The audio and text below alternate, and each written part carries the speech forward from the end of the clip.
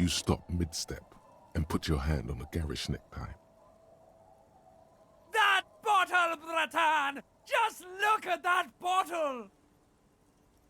In this drunk's hand, on the pipe there, glowing blue, a mysterious, otherworldly blue, filled to the brim with holy mysteries. It's hard to know what exactly your vivid interior is speaking of here, but I'm guessing it's got a lot of alcohol in it. Oh, I think this is about so much more than cool. Please go talk to him. See what it's about. I'm drawn to it.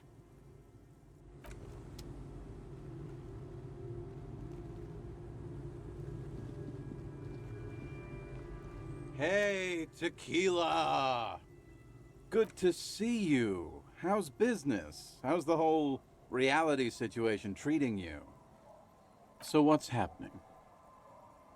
Yeah, Tequila Sunset. How are the, high-concept, reality-based adventures proceeding?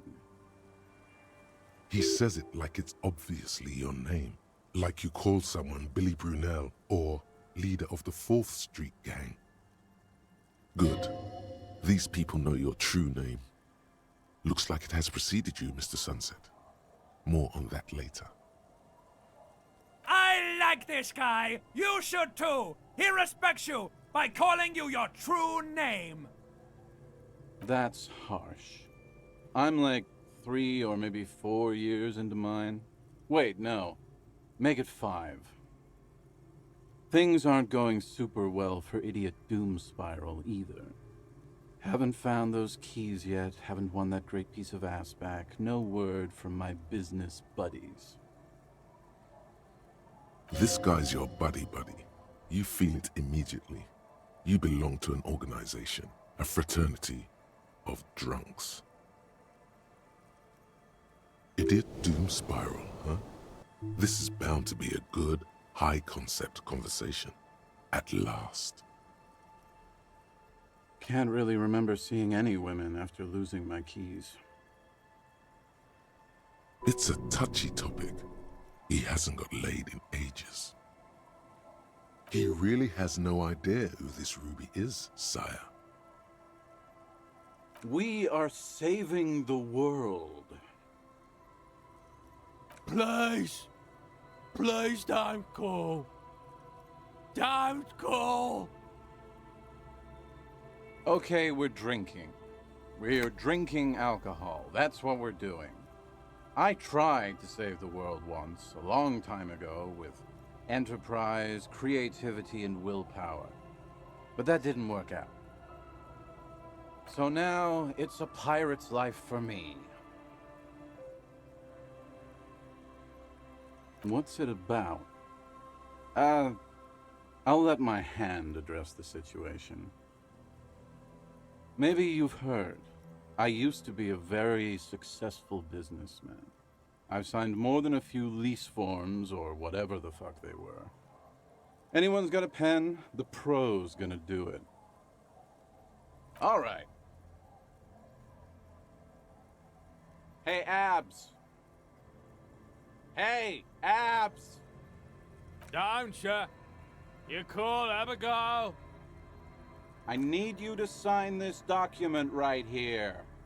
It's important. Don't call her. Don't call Abigail. Great job, Abs. Nailed it. Don't know if I've mentioned it, but I used to be a businessman. And as a businessman, I'm going to keep the pen. For my trouble. No, that was my favorite thing of all the things you have. My favorite is the gun he lost. Hey, guys. We're heroes. About fucking time, man. I've done my duty. Don't call Abigail. Anything else this merry band of adventurers can do for you? Or do you need to go and mail that serious-looking document of yours? I think I saw a mailbox near the plaza. Okay, what's on your mind? It's you. You're Tequila Sunset. We've met before. Don't you remember? No, you sure don't. Aha. Do you want to know how Tequila Sunset came to be? Tequila. Tequila Sunset. Something ominous there. You think you feel bad now. Wait till you've heard the story. No. You need the wisdom. Let me take a sip to moisten up my cords. Tequila Sunset rolled into Martinez last Friday, and by Tequila Sunset, I mean you. The man, the myth. Hey, let's not jump ahead of ourselves. This is your story. Stop interrupting. You got here on Friday to solve a case, hoping to be the early bird who gets the worm. And by the worm, I mean the buzz. Because as far as I know, all you did was get piss drunk. Word on the street is you went around the local hostel telling people that you're a police officer, and that it would be really fucked up if you shot yourself in the head, right in front of them. That's pretty high concept, if you ask me. It is.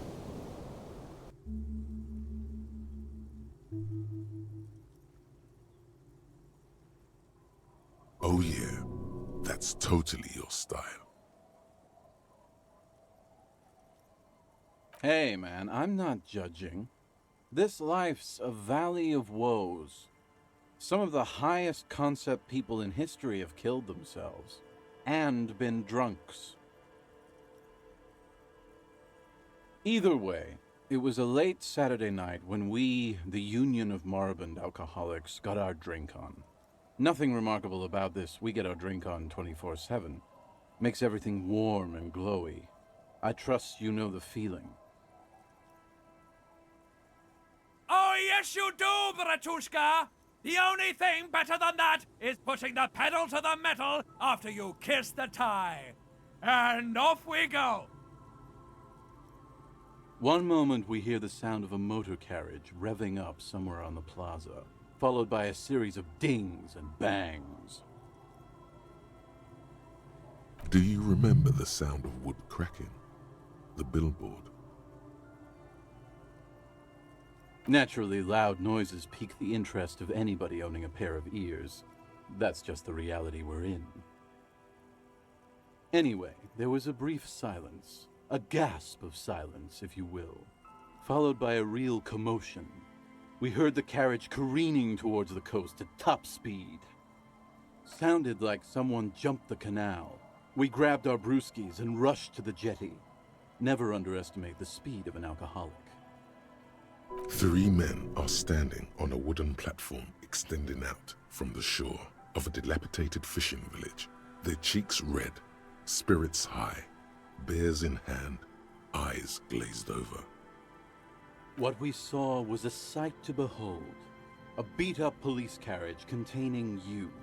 Right there on the beach, you revved the engine and screamed at the top of your lungs, "The time hath come!"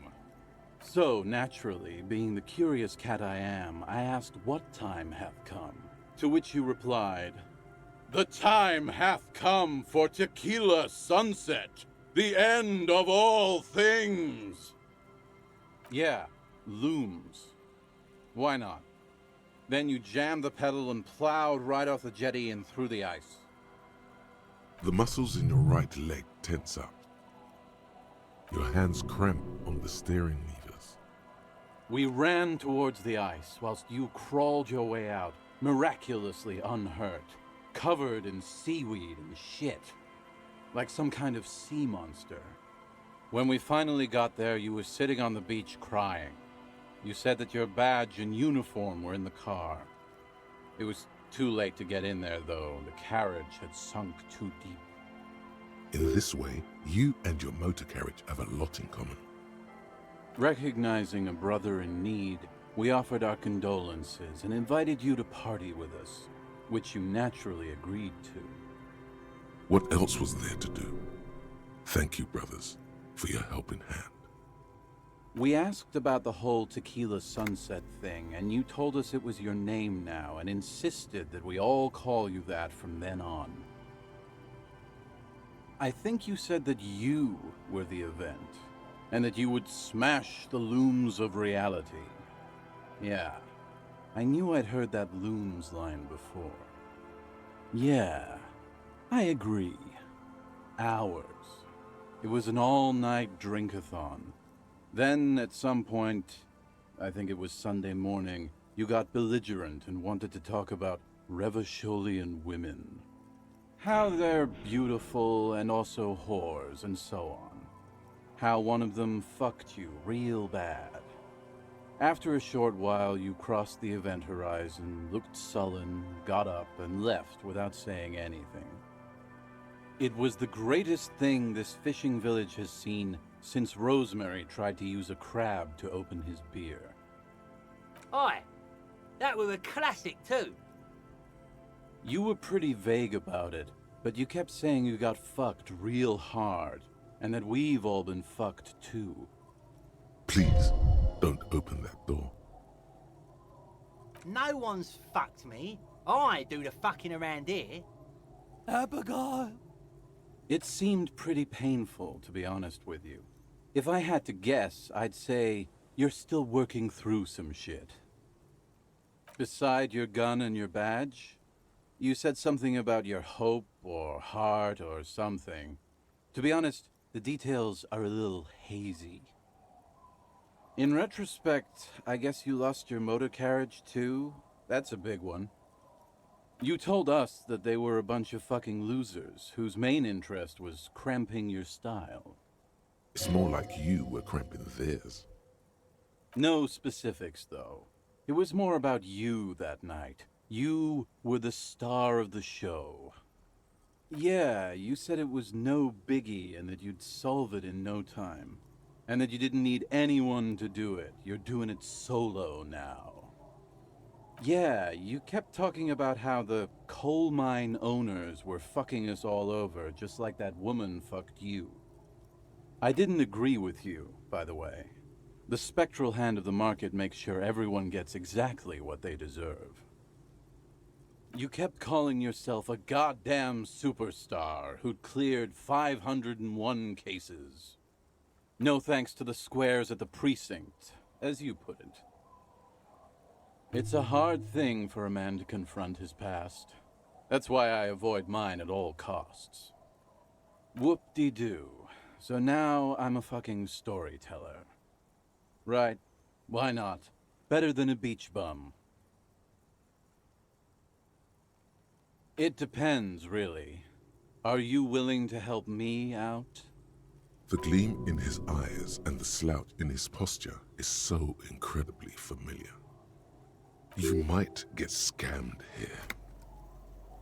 No, the reality of the situation requires a rather modest contribution. A little motivational package.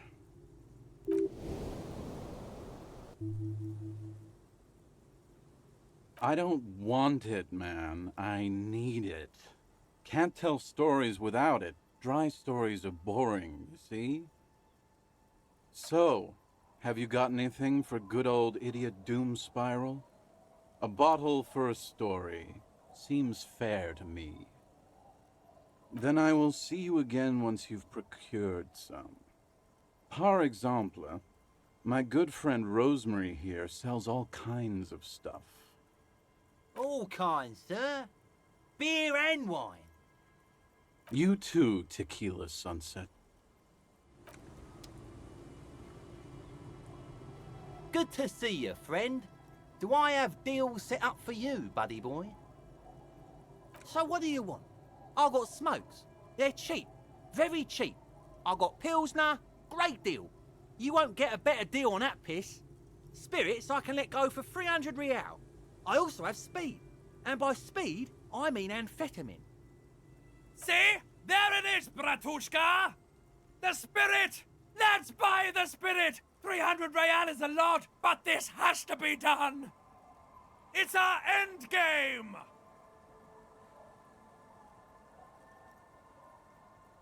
Exactly! This is no ordinary drink! It's what our relationship has been building towards all these years! This is the climax, the mystery, the virginal sigh! That drink is special! You have to buy it from him! Get it off him! Kill him if you have to! Our ultimate fate depends on it, and the fate of many worlds. Whoa! My investment hit big bang this time around. Look, Doom Spiral, look! What? Big bank. The fella here just gave me 300 real for a bottle of spirits. Rosemary's playing in a big league now. High concept business venture. Solid vision. Stellar execution. Bratan, I am so proud! Now, whatever you do, don't drink it! This deserves so much more than just regular oral consumption! The tie is so on the money there. Up the bum it goes. Who said anything about putting it up there? No! We're gonna put it into a way more special place! So special! Just hang on to it! Keep it safe! Wait for my sign! Soon. The time will come soon. Have patience, brave one. I'm getting a really dark vibe from this. This won't be pretty.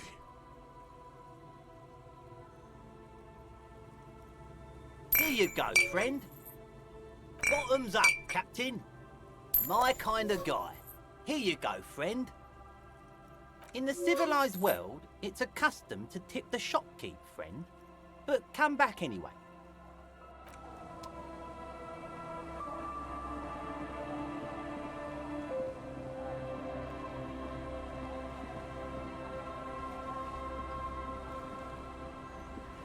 It's getting cold, this late in the night.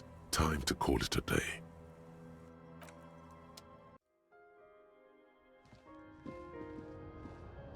The bed is comforting, if a bit run down. Still, you've earned a rest. The place feels almost like home now, quiet and dignified around you. A new life by the seaside. You're incredibly tired. The darkness and warmth come fast. You're falling asleep.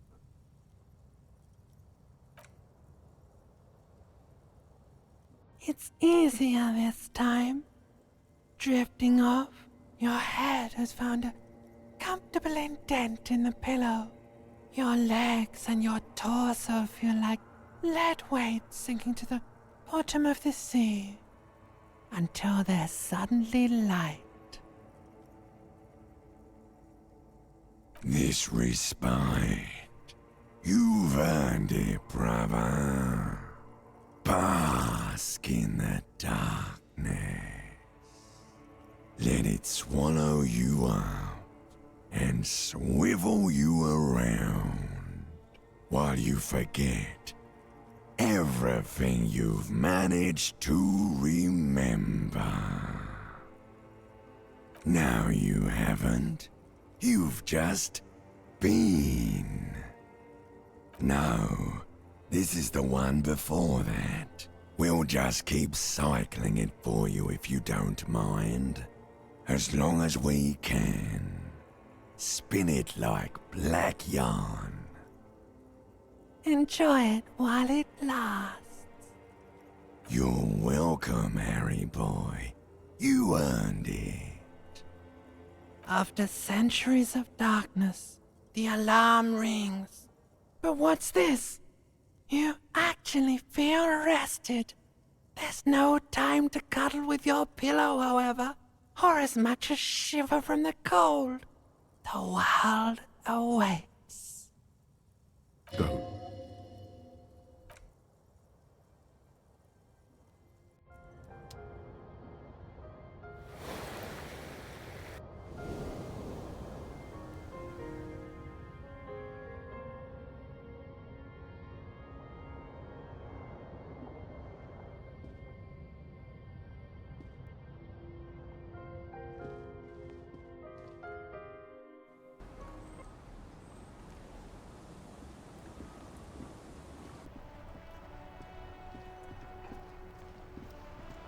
The dented yellow mailbox greets you with its graffito, bullet holes, and an RCM sticker.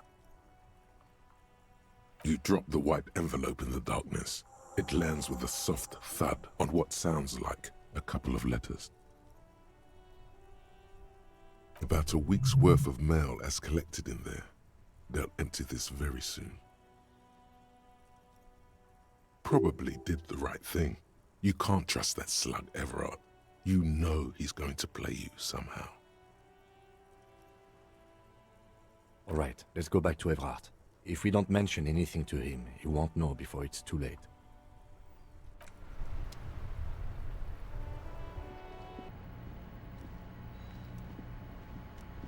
An imposing combination of a punch clock and a payphone is looking down at you from the wall. A note on the side says, "Tokens unavailable due to strike. Use change." The machine swallows your coin and seems to be waiting for your next move. Your fingers run over the dial pad. 005. That's the dialing code for Revachol. 4952, and a moment of hesitation before entering the final numbers. 993. Calling. Calling. Still calling. Then, Video Revachol, 24-hour video rental. We rent 8 and 10mm film for home use. This is Lamy. How may I help you?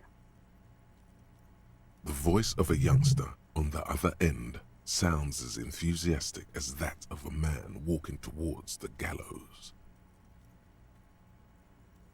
Video Revachol is a 24-hour video rental. We rent 8 and 10mm film for home use. This is Lamy. Sir, I don't know. It's a video rental. Maybe you rent videos here. No. Maybe you called to extend your rental period? Do you need to extend your rental period?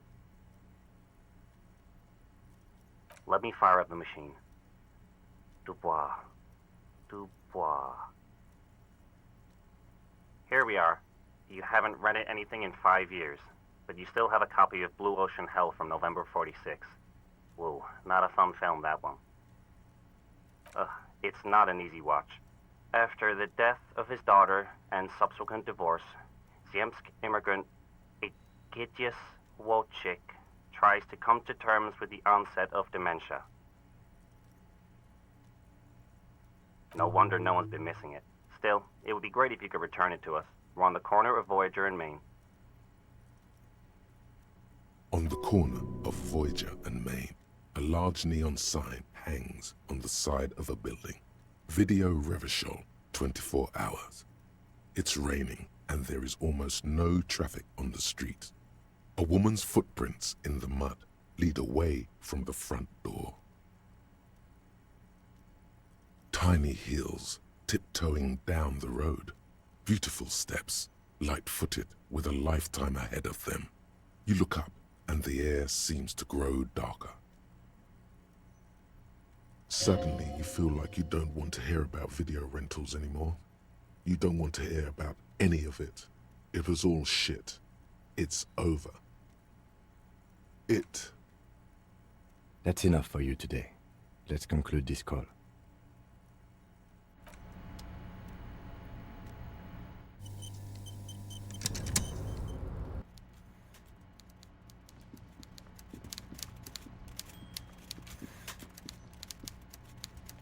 Mr. Dubois, a pleasure as always. The Golden Boy returns once more. Wonderful. Simply wonderful, Harry.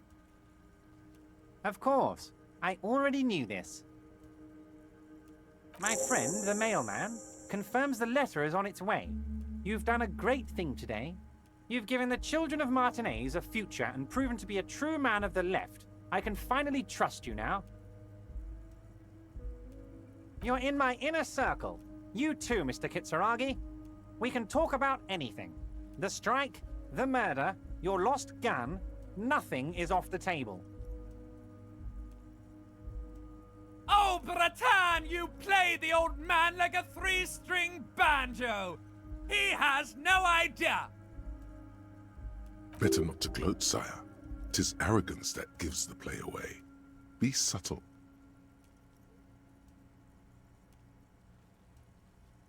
You don't know his full plan. Perhaps he expected trickery. Perhaps the signatures weren't important. The point is, do not think you're ahead of him.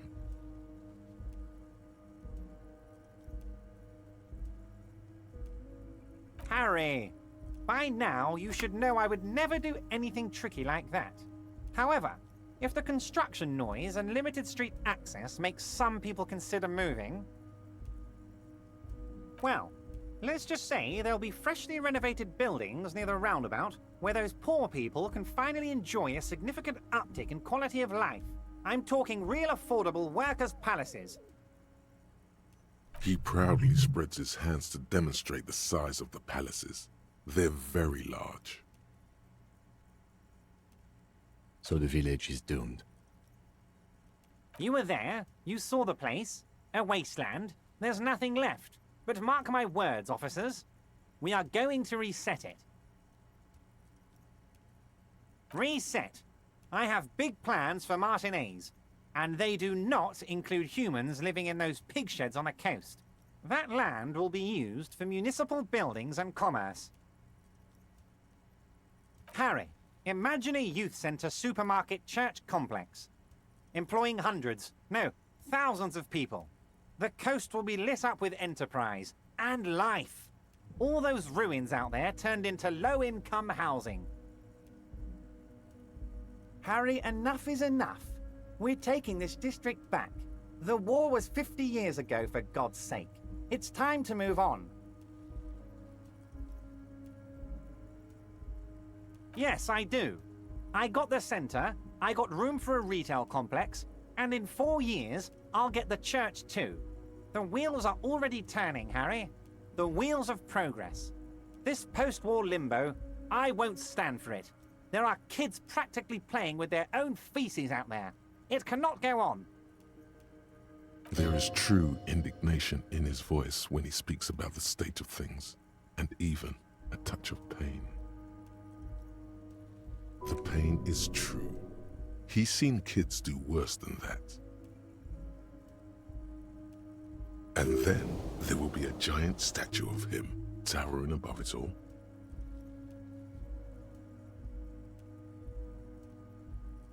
I'm not a symbolist, Harry. I'm a realist.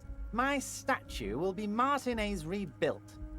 5-story building complexes, kids off speed, and landowners in a zone hating me. That will be my statue. And yours. We're doing this together. You would look nice as a statue.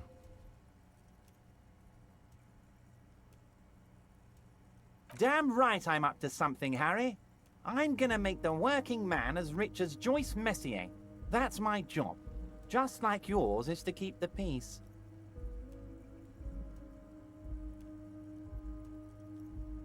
A true flash of anger in him, as he thinks of her.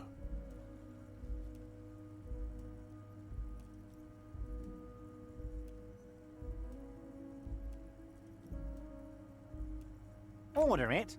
You know my men didn't kill him. They told you. It was a happy accident. You know how it is. No one takes the initiative. If I wanted him dead, I would have had to do it myself. And I'm too fat for that.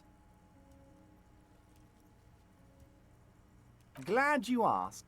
I've got type 2 diabetes because sugar and fat was all my mother had to give me and my brother Edgar when we were kids. Good job too, as it made me ugly. And ugly people, Harry, are much better at politics. That is true. People don't trust pretty people.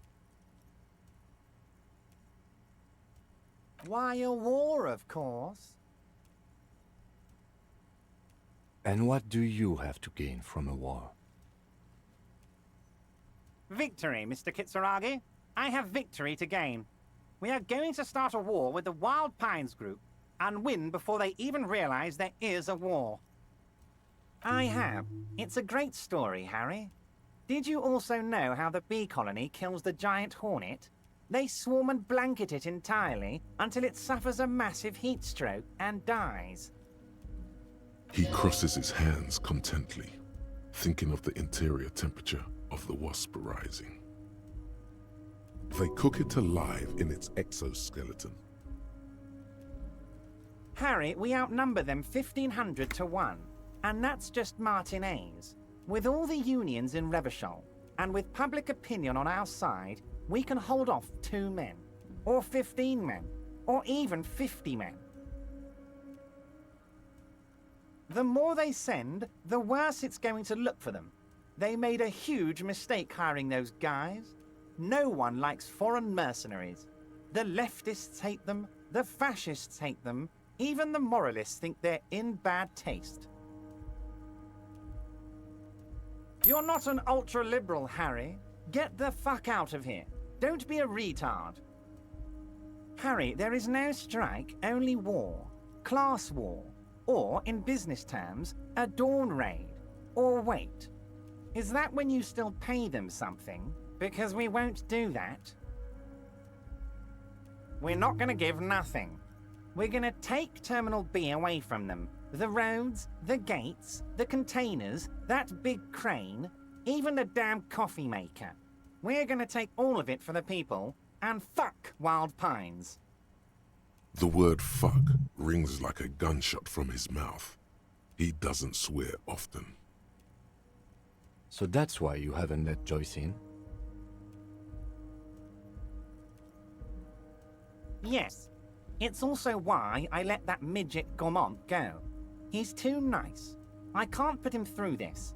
Plus, he knows how to get in here. That woman can't tell her tits from her arsehole. She has no chance. Tits from her arsehole. It's a local saying. Actually, no, it's not. Because we're friends, Harry. Besides, it doesn't matter now. You can go tell her if you want. It won't change the course of events. We have a significant head start. It's already happening. No idea. Could have been his own mother for all I know. If you ever find the guy, give him a big fat kiss from Evrart Clare. Couldn't have done it without him. He really doesn't know. A guy, huh? I don't. I told you it could have been his own mother. I'm pretty sure it wasn't anyone from the Union. Maybe it was the mob. Or maybe he killed himself because he was a closet socialist. Truth is, I simply don't know. He really doesn't. 2,372. Plus yours truly, of course. 2,373 is a sizable contingent for a labor organization in Revachol. And they're all well motivated, at least the ones you've seen. Oh, you mean what sort of goods are going to be flowing through? How am I going to replace all the contacts we'll lose once the poo-poo hits the fan? The clients will ditch us. Harry, we've thought of everything. Clients would take a well-known multinational conglomerate over a local mobster any day. Sure, some will go, but mark my words. The company will be unpleasantly surprised to see how many of them stay loyal to Martinez, and to the new competitive contracts we can offer. With renewed zeal sparked by communal ownership, the men will be shipping those containers double time. You'll be surprised to see how fast things go without parasites latching on. We'll have our hands free to pursue bold, exotic new revenue streams. That's drugs. Drug trafficking. Drug trafficking? Don't be stupid, Mr. Kitsuragi. There are perfectly legal, 100% ethical chemical factories on the Samaran Isola. You don't need to be colonialist about it. All they do is produce components to keep the pharmaceutical industry running. That's people's health we're talking about. Old grannies, little babes, people with disabilities. Wow, a neurochemical, psychoactive labor uprising stroke hostile takeover. The company thinks transporting these chemicals in bulk looks bad, has bad optics, may be illegal in some countries. The Debarders Union, however, we're all about the large volume column. In bulk shipping, large volume column is a major buyer, a shark. We're gonna transport the living daylights out of those materials, Harry. So your sick kid can get his benefed and your wacky uncle doesn't have to come off risperazole.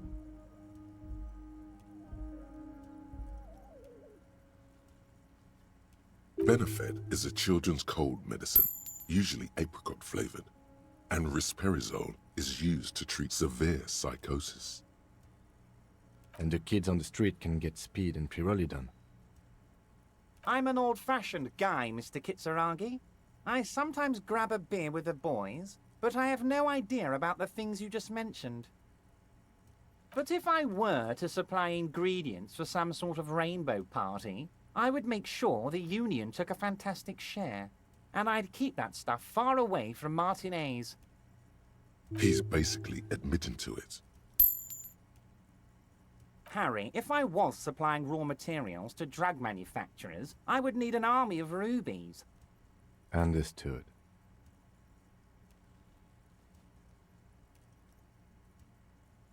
Yes, of course. And while you're doing that, please go ahead and also tell the Wild Pines. I want to hear them squeal from the indignity. Nothing in his features betrays any concern. Anyway, let's not focus on the sensationalism of the drug trade. This hypothetical drug trade is all anyone ever seems to be interested in. It would only be a small part of the harbour's turnover, just like the harbour is, but a small part of Martinez. Let's look at the big picture. Martinez as a whole. There are little girls out there with dreams of making music. Young mothers who want to start businesses. Models who want to walk catwalks and steel welders who want to weld steel.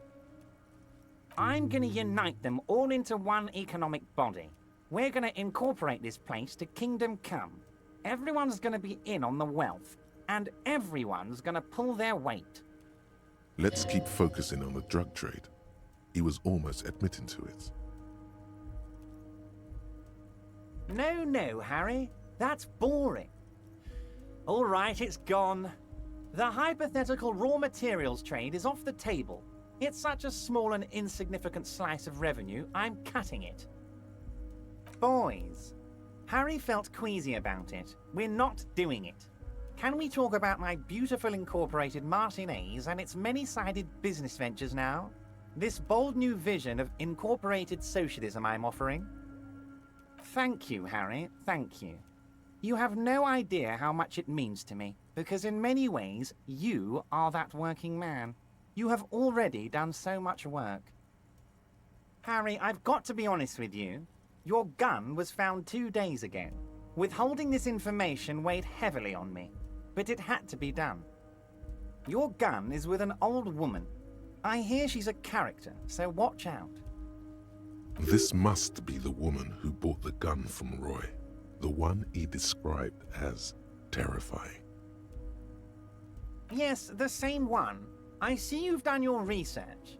The pawn shop made the gun easy to track. Crazy stuff, Harry. Selling your gun like that? Wild. Anyway. Union Boy's gonna help you fix it. He winks at you. Don't worry, Harry. The neighbors of this old woman contacted my men because they trust me and the Debarders Union. Apparently, she was waving it around at the entrance to her building. Waving the gun around doesn't sound good. None of this does. As I said, she's a character. I didn't have time for details. It sounds like she's unstable, but don't worry. No one got hurt. It sounds like a very disturbed and desperate individual. We might be looking at someone with a medical history here. Watch out. Unstable is good, actually. She will be easier to disarm. No, wait. Actually, unstable is pretty bad. Unfortunately, I don't know anymore. You're gonna have to go in blind, Harry. But she's an old lady.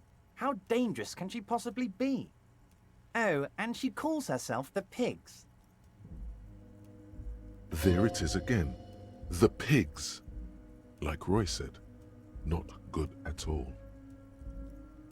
I, for one, find it refreshing. Finally, someone calls themselves a pig.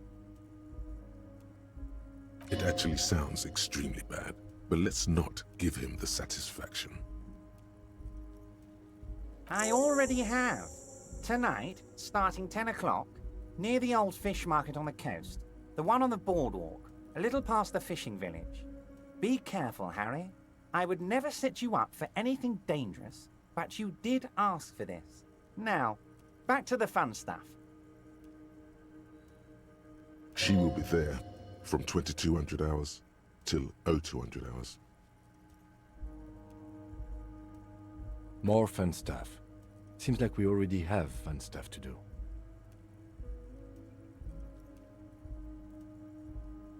Great, Harry, great.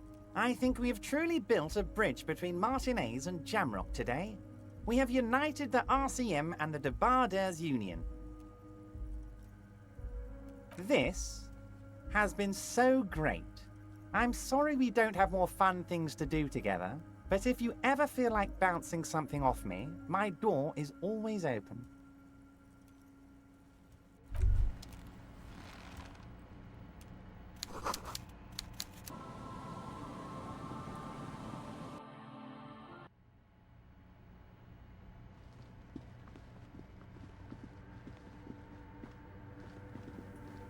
Yes, what is it?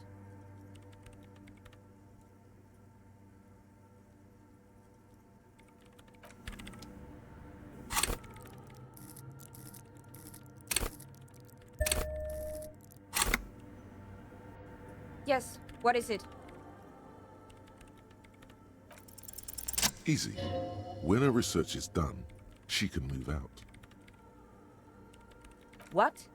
No, I don't really need any help with the project. She thinks about it. A glassy look in her eyes. A gust of wind brings more snow in from the broken gallery. It touches her hair.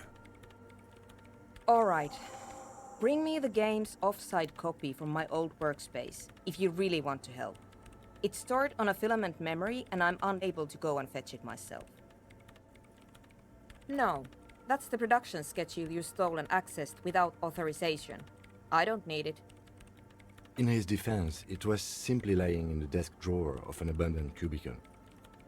Okay, but still. It's a backup of my former employer's project, the radio game we were working on. It's stored on a filament memory, just like the one inside this radio computer. She's making it extra simple for you. The backup itself is destroyed now, but I'm hoping to use what's left of it to pinpoint the exact location of the anomaly. You just have to go to my old workspace and get the filament. Hold on. If it's called an off-site copy, then why is it still on-site? Oh god, not this again. It is not on-site. It is in the basement. Perfectly safe and not connected to the front at all. Basement? Sounds like it's technically still on-site. And no, taking it outside the building wouldn't have protected it from the data loss. There's nothing wrong with keeping the backup in the basement. What happened was a freak accident that has nothing to do with how the backup was stored. We clear? This is clearly a painful topic for her. She must have had to explain herself numerous times. Yeah, that's the one. You can get in through the bookshop. You just have to do some explaining to the bookstore lady. That's her name, I believe.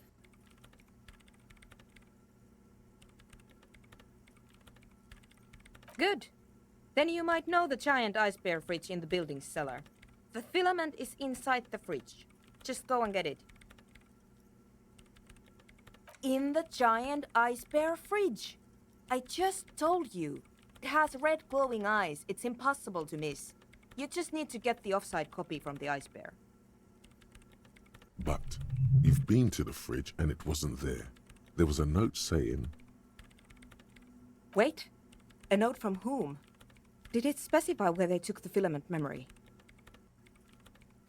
Jawiza. Of course. Our project lead, Suliswov Jawiza. God, he was always so hell-bent on keeping the copy somewhere safe. And feature creep, and the Valley of the Heads. Like it would have made a difference. The offside copy was perfectly safe when the data loss happened. That data loss was anomalous. And the heads... I won't even get into the heads. Millions of them. Go find that copy from that ice cream maker, will you? Thanks. Valley of 1,000 Heads. You like the sound of that. The bookstore lady hates me. Says I'm part of the curse. Whatever that means. Of course not. Anyway, I don't have my keys anymore and she won't let me in. Because she's from Martinez, and people from Martinez have never ever seen a radio computer. She thinks it emits elemental evil. It doesn't emit, it receives. You sound just like her. She started praying when she first saw my rain. Turned to higher powers. The lieutenant coughs like he's amused. Once I came in one morning, only to find that my terminal was full of those strange trinkets and amulets. Wards. It looked like some Semenine magic. Thanks. And here's my Kvalsund multitool. You might need it to hack loose some ice. It opens everything. If you get me the offside copy, then you can keep the Kvalsund. It hurts a bit for her to say this. She's not too happy to be parting with the Kvalsund. The legendary Kvalsund multi-tool. This is Prybar version 2.0 for professionals like you. This glorious multi-tool makes a regular Prybar completely obsolete.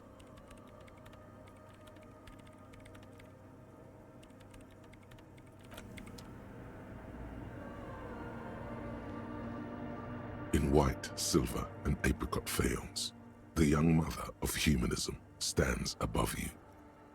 A crack runs across her body. She is impossibly tall, oval-faced and sad, a dark and radiant majesty. This is her innocence, Dolores Day. Cradled in her arms are a pair of glowing lungs, clearly visible from underneath her flowing dress. You should kneel. Your knees touch the floor. The floorboards are hard and cold. There you kneel among the snowdrifts, diffuse light falling on your hands from beyond the glass. The world is silent, but for the creaks and cracks of the massive wooden structure behind you, it covers you from the wind outside. The ocean feels distant, its ebb and flow blocked off by the centuries-old pinewood sarcophagus around you. Cold air seeps in through the crack in the glass, cooling the sweat on your forehead, makes you shudder. In the darkness, you sense her eyes on you, inspecting you with their multicolored glass, as if you're a bug under a microscope. The woman looks down at you kneeling. She towers among her followers, architects, laymen, courtiers. There is a sad smile on her lips and a glint in her green-blue eye of what? Compassion? Remorse? She acknowledges the passing of someone who is still alive. You? No, she doesn't care about you. She only cares about her shiny sovereign's orb and her silk robes and getting to the aerodrome on time. to leave. As that terrible word passes through your mind, the lieutenant draws an X-shaped cross from shoulder to shoulder.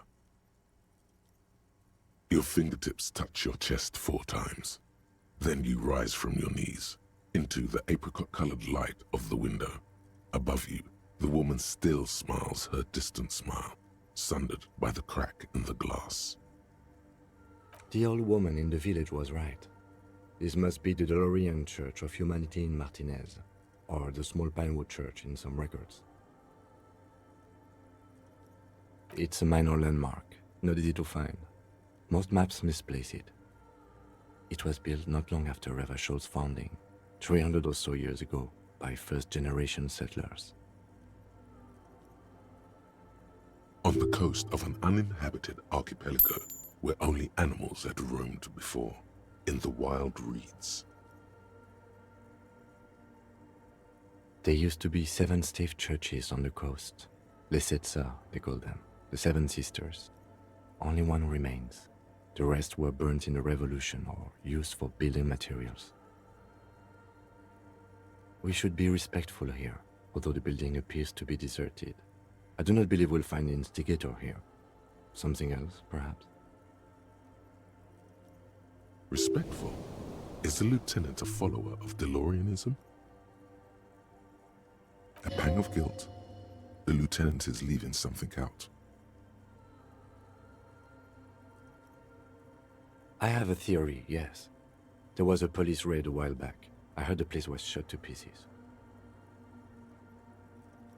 The old woman in the village was being tactful with us when she didn't mention it. She has more respect for the RCM than many around here. Well, your station was involved, I hear, although I can't be sure. How come the lieutenant isn't sure? Is this confidential information? Well, your station was involved, I hear. How come the 3 precincts were involved in the raid, and people say Precinct 41 was one of them. I am pretty sure it was a clandestine operation. I don't know anything more about it, why it was conducted, or who participated. I try not to pry into extra-district matters. A very, very skilled thespian would detect a touch of drama when he says he doesn't know why it was conducted. I assure you I'm not. Stonewalling. Good technique. Good luck. You will not get information on a confidential operation from your station secretary just by calling. If you really don't remember, it might be better to keep this one forgotten. It happened a while ago. It's unimportant to our business in Martinez now. Yes, we all are. Her name, body, and rule are synonymous with humanism. The laws we enforce are DeLorean in origin. The woman looks by in silence, smiling enigmatically.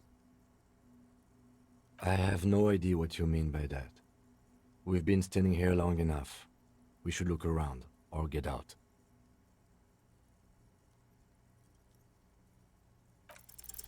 Despite the damage you've done to yourself, the title appears lodged in your hippocampus.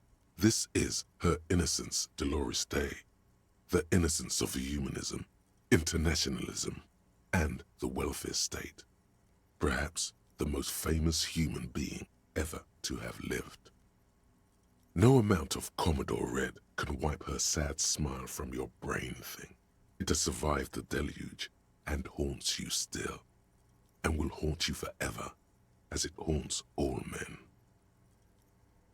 The highest category of historic individual, an embodiment of the world spirit. More, an innocence is elected to office by the founding party, a precedent that has taken place a mere 6 times in the entirety of history. The legal system of the Real Belt is built to accommodate an authentic rule should it coincide with our time. An innocence is infallible, The decisions made by one are not decisions. They are inevitabilities. What would have happened anyway? Only accelerated, packed into decades instead of centuries. And innocence is a continuous, compressed event, a sacred human being. It is an honor and a glory to live when one is in office.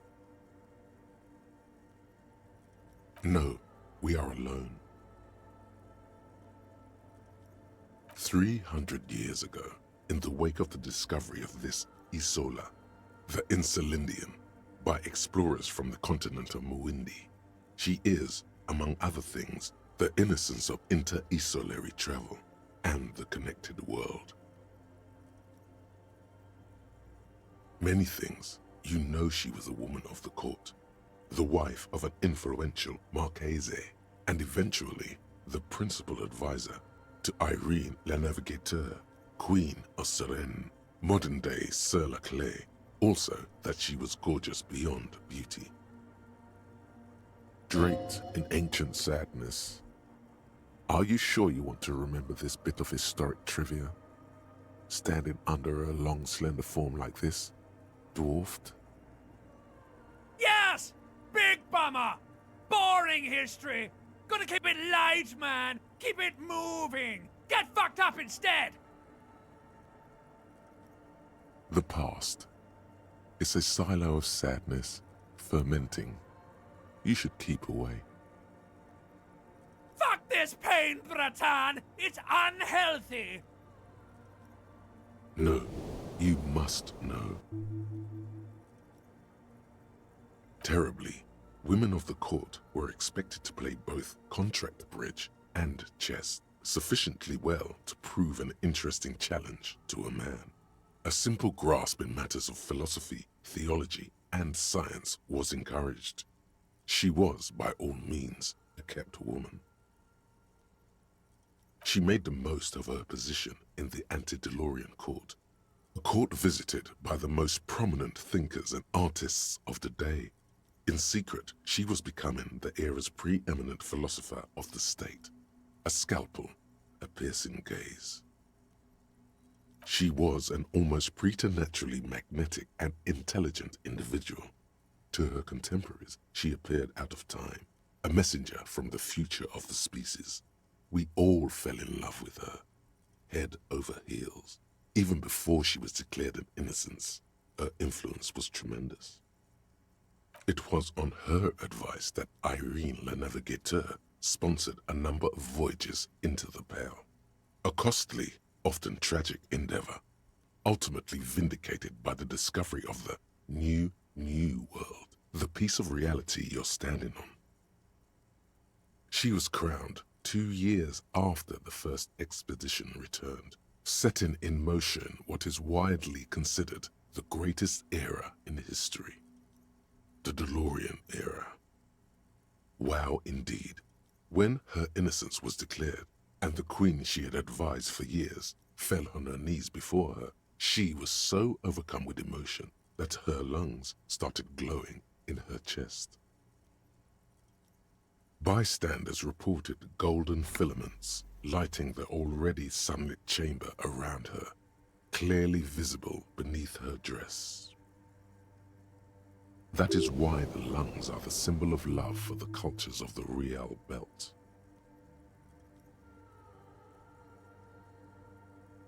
As did we all, the lands of the Mesk and the Occident, and even far away Supra-Muindi, altogether 21 of the 40 Mundial nations of the time, immediately accepted Innocentic rule, even before her crowning.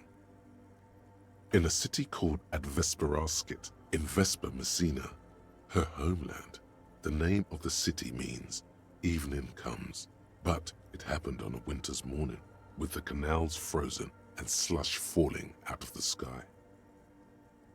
She was dressed in a white and pearl dress on an emptied-out plaza with the crowd far away. Already, her Theriers, the secret servicemen of the Innocents, were worried about an assassination attempt. Oh yes, she looked like humanity's young mother, a perfect mother. insultingly beautiful. It was as if her face and shoulders and hands were covered in a soft down of underfeathers. You know this well, very well. Midwinter snow was beating the cobblestones around her. A small attaché of officials stood by as her Theriers placed a white gold wreath on her head. The crowning was mostly witnessed by Secret Servicemen. One of the men in this Secret Service killed her 22 years later, a young man who had come to suspect that Dolores Day was not entirely human, but something else. Something that had walked in our midst, watching us stumble for hundreds, if not thousands of years, until it decided to interfere in the course of our history. We were supposed to come up with this ourselves. The man was reported to have screamed at the innocents. Dolores Day was shot in the chest with a fowling piece 8 times.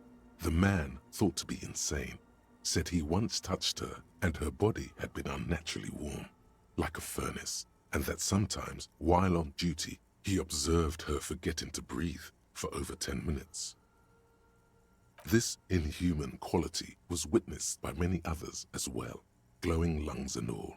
It is commonly attributed to mass hysteria and religious psychology. Terrifying is a term too emotionally charged for your semantic memory, or what remains of it. But terrifying, it's a simple word. She was bad for humanity, and you shouldn't have started thinking about her. You already do. Although she is often considered to be the greatest human being to ever live, there was something ominous about Dolores Day, constantly surrounded by her Theriers. She was the most socially secluded and least self-aware of all the innocences. Some modern thinkers would consider her a war criminal for the campaigns she waged against the Mesk state.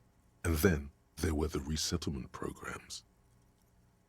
The Mesk state tried to detach itself from innocentic rule. Parts of the world were experiencing whiplash from accelerating into secularism. Her mandatory education programs and mass resettlement of upstream Marguerite were problematic as well. Dissenters were suppressed by a military force she called the Army of Humanity, suggesting those who fight against it are not part of humanity. She adored chess, yes, but also military war games. Dolores Day often holds a tiny tin soldier between her index finger and thumb in icons such as this. She was also blonde, the blondest woman you have ever seen, with green eyes the color of the Pacific, mare interregnum. Little is known of her Marchese husband. It's as if he vanished from history after completing his role, which was to introduce Dolores Day to court. In conclusion, yes, there is something lonely, paranoid, and even terrifying that people seldom mention, but feel when they think of her. This subtle terror is part of her iconography. Lieutenant Yefrater, you've stood there for over 5 minutes. What are you thinking of, if I may ask? She's been dead for 300 years. I am almost 1,000% certain she isn't connected to the case. None of this is, in fact. This church, the coast, this isn't a good place to get lost in. An imperceptible tinge of fear. The lieutenant is afraid of this place.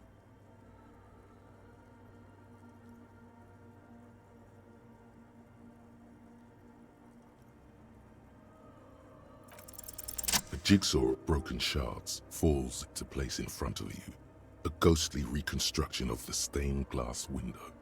Before it was shattered, there was an older woman beneath the younger one, and a text, a light motif below them both. Unknown. Something during the raid the lieutenant mentioned, or just hooligans looking for something to break. The escutcheon on her throne says, Irene the Navigator. She is depicted as an older woman wearing thick-rimmed eyeglasses, holding a golden rights apfel in one hand and a scepter in the other. This is the queen her innocence day advised. Above, she herself is whole. Small figures of wise men, common men, worshippers walk up the stairs to stand at her feet. Secret servicemen, 30 years, stand in a row guarding her. It must have taken years to produce this work in all its dizzying detail. Below both women, in luminous black letters, Après la vie, mort. Après la mort, la vie de nouveau. And then, along the left side, Après le monde, la gré. Après le gré, le monde de nouveau. After life, death. After death, life again. After the world, the pale. After the pale, the world again. This is the great leitmotif of humanism, a summary of the effect of the discovery of this isola, the Insulindian, on human thinking, a tremendous sea change akin to finding life after death. Could these words be the password that unlocks the filament memory? Death, life again. After the world, the pale. After the pale, the world again. This exaltation is common in Dolorian sacralism. In the early years, it was even incorporated as the RCM slogan. No more, however. It was deemed subservient to use a strongly moral intern-related motto. We already suspected of bootlicking. The sentence was also seen as too feminine. It was a macho thing. Justice, union, prudence, and force. So do I. The mother of humanism towers above you, a wax painting on a cracked pane of glass. Nothing has changed in her expression. Hey, her Innocence Dolores Day liked little figurines, right? Liked holding little men between her fingers, remember? You have the headless Falcon Rider figurine. You should give it to her. Win her back. Don't be so pessimistic. Love doesn't die that easily. This isn't funny. You have a bad feeling about this one.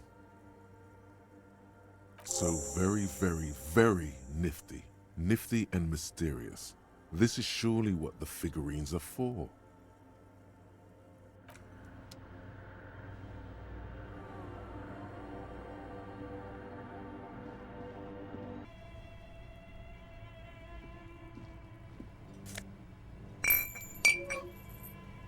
This orange machine is buzzing like an old submarine. It has a hand-cranked ice cream churner on top and an electric freezer that appears to be frozen shut. Turning the crank feels oddly satisfying, like stirring your childhood dreams. In the distance you hear water dripping. It's all gone now. You'll never become a poet or an entrepreneur. What better to assuage the creeping sense of failure than some frozen fat and sugar? You slip your fingers under the frozen lid, but the ice is too cold for you to get a good grip. A pry bar would come in handy here, or something stronger, like the Kvalsund KR2 multi-tool. Didn't Sona give you a perfect tool for this kind of job? The Kvalsund. You should take it out.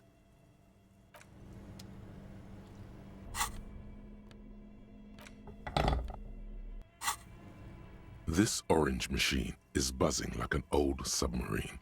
It has ice groans and howls under the strain of your giant Kvalsund multi-tool until the lid cracks open. Blue electric lights come to life. Inside, on a frosty platform, lies an object, intricate and foreign, left there for a sub-zero beauty sleep. A filament memory with the words, off-site copy, written on its side. Disappointment washes over you as you stare into the almost empty ice cream maker. A scoop of ice cream would have been nice, yes. You gently lift the cube from its frosty bedding, careful not to damage it. We should take it back to Miss Lukanen-Kilde as soon as possible. I'm not sure how well unused filaments tolerate room temperatures. Yes, but aren't you curious to know what's on the precious filament? There's a radio computer upstairs. Tiles on the cube are still smoldering, casting the framework in a soft glow. Fluorescent play and print keys shine on the keyboard. Like a smooth draw, the filament slides into place. On the keyboard, the play key starts blinking. The speaker comes to life. Static seeps through the machine's planar magnetic driver. An old lady greets you. Her voice sounds 100 years old. Good morning. Fortress accident en rue de Saint-Ghislaine. This is East Insulindian Repeater Station 1. Please repeat. Is this the offsite copy? Good. Please repeat the password. No, that's not it. What does she mean? That's not it. What's the password then? Maybe it's the second part of the leitmotif you saw on the stained glass window. Good. I've unlocked the offsite copy.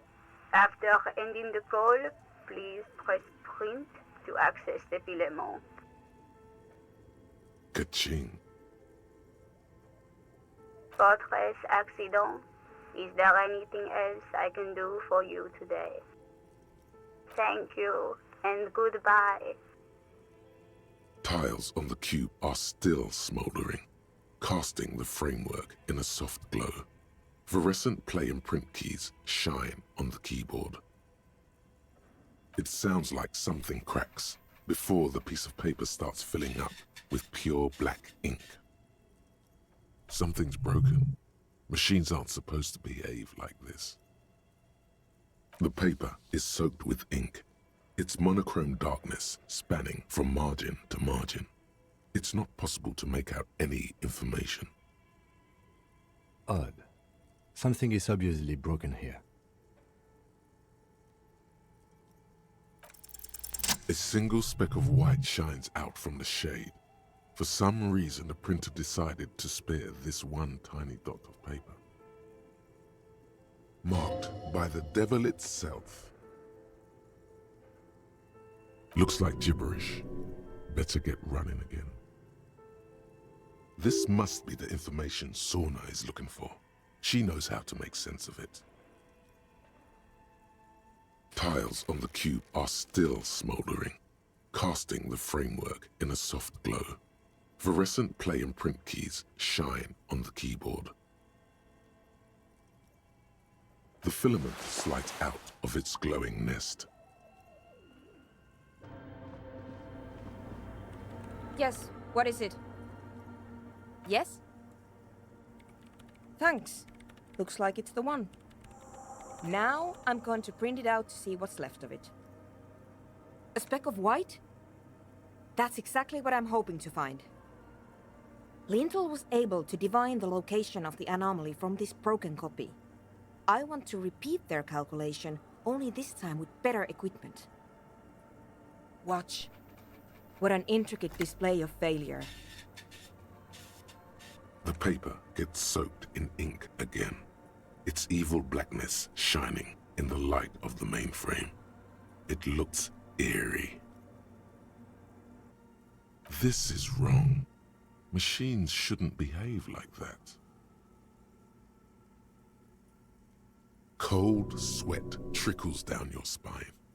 This is spooky as hell. the abyss staring back at you.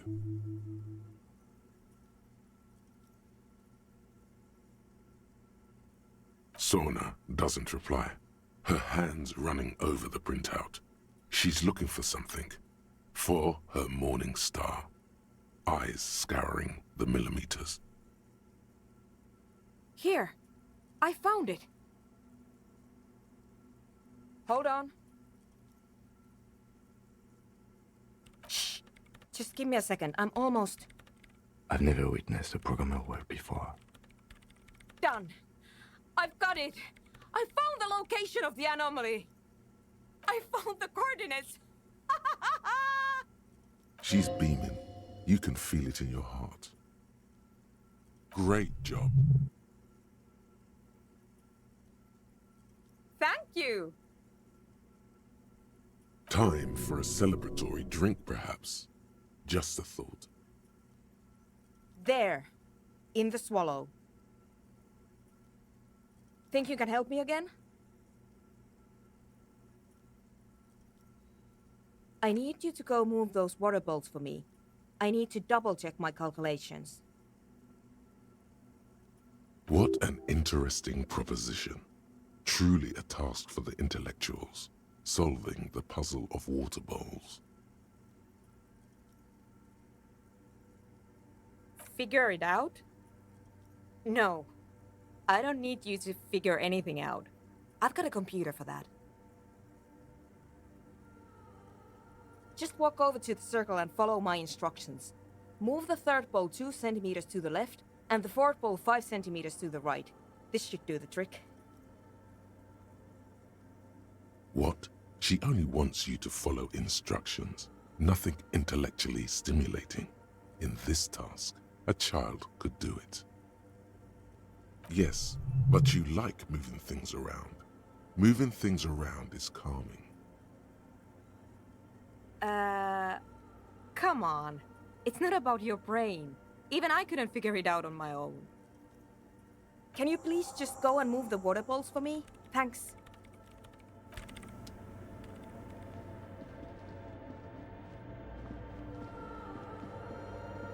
It's awfully silent again, as if someone turned off the entire world outside those walls. Water inside the bowls stands still.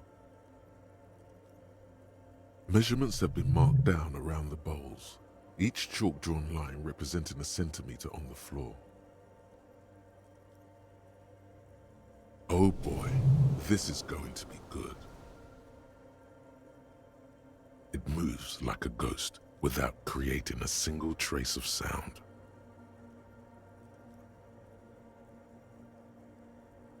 This task is an insult to your mental skills. Some water spills out of the bowl, wetting the floor.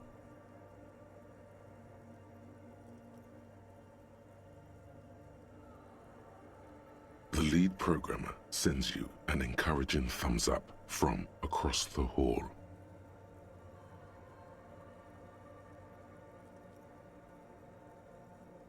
Time to run back, or maybe walk. This is a sacred place after all.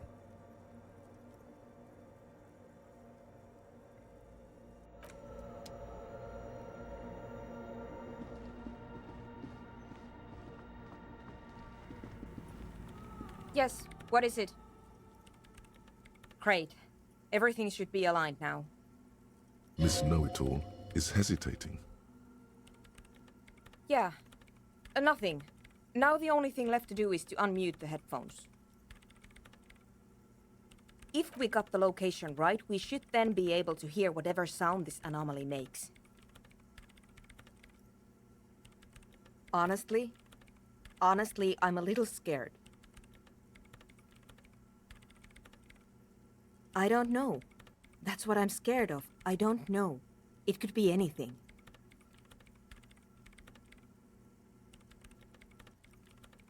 I mean, what sound does the nothing make? How can you even listen to something that doesn't exist? What if silence is only what surrounds it, but the swallow itself is... I don't know. I'm just scared. Maybe it's going to be something terrifying. Maybe it's going to tear the world apart.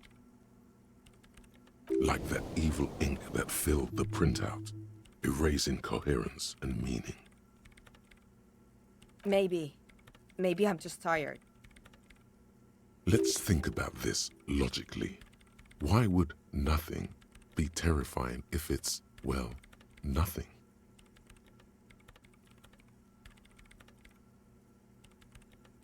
Because it reminds us of death. And we humans tend to think that death is pretty scary.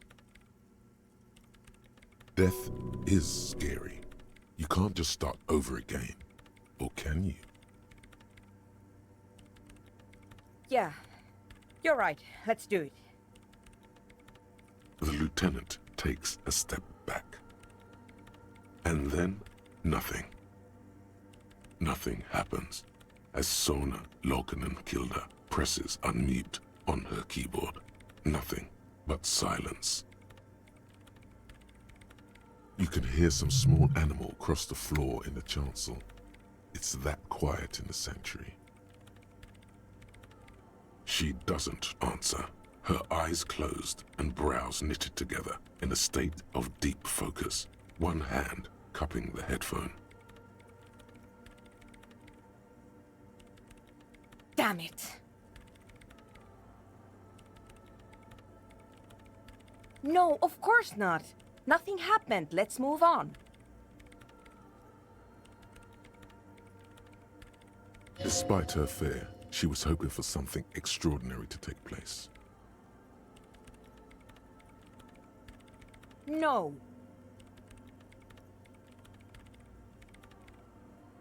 No. My hypothesis was wrong.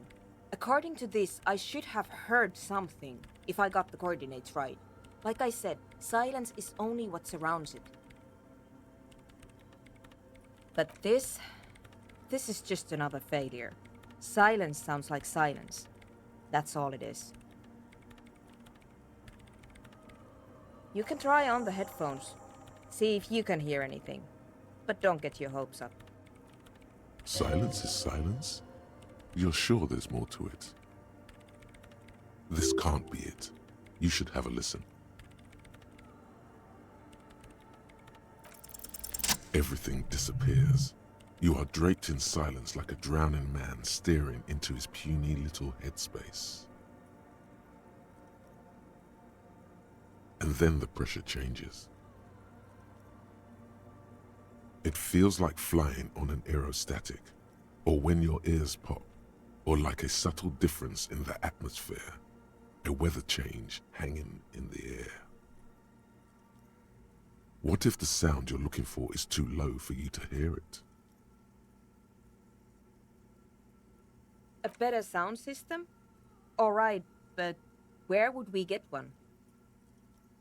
Suddenly, a rhythmic beat permeates the walls, causing a small patch of decorative stucco to crumble onto the wooden floor. They should really allocate some renovation funds to this place. No. What they really should do is shut down the disco men for disturbing neighborhood peace. You mean the speed freaks? Of course, the speed freaks. They have a fantastic sound system. And you think they would help me? I guess I could live through a week or two of peaceful coexistence. Brilliant negotiating there, Detective, as always. Sure. Let me know how it goes. Thanks, officer.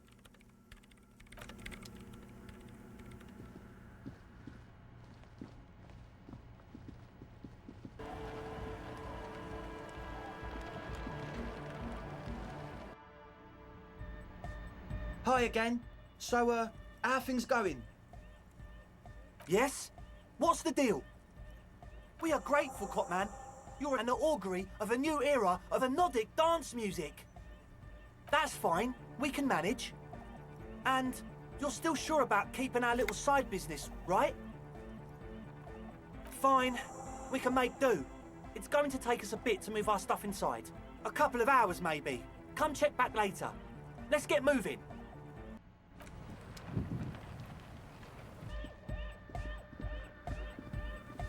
Yes, what is it? What? What did you say? I can't hear you! The music is too loud! Oh, the project! It's not going well! There's that guy! I need him to plug a 3.5 cable into the auxiliary input so that I can route the audio signal through the mixer into the speakers. Egghead! A 3.5 cable! Into the auxiliary input! Okay? He doesn't listen to me! He only ever seems to care about hardcore and Yekukata!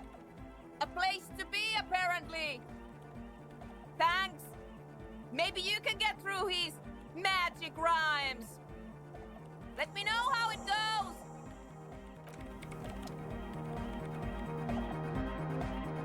A young man with peroxide blonde hair stands behind a mixer deck, nodding along to the music. He looks at you with a knowing smile and says, as though you're supposed to be sharing some tremendous evangelical secret, Hardcore! Hardcore! Hardcore to the mega! Internally coherent!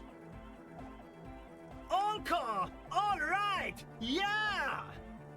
he furrows his brow as his very large head traces the sublime invisible movement of the music in the very real air of the church.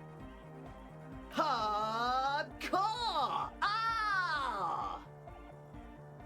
The question is, what is the question? But there was no question. Could there have been a right way out of this garden of forking paths, you think?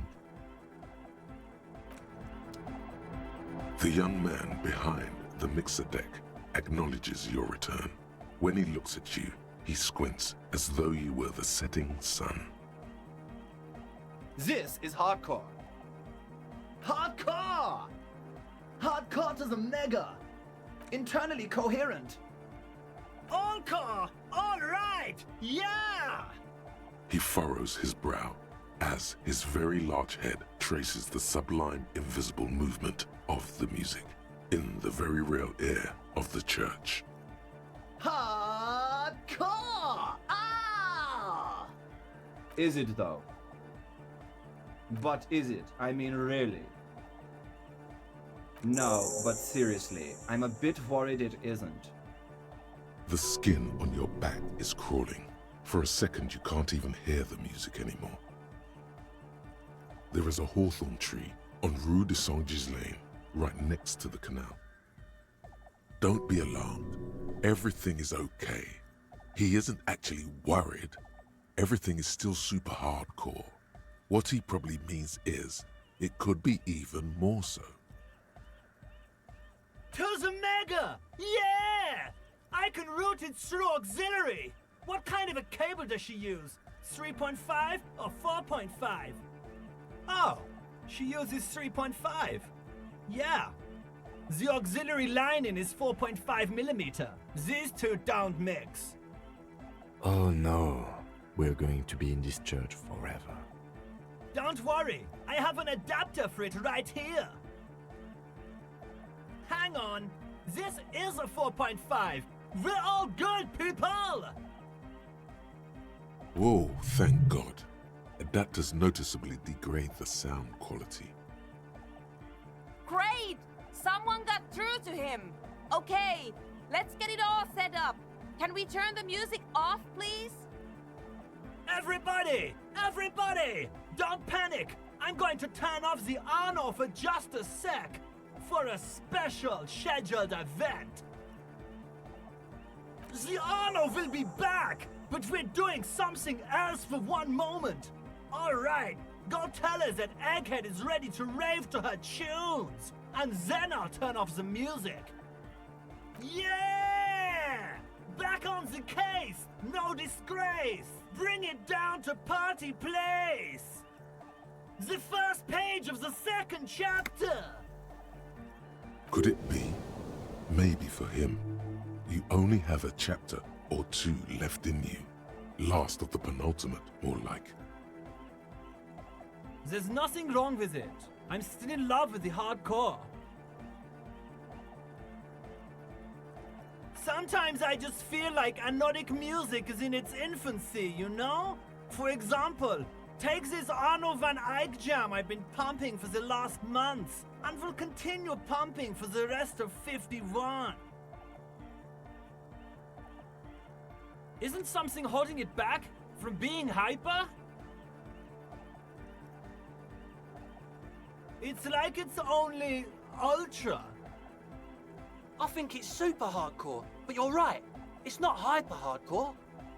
If anything, it sounds a bit proto, like it's not fully formed yet. You might be a moribund alcoholic and a failed cop, but you are pretty certain a thing cannot be both proto and hardcore. Wow! Culture cop! For a moment, you almost think he's going to put his hand down, but that would be ludicrous. I think you might be right, but how could it become hardcore then? I know it in my heart, but cannot think it in my head. If this is not hardcore, how could anything be? No! This is the answer! What?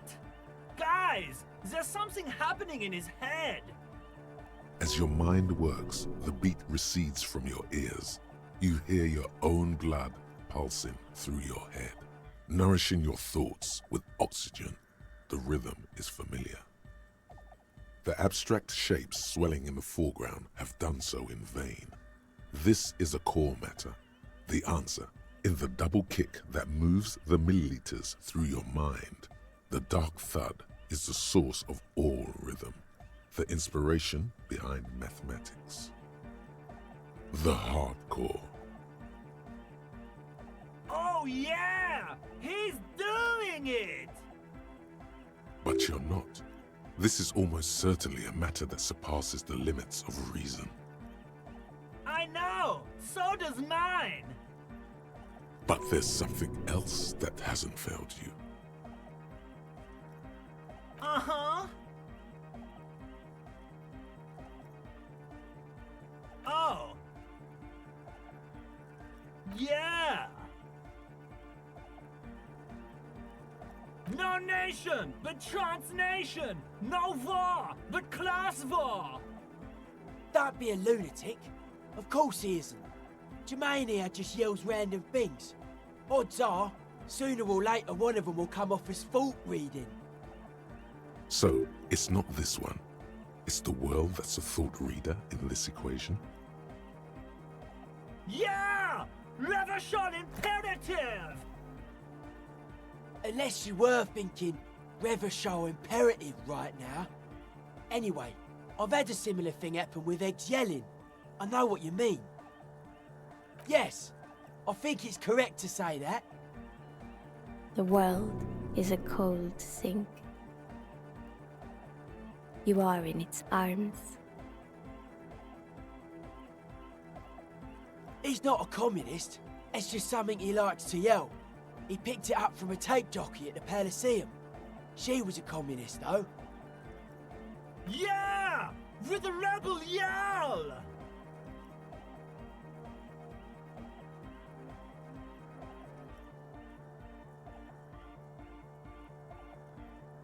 I can be an ultra! If you want that, do you want me to be an ultra? Please don't turn him into an ultra-liberal. Oh, jeez. Please don't do that. There's enough exploitation in the world. Aye!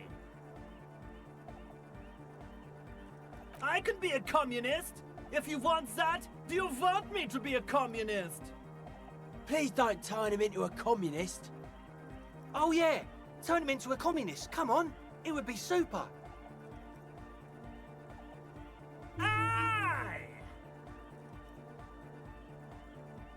Communism rules the nation! The worker must move your ass! Here comes the sun!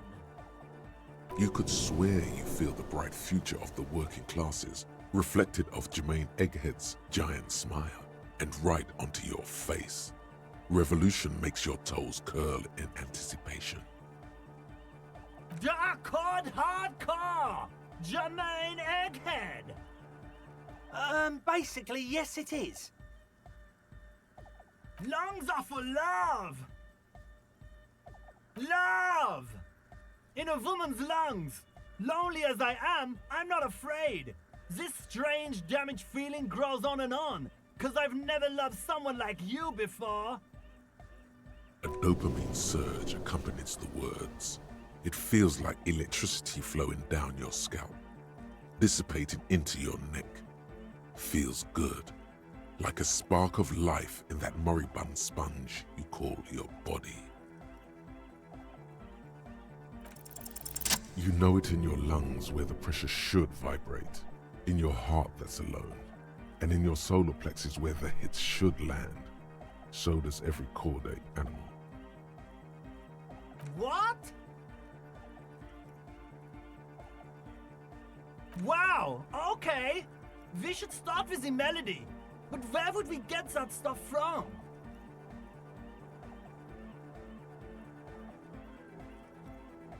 I'm sorry, I don't know anything about Nordic music. I'm just the party boy. I get the people going and say it's hardcore. He feels ashamed he can't be of more service to the future of dance music. The young man falls silent with appreciation. He even tries to contain his smile, as if it could hinder your investigation. Basically, what you need to find here is a tape with some banging music on it, so that Egghead could use it to remix Van Eyck's jam. Yeah, maybe that street hawker across the pawn shop has got some tapes to sell. That's just an idea.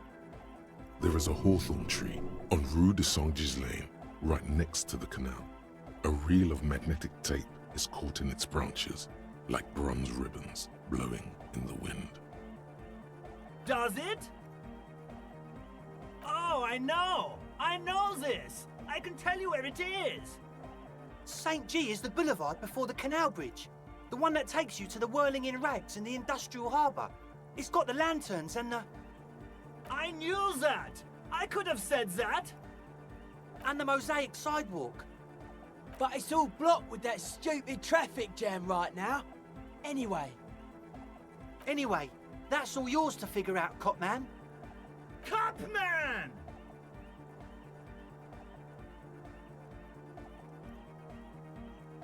Tape! Yeah! Spins the tape until the space escape! Yeah! Alright! No! No! This is gonna make people scared! Keep it positive! Keep the love in the house! Communism forever! J'adore! God is close by, but maybe he doesn't have good enough ears. Let me turn it up so we can lure him here. All right, here comes the night.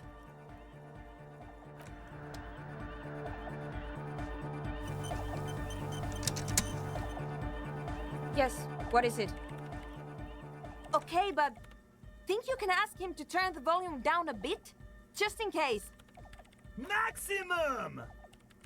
Maximum is the only way! I know it is, but could you please turn it down just this instance? Just this one time? Maximum is not the only way, okay?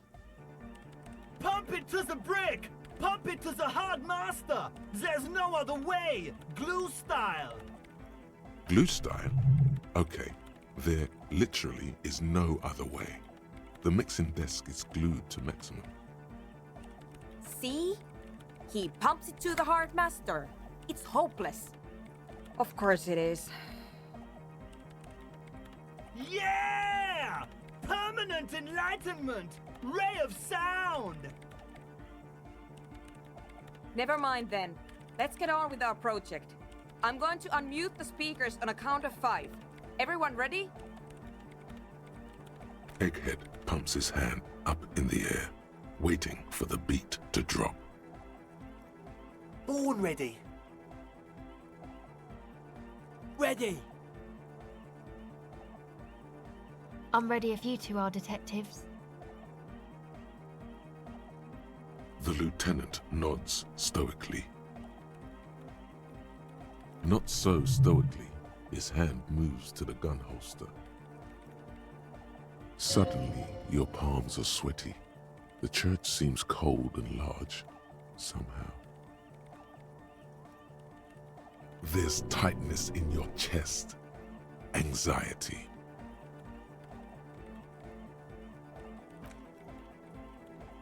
Five, 4, 3, 2, 1. Mute disengaged. No wind outside, no waves, no floorboards creaking. Total, continuous silence. This is unnatural.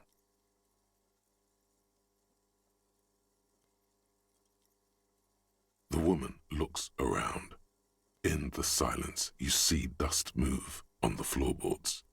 The driver of the speaker vibrates in the air and then stops. Plasterwork begins to crumble down the walls.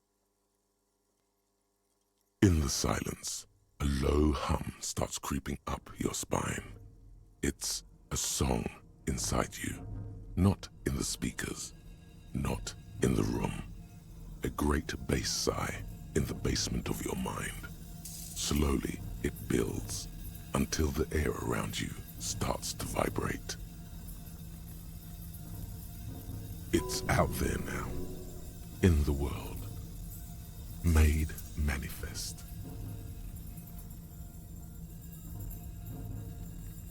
It will devour everything.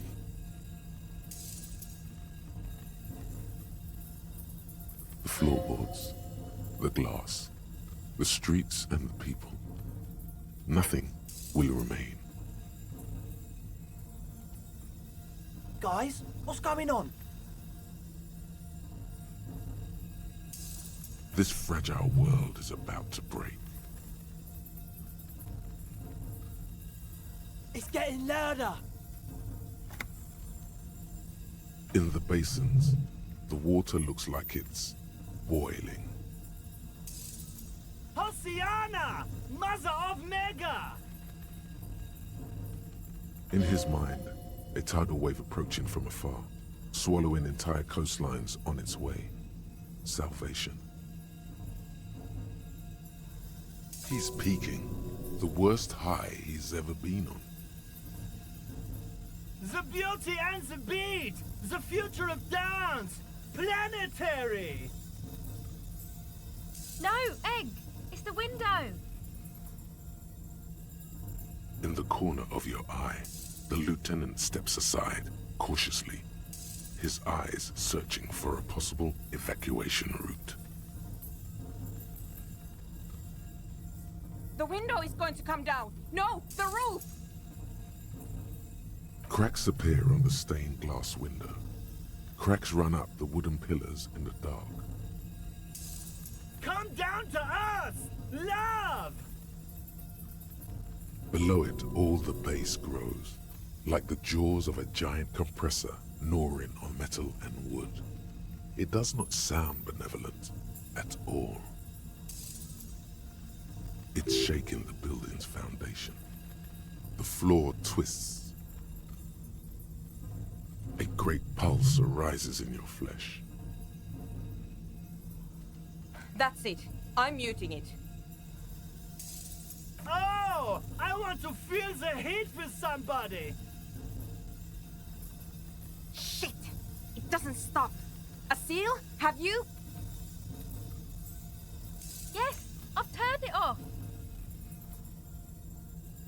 The mic is nothing. And this has nothing to do with Mike. Andre, pull the compressor! The place is gonna come down! Fuck! I can't shut it up. The signal's passed. It's not in here. It's... In the mixing desk now, building into a positive feedback loop. This is it. A great roar. The vault of the roof twists above you. Glass shatters somewhere near the door. It's coming down. And then it stops. Totally and utterly. As if there never was a sound.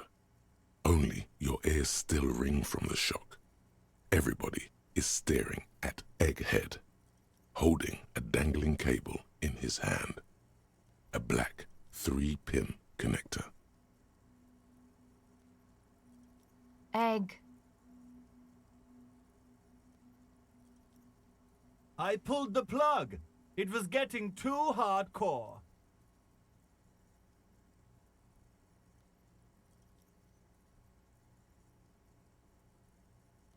You did good, Egg. Most of the place seems to be intact. Fucking hell. Programmer lady, tell me you were recording that. 4 years. 22 people. Millions of reals. All that time? This is what we were up against. Just erased it. Suliswolf isn't gonna believe this. Yeah, but did you record it though? It was dope. I think we can use it. Yes, Andre.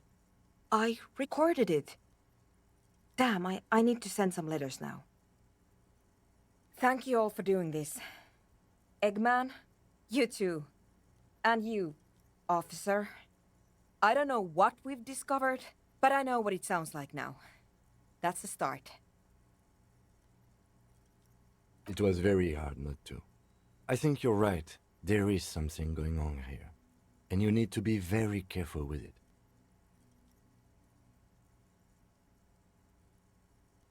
I promise, officer. We will not play it again.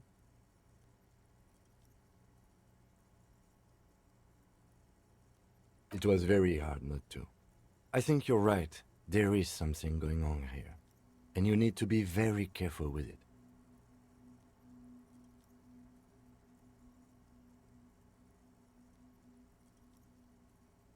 I promise, officer. We will not play it again. It was mathematical information from the anomaly, presented as a waveform. That's what it was technically. Theoretically, I have no idea. I've never even heard of anything like this.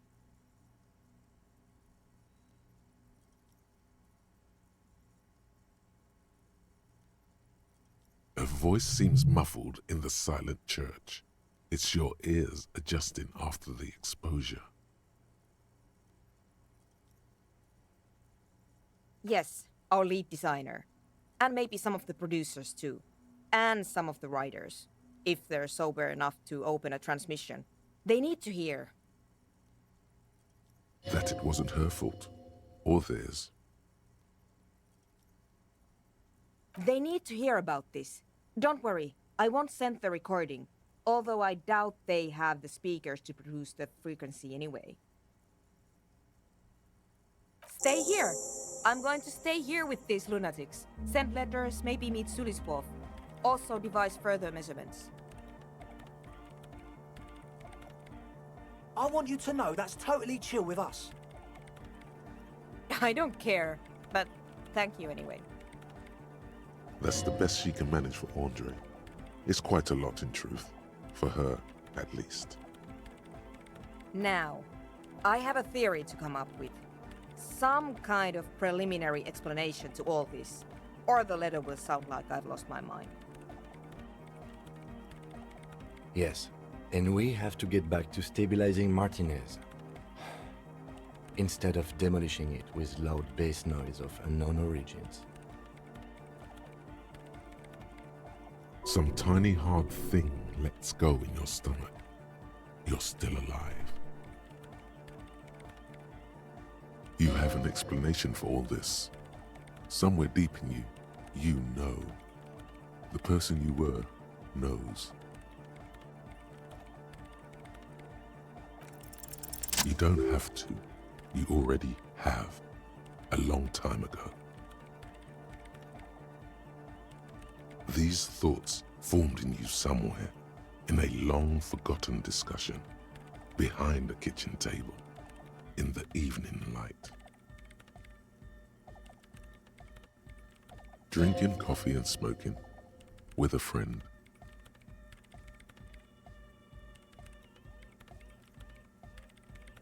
And a woman, she was there too.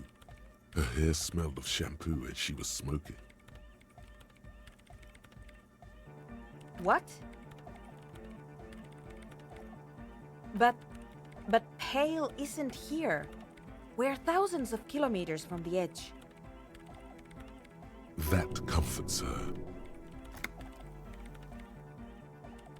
She looks up into the darkness under the nave, then back at you. You have her full, undivided attention. The lieutenant's, too. He takes his glasses off. Then, what is that? It's nothing. No, it's less than nothing. No.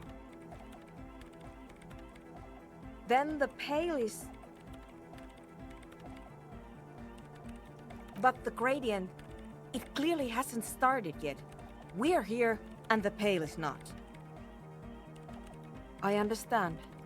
A theory of the Pale where instead of an outer ocean, it metastasizes, like a cancer or a mold, erupting in points inside the world. According to this, how long... And information, causing data losses in the East Insulindian front. Have you considered why it's formed in a church? And also when or how it might start growing, or if it has other effects in addition to sound and data? An intellectual hunger fills her now, casting fear aside. I also have a question, since we are piling them on. How do you know this? I'm not doubting you. I'm simply curious as to how a detective of the RCM knows how to think this. Of course! A pine wood sarcophagus, or a containment facility of some kind, built by the first settlers. I have considered the same. The bad news is, there were 7 pinewood churches built in the first decade of Revachol settlement. Most of them were burnt down during the revolution, or repurposed before, during the suzerain. I'm not saying all of them have one in them, but... Some of them might. A black grain hanging in the air. You think the presence of that puncture has somehow influenced the outcome of events here? Even, say, software development? She already made up her mind when she heard it. Some kind of great and uncaring force had to play a part. It wasn't only them. I told the producers we need to go and move to a normal office building, with amenities. But no, the artists like the milieu, the writers like the history. I told them. You mean Plaisance and the Dice Maker? There was almost no one left when we packed up. Then go tell her. An amateur anthropomedic police officer. I'd like to say I've heard stranger things, but I'm not sure. This is a hell of a guess, however. Well worded, I might add. Yes, it is very interesting. But I wouldn't say you know. This is a guess. One that's going to have to be proved by anthroponetic scientists. She falls silent. The wind blows in through the hole in the stained glass window, cold and moist.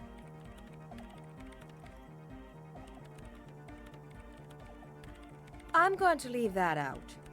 But the rest? Some of this I can use to start to explain this to the rest of the team. Maybe I'll sound mad, but...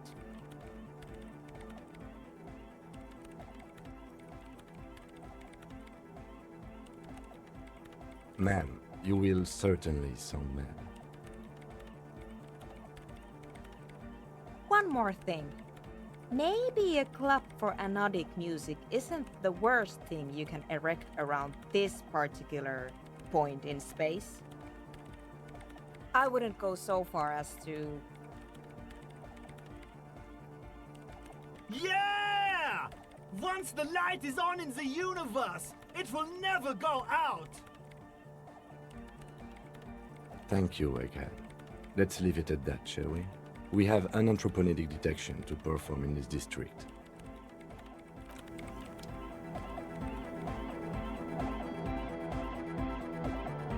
Yeah, it's all set up, man. Can you already imagine 1,000 people in here? 10,000! Ecstatic vibrations, totally transcendent. And I've finished setting up the new compressor too. Now the only thing left to do is the name of the club. Will you do the honors, detective? The name? Everything I managed to come up with sounds just wrong. Andre's overthinking it. Yes, you should do it, detective. It would be good for the signs. Noid's right. You've helped us so much. It's the right thing to do.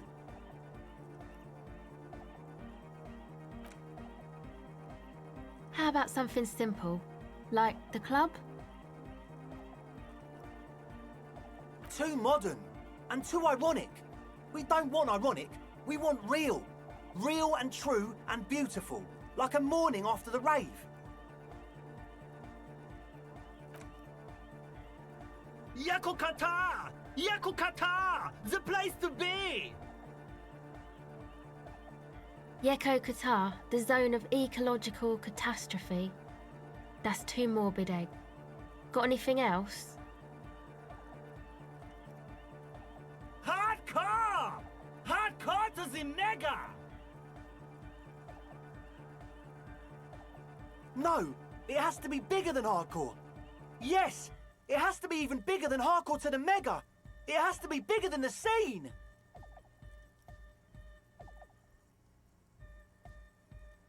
The amnesia.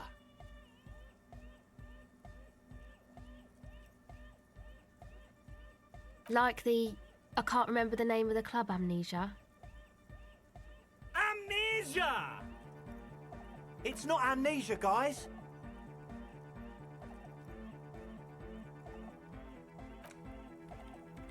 I don't. Good. We have too many opinions anyway.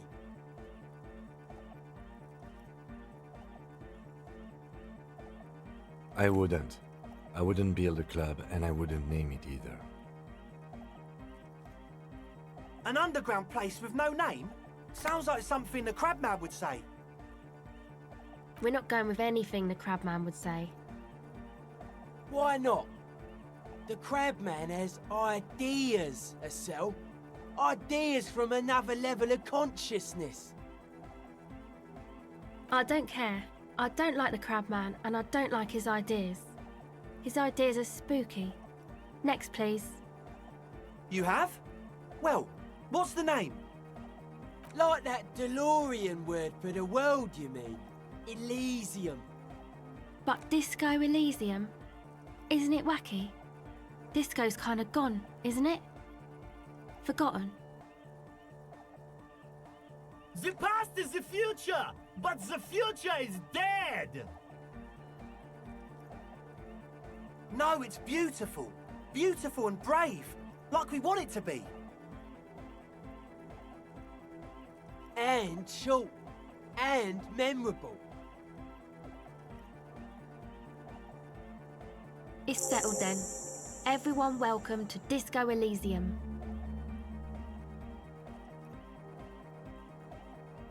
The wind brings some snow in from the broken gallery. It wraps you in its embrace, cold and luminous. You should return to the mural soon, to the one that said, tomorrow is just a whisper away. Andre breaks into frenzied dance-like motion to celebrate the name. Someone turns up the beat.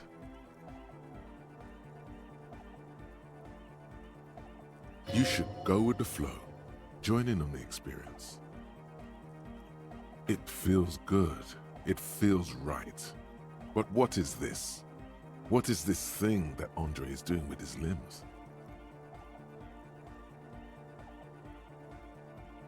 I'm dancing!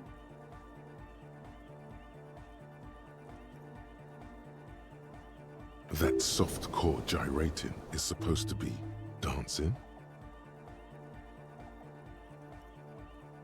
Yes, my man! Talk? What is there to talk about if you can express yourself with moves? Audio waves thump against your ribcage. The speaker setup makes everything sound much better. But there's a noticeable lack of something. It's to express my individuality. Is that a bald spot? It's hard to tell for sure, with the fused together spikes, but it looks like he's balding. Or because I'm balding, yes. I want to fuse the remains of my hair together before it leaves me. I want to show my hair.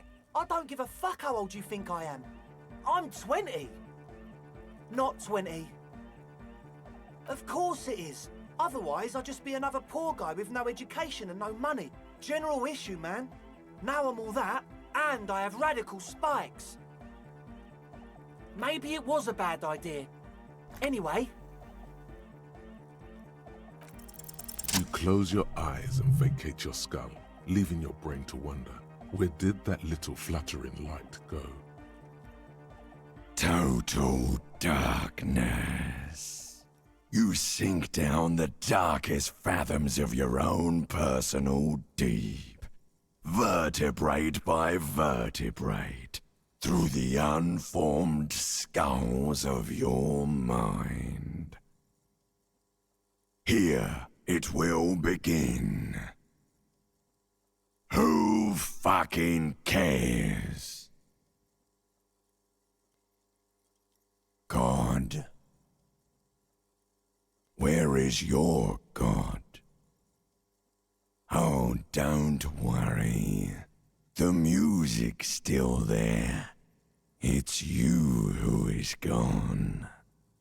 This is a pivotal moment. Try not to piss yourself. Nothing. Just the immaculate silence of your spinal fluid. Electrified. It comes to you like a blue whale. You sense it stir the tranquility of the deep. A single note of bass passing through. Then it's gone. Back to El Silencio. This is where the beat plunged. It will resurface soon. Brace for glory. I'm gonna let you in on a little secret. Every vertebrae in your spine is an unformed skull ready to pop up and replace the old one. Like shark teeth. The one you're currently in has a little brain forming in it, waiting for its turn. To rule the world. Yes, it's all true. In the spinal cord. From what I can see, it's about to bust a move. Foolhardy! Do you even know what's happening on the surface? Maybe 1,000 years have passed. Or maybe you started spazzing out like 2 seconds ago. With your eyes still closed, the first thing you feel all the way back in the pivoting darkness of your own torso, is warmth. You have become a triumph of rhythmoplastics, somewhere in a smelly wooden church on the coast of Revachol. The wounds from the war you waged on your body are healing, twist by twist, turn by turn. You must have touched upon an entirely new way of moving the human body. Every motion is pumping your brain full of endorphins. Open your eyes to the pioneering glory of hard style.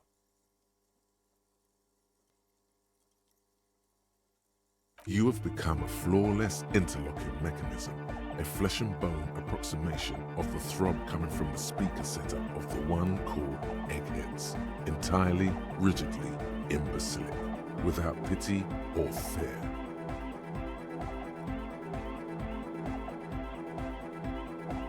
Free from self-awareness, no deliberation, only, and I mean only, execution. Oh my god! No way! With his reel-to-reel mixer blasting the anthem of a future that will never come, the young man observes your moves for a second.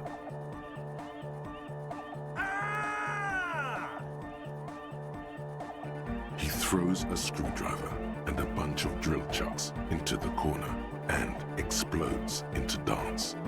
What he lacks in sharpness, he more than makes up for in violent enthusiasm. The young woman lifts her headphones up slightly and raises her chin, looking at you expectantly. Asil? Aren't you going to dance? No, recording.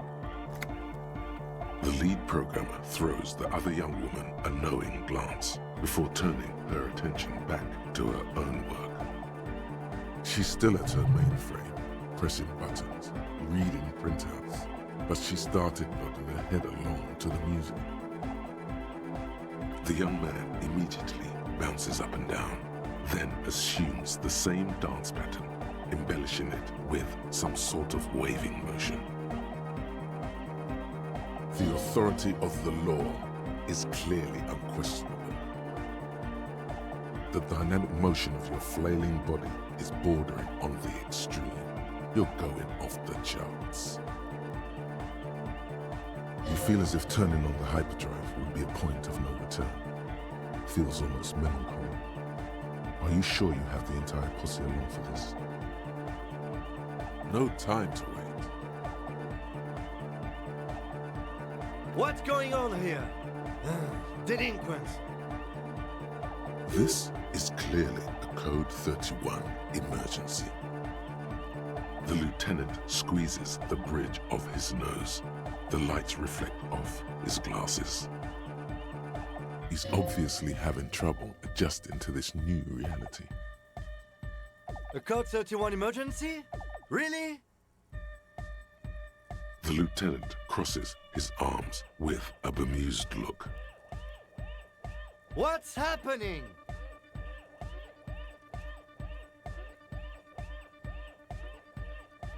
Good for you.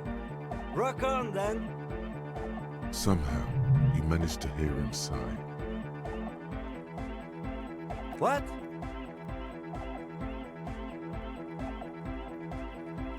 Ah, come on, hurry.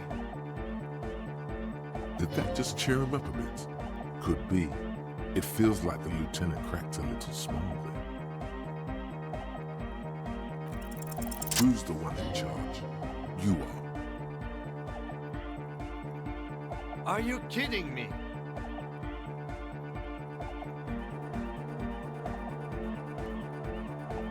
What?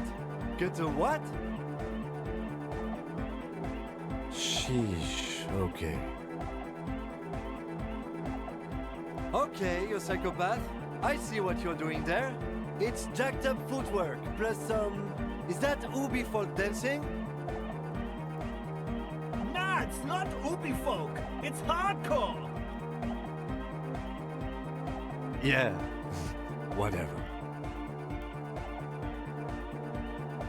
Oh yeah? I did 15 years in the juvenile crime unit. I can do age inappropriate. Now, check this shit out. The lieutenant begins to heel kick the church floor with such intensity, it's reasonable to fear he'll kick a hole right through it, causing the floor to crack and the pillars to collapse, bringing the church roof down on all of you.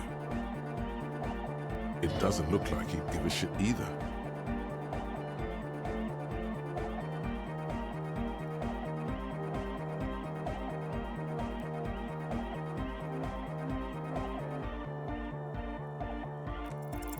On the coast of the Martinez Inlet, in a small weather-beaten stave church, built 380 years ago by settlers from the Occident, most likely to guard against an anomaly at its center, an officer of the RCM is contorting his body into idiotically rigid shapes as he invents the future of dance music. It's the hardest anyone has ever danced.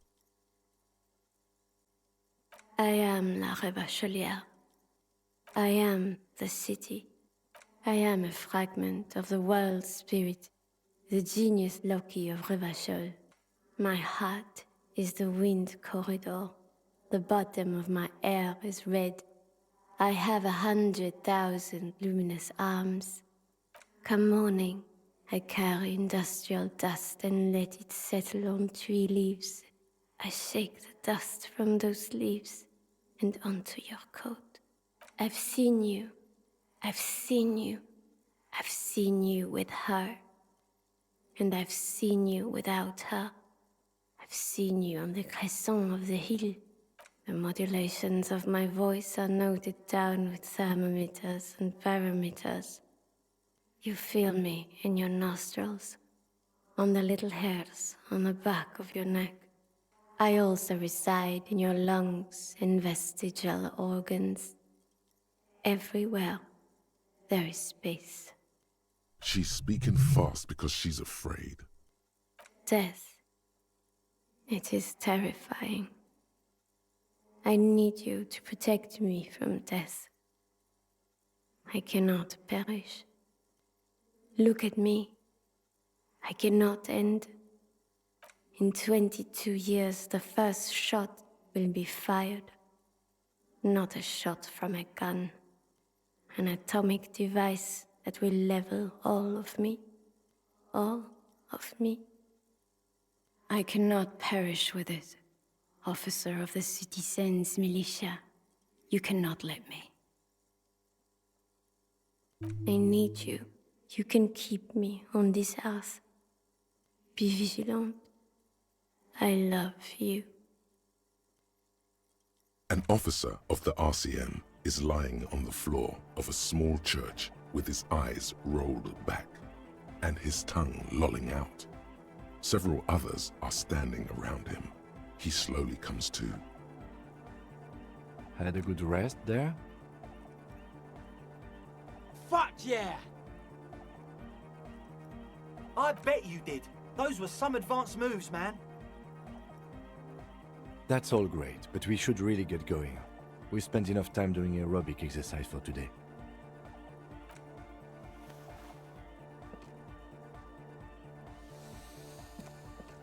You might be imagining it, but it feels like Egghead turned the volume down. Such is his respect. Man! Now, man! Now imagine if we could do that, right? But with like 1,000 people. End of human development. Mission complete. All right. You're absolutely beat. Muscles relaxed and feet like noodles underneath. Goodbye, officer.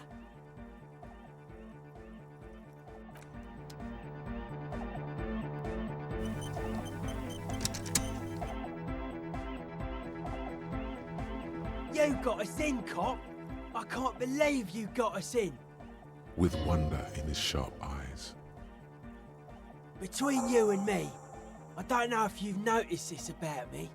I'm a little suspicious of authority, but You really came through for the hardcore underground. Yes, you really came through for the hardcore underground. How come? The would-be leader is cutting some futuristic shapes on the floor, sweating profusely. Estelle using her contact mic to listen to a tree underwater. The one with the large head is blasting the dance track on repeat, while the stained glass window behind him is rattling from the bass. Sire, the tent. 'Twas a security risk, and in here, sanctuary. 'Twas only noble of you. Okay. What he means is, you can't possibly have handed them this real estate for such a flimsy reason. Then again, whatever keeps your nose out of the bottle and on the job. It's a miracle of carpentry. Their bodies carved into total shapes. Now it can be something more.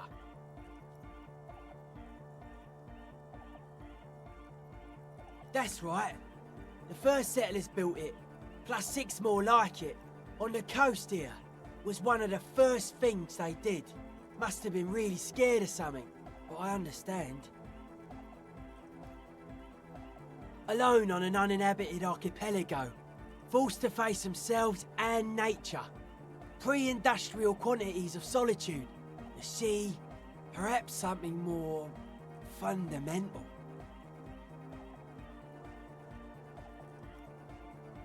He means something paranatural. He must... I would want to build a safe place for myself and my own as well. Maybe they were unable to face the nature of the world, perishing. A cop who's into building critique. Okay then, this is folk DeLoreanism, lawmonger. It's a subset of early DeLorean architecture. Art of core. Total. Everything between an ancient concrete cathedral and a glass cube is DeLoreanism. This is just an homespun version of it. Folksy stuff. Early mass production. They made thousands like this. Does that help you out? Like that woman there. Vertical, thin, white. A false image of grandeur. The source of the system is up there. You're at the bottom. They really dug that power vertical. Like to show off large and intricate structures. Arches, spires. Put you down with them. They were really into painting everything white too. Virginal shit, you know. Married shit. Virtue and tyranny.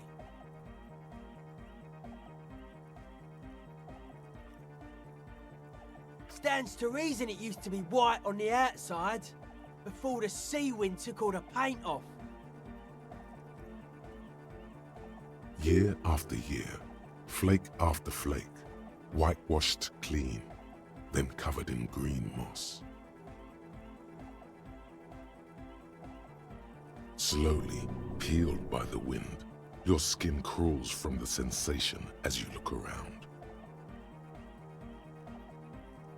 It was probably white and gold, with light red flower motives. Part of you, assumed to be lost to nerve damage, knows this style to be Ubi DeLoreanism. Good catch, art cop. The herdsmen of the Ubi Sun Islands come here on the first boats. Their flowery version of DeLoreanism could be what we're standing in. The Ubi are known for their partiality to socialism and sheep. They come from an island called Ubi Suant, drifting in the Pale off the coast of Vespa. It's the only place in the world that has a question mark in its name. Things are not well there. It's an island of poverty an entropinetic collapse. Dead bodies of perennial plants. Sigma functions have left this place. It's a good thing we came along. The spiritual collapse has been total.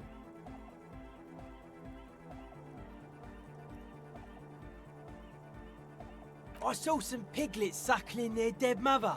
Have you heard this one, cop man? After a short while, they shuddered and went away. They had sensed that she could no longer see them, and that she wasn't like them anymore. What they loved in their mother weren't her body, but whatever it was that made her body live. End of quote. This is an high-quality carcass. The power of anodic beats and hard bass is needed to reanimate it. A Sarai's man who lived a long time ago, an ancient hardcore brother. A 3,000-year-old tyrannical regime of history, built and maintained by hundreds of generations of self-appointed intellectuals. It's false core. The way he says it, the force in false core, is invested with 20 kilotons of disgust. I only said unity. One word. Figures of authority always misquote you. Andre doesn't care about the Ecclesiastes. He just wants the operation to run smoothly. And Egg is a demi-beast. You shouldn't listen to what people say. You should listen to what they are.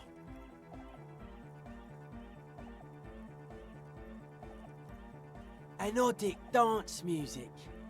Regular dance music wasn't hard enough. And yes, I do.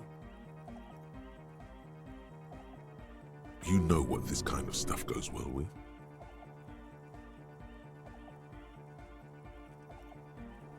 Only a little. It's a necessity. All large human gatherings are narcotic. It's just the way of the spinal cord.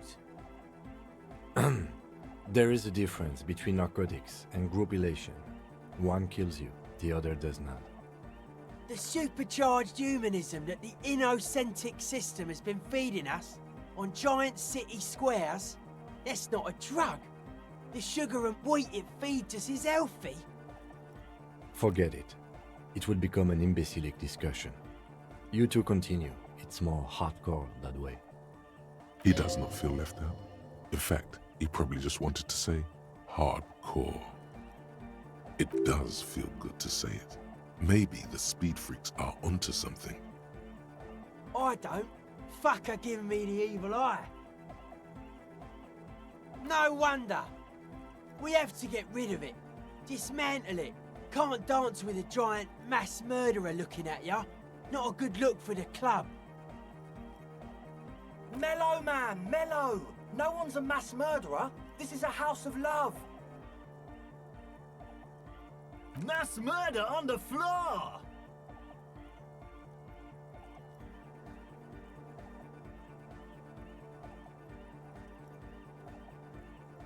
Humanism leads to eating sugar and pigs. Humanism was invented to mass-produce billions of humans. Billions of humans can mass-produce hundreds of billions of pigs. And many, many more tons of sugar. She liked games. Her legacy, the thing we live in, isn't real life. It's a strategy for some kind of victory against a long-dead opponent. But, yo, I'm only the Noid. What do I know?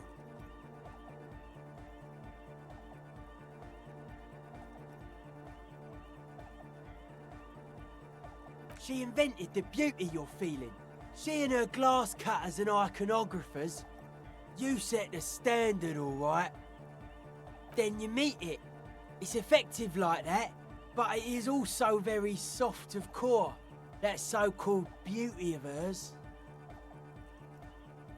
In the true life of tomorrow, every woman will be an innocence.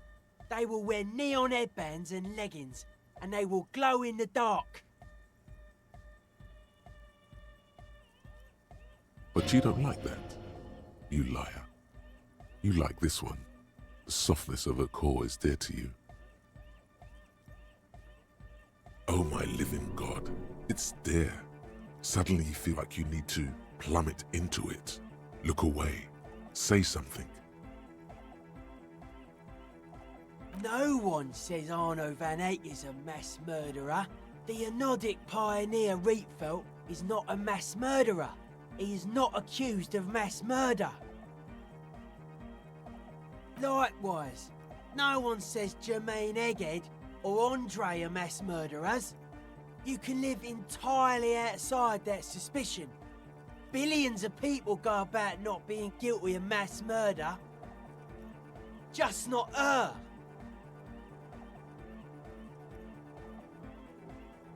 Are you a commie cop? Then that's why. Communism's just a bloody humanism, if you ask me, has her love all over it. There is. She is a party repellent and must be taken down before we can begin partying in here. No, that's not it. It's something more. Something closer to your skin.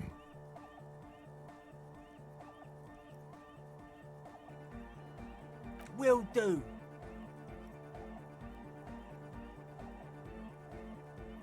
No, Noid! Stop twisting my melon, man! People are gonna love it. It'll be our thing. Plus it keeps the cold out. The world spirit does not have a body. It has organs. Hardcore is an organ of the world spirit. This Arno Van Eyck track is an organ. The carpentry and glass cutting that built this house are also organs. She's a thief, if you ask me. An organ thief. All innocences are. I like this question, cop man. She did not live the life of a human. She lived like someone who's playing a game. The life of an operator.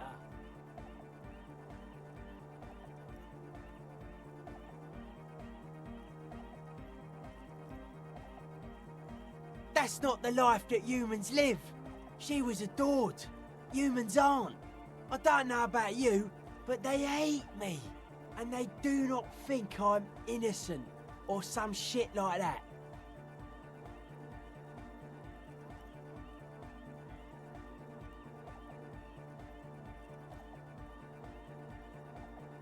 Well, they loved her. They put all their love in her and forgot all about the rest of us.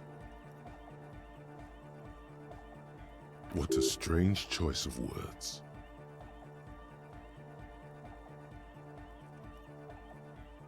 Caustic, overflowing with negativity. Okay.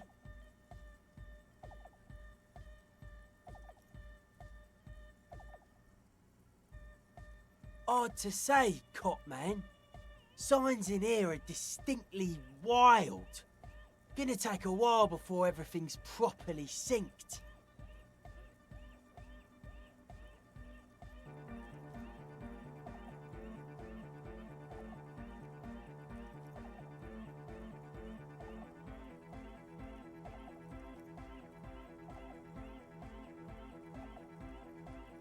I did get to talk to the crab man, though.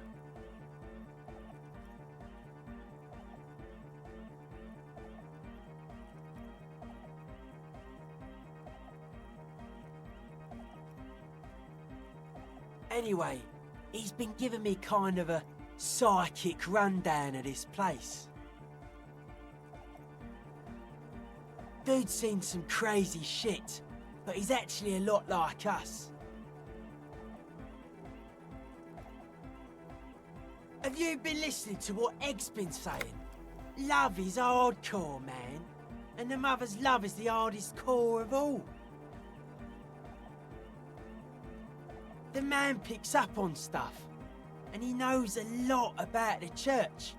I got a lot to learn from him. Good thing you didn't squash him.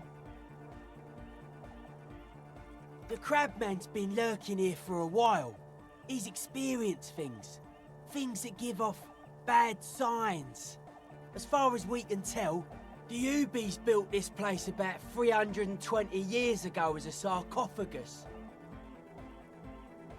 Not like a literal sarcophagus. I'm just being metaphorical. Encasement, confinement, of something they were afraid of. Something new and unheard of on the Isla. I think that's what the Crabman is experiencing when he climbs around upstairs.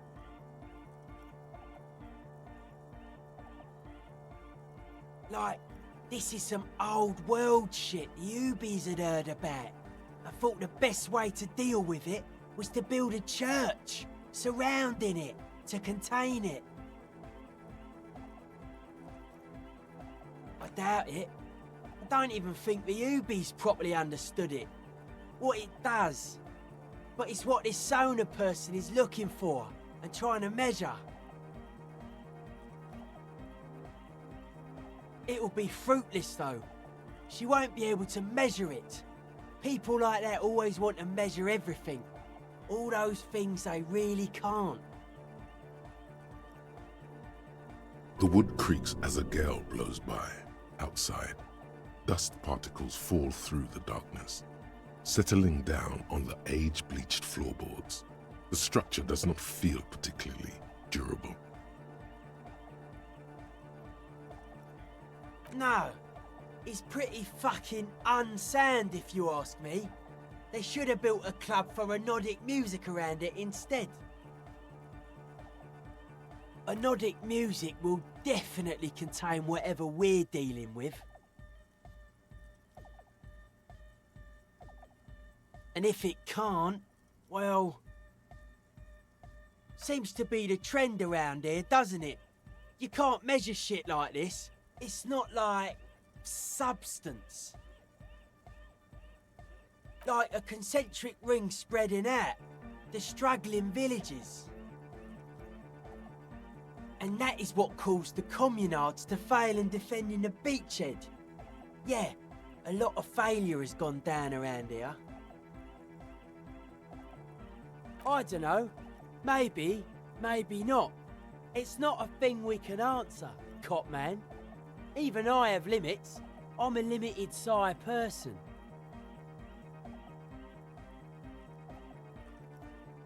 Maybe you can figure things out, Copman. I think we got on a good level here. The signs are syncing up well. Suspicious people are esoteric people. We don't go around spilling everything to Johnny Law. They don't call me Noid for nothing. It took us setting out for this whole enterprise to get our signs synced. It's short for paranoid.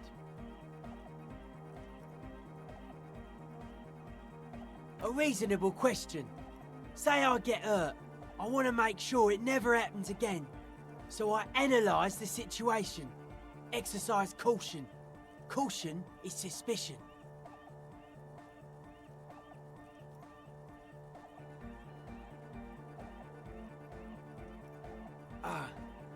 It'd be easier to list stuff I'm not suspicious of. I'm not suspicious of sound and colour. Mechanics and chemistry also have a trueness about them. Most anything else deceives.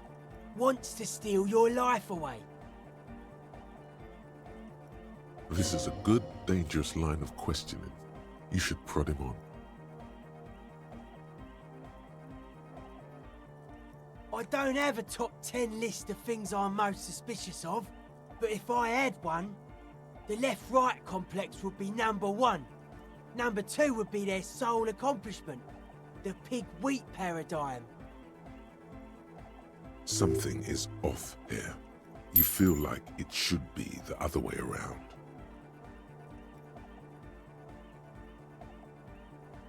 Mental illness is a term the powers use to homogenise people. I think I don't reach mental illness. I am merely politically ill, a suspicious element. No, Politics is an inert complex of daily corruption and inane think pieces. The real paradigm is economic, and it concerns pig and wheat. This is where the innovation happens. It's only a theory, but I suspect they're breeding a pig-wheat hybrid. Probably in Grad. I prefer not to. Both ask the wrong questions.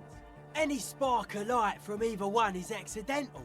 Their combined movement's only concern is producing enough pig and wheat for everyone. The end goal of humanity.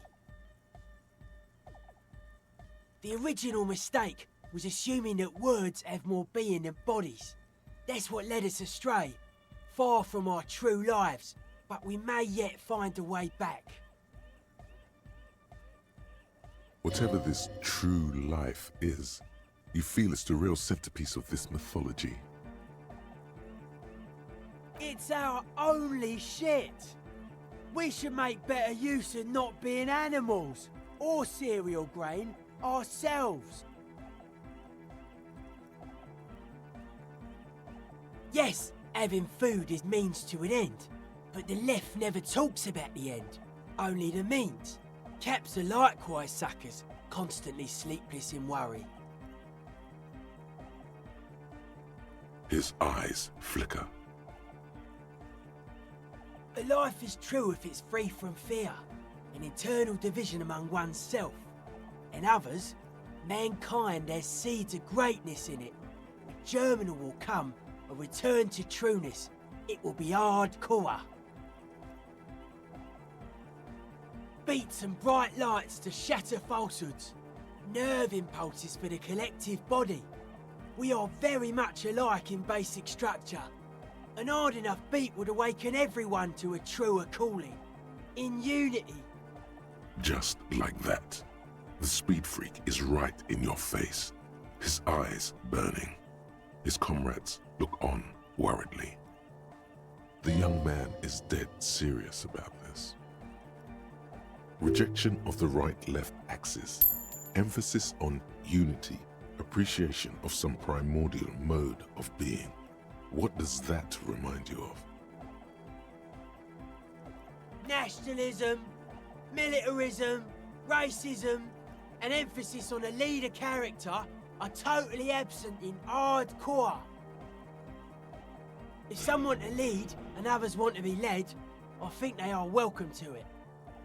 Many non-Occidental cultures share a beat at their art. Thus, they are closer to true hardcore life. There's just never been enough of them, and they had to rely on some extremely basic percussion. Lord of the Western Plain, it is really happening right here. The migrants are contaminating our youth.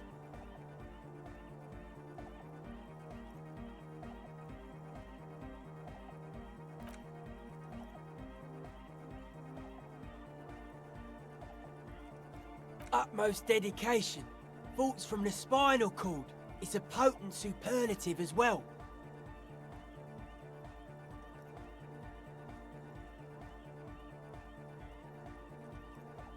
The term also signifies certain varieties of pornography that depict penetration, just so you know.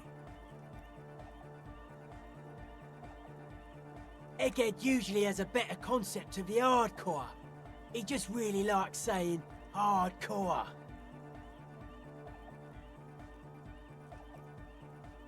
Hardcore! That's a pretty hardcore coincidence, don't you think? Yeah!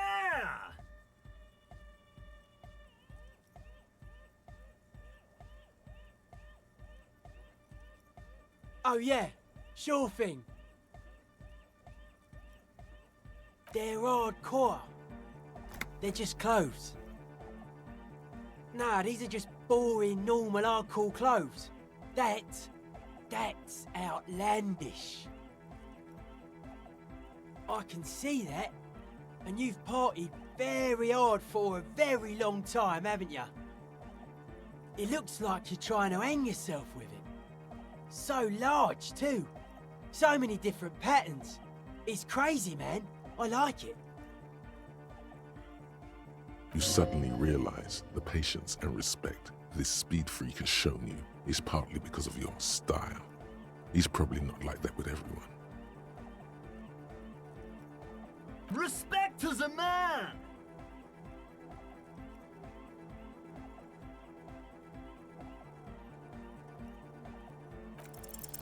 Dedicated, hyperactive, unified.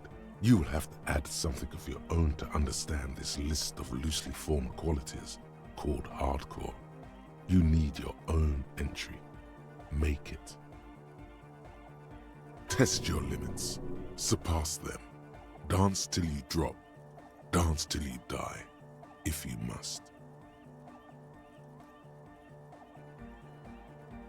This is for your posse. They got to keep it up. They got to move. You are the major mic enforcer. Jumping around, as this sort of music requires, is actually a taxing physical activity and should be dignified with a sports suit. Overwhelm them with moves. Try to have the most moves going on.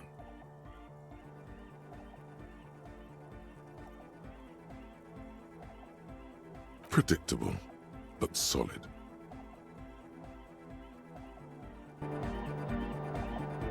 She's whistling a melody, her trusty contact mic attached to a wooden pulpit. At the sound of your footsteps, she stops what she was doing and turns to you. Why does that trill sound familiar? Hey there. I've been recording some new audio from all these beams and rafters. The sounds travelling through the wood are pretty cool. Creaks and stuff. Like you're underwater, you know? But like, underwater inside a tree.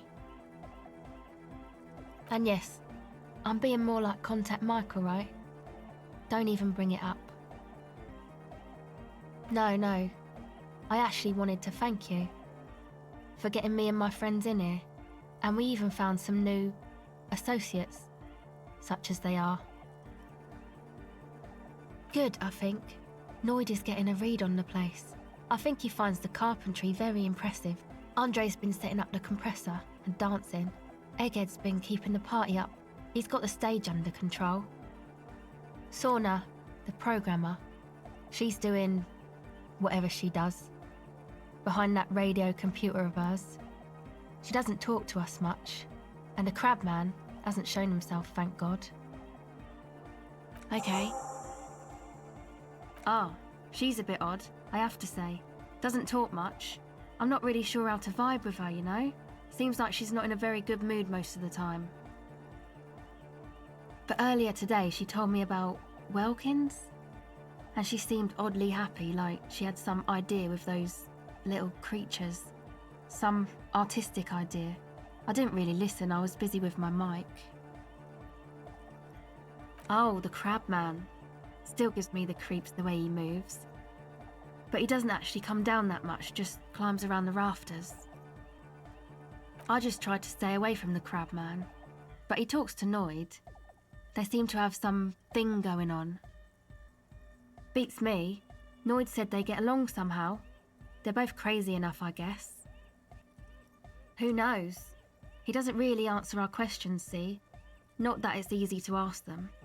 What are we supposed to do, yell up at the tower? Who do you want to know about? Andre? He's a cool guy. Doesn't really come off as one, but he is.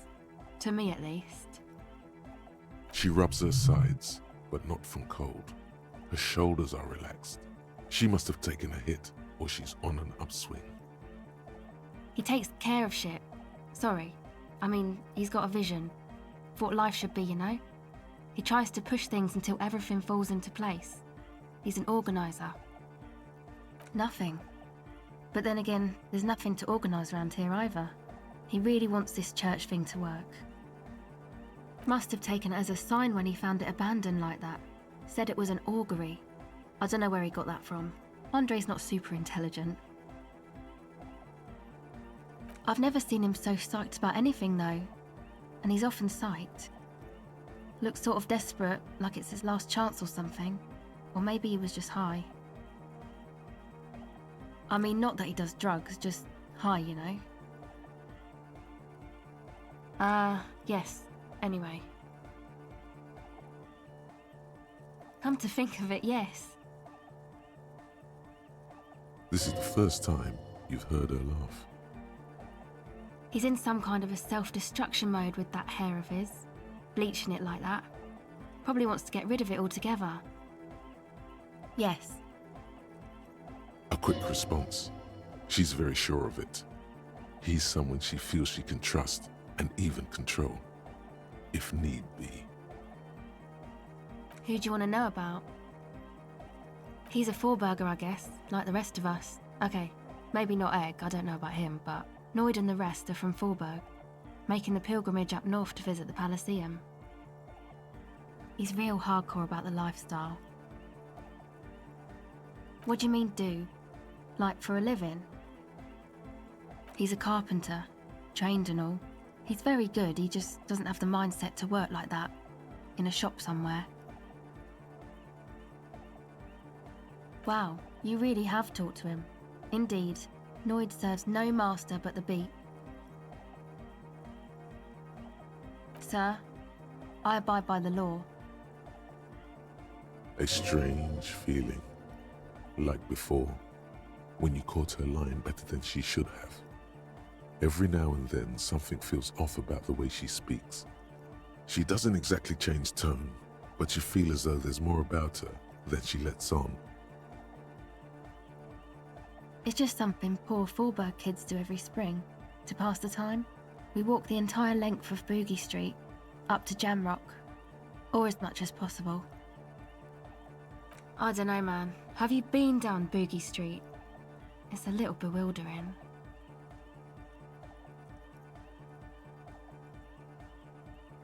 Okay, then you should go and take a look, I guess.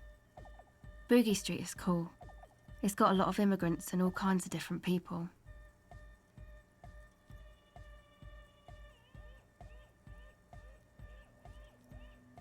Yeah, I hope you do. Who do you want to know about? What do you mean? Oh, that. He's the party boy. Anodic music doesn't really do vocals in the traditional sense. Vocals are thought of as rock. That's to say they're a bit backward. No offence if you like rock music though. Rock music's cool by me. Pachoo, swish. Your credentials as the resident future man of Revachol are being questioned. Show her you're hip with the times, Gramps. Okay. Anyway, even if you don't have vocals, you still need someone to say something every now and then, right? To urge things on. That's where the party boy comes in. He basically just stands on the stage and dances and yells how awesome everything is. It's very catchy. I understand. People are usually afraid to do things if others aren't already doing them. Dancing makes you dance, like sneezing makes you sneeze, or yawning makes you... Anyway. Yes, I suppose we did. Tore it to pieces. What do you want to know? Actually, we don't know where he's from, or who he is, really. One time we were out partying somewhere in backwater Forburg. Or maybe even Coal City, I can't remember. Maybe it was Coal City. The worst of the banlieues. A wretched heap of closed-down mines, even west of Jamrock, on the dusty slope of Montmartin, the remotest possible area of Revachol. No one even wants to exploit those people anymore. Egg was yelling along to some jam someone was spinning, all night long. Just kept yelling until he didn't have a shred of voice left. When the sun came up over the mines. There were mines? Yeah, it was in Coal City. Egg came with us. He made this wheezing puppy dog sound all the way back. Couldn't even speak. It was definitely Coal City, because it took us 2 days to walk back to the fort. He just wheezed the whole way. We never really asked why he came with us, or who he was. I think his name is Jermaine. People are sweet.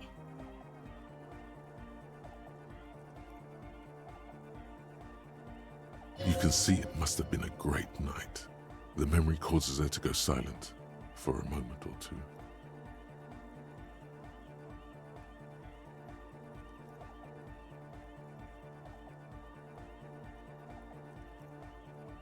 You wish you'd been there.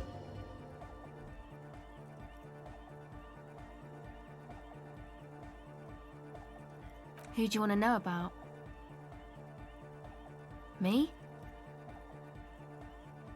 I'm a silver bird. Hang on. That phrase.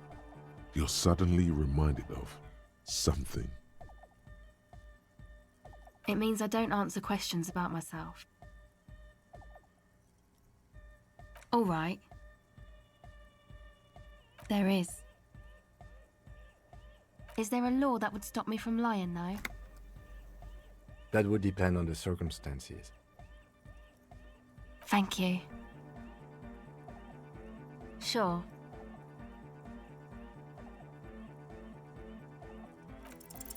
O passaro de agint. It flutters by your ear. It's what the Zemoyaki, the Gradian community in Revachol, call a person who never breaks under interrogation. It's an organized crime term. Excuse me? She's attempting to remain calm, but the phrase made her flinch. What do you mean? All right. My father was a Zemyaki. He died years ago. He was a bad man. Not a lot of good things to say about him and what he did. He bought the family a huge house, so we got to live, at least temporarily, in a giant castle in Jamrock. And then he died. What do you think? The competition came and took everything away. It was like in a war zone. So after his death, we had nothing left, and we were in danger. My mother had to change her name, mine too. We left it all behind.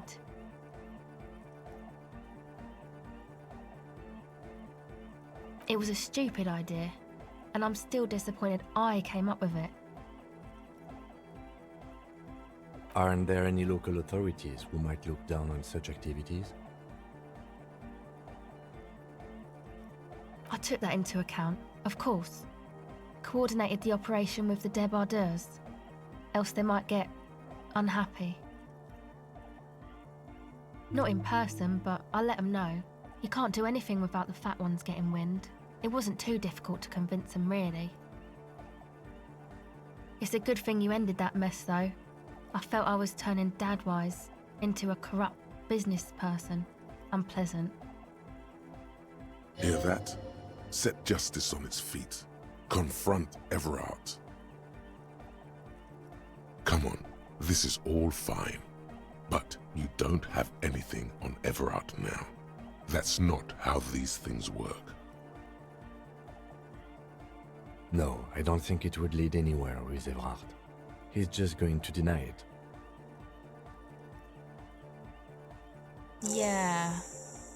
Have you seen Evrart?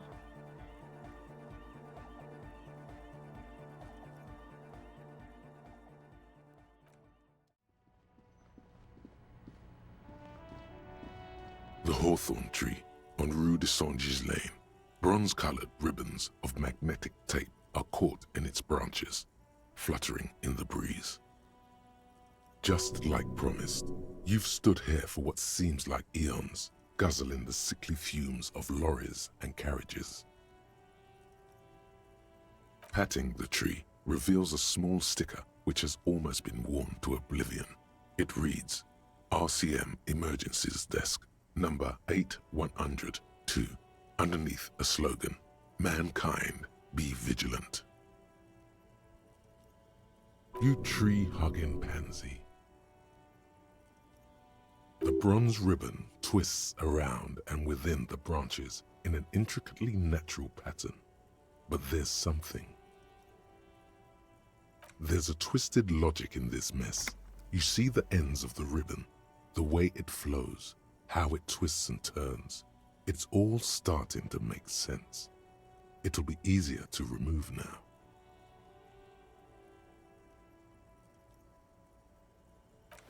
The hawthorn tree is disappointed by your betrayal and psychopathic tendencies. Also, your fist hurts a little. The pain, it is nothing. Revel in it. Absorb it. Gain power from it. Good. Everyone must suffer. You, the tree, everyone. Had enough assaulting Madre Natura? We should get moving. The gnarled hawthorn tree on Rue de Saint-Gilles Lane.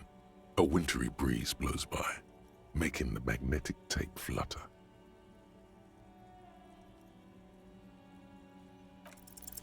With slow and deliberate motions, pulling, bending, and unraveling, you manage to extricate the magnetic tape from the branches. It curls up into a mess inside your pocket. If only you could find a way to re-spool it, so that you could hear what's on the tape.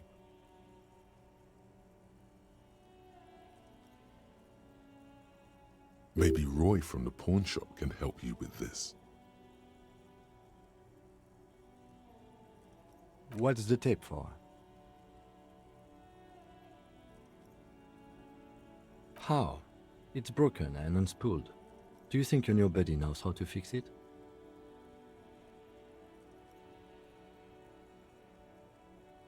You could also get it fixed at the pawn shop across the street. We shouldn't waste our time. Good idea. He might have the tools. The tape projector in the pawn shop uses similar tape.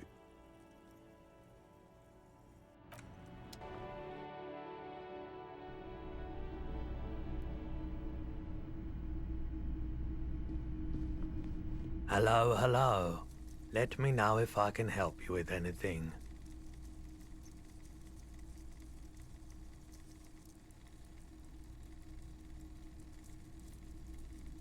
You mean re-spool it?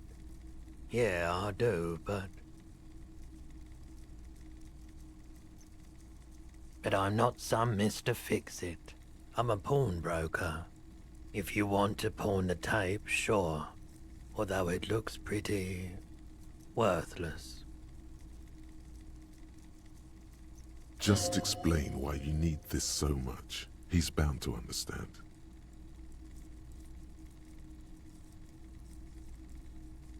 Huh? What do you mean? Yes, what about it? Is it any good? The music, I mean. Man, you're really invested in this. Okay, I'll help you out. It's going to take a moment, though, so just sit back and relax. You take some time to look around the store. The play of visuals all around the pawn shop is mesmerizing. Suddenly, Roy turns back to you with a reel of tape in his hand and coughs. You know these visuals would look super cool in the church. Yeah, I bet they would. All those lights in a massive church hall. A sanctuary filled with hand-picked positive photons. There would be no room for sadness in such a place. It's a brilliant vision. There's a but, isn't there? There's always a but. I rather like it here, too. So yeah, I'm not giving you my projector.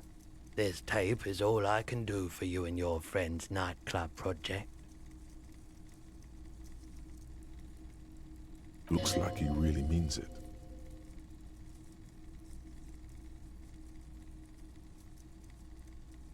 There's no way to turn this around, I'm afraid.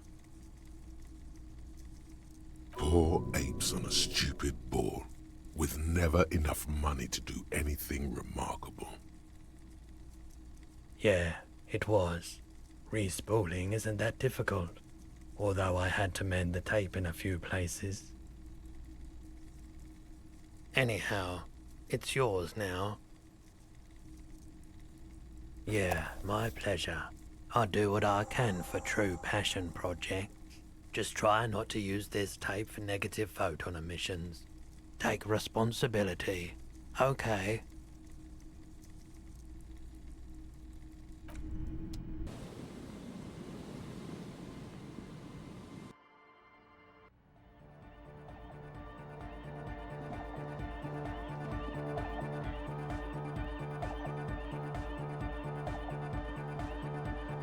Delorian Church! The place to be! Make some noise, my church people! Vibrations thump through your blue soul. The music sounds much better in the church. A hawthorn tree on Rue de Saint-Ghislain, tangled in its branches, something bronze flutters in the wind.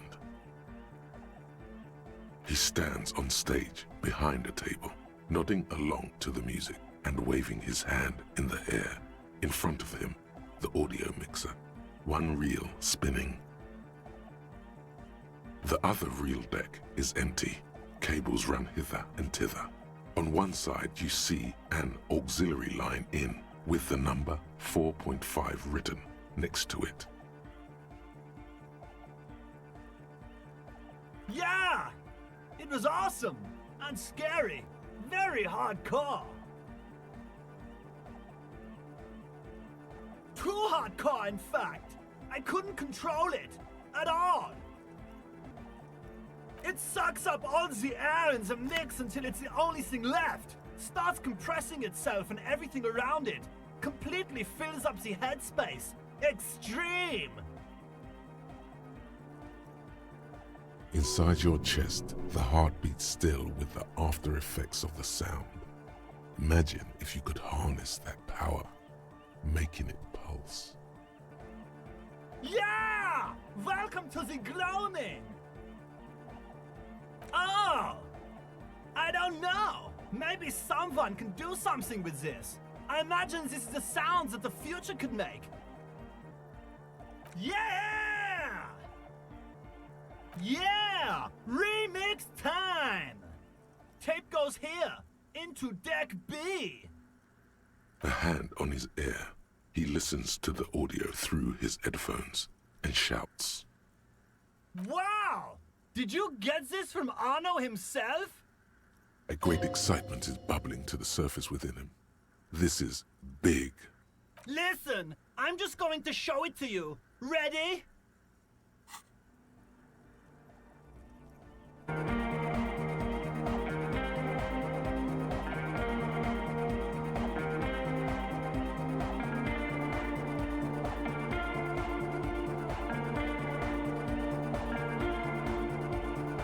Wow! Here's that?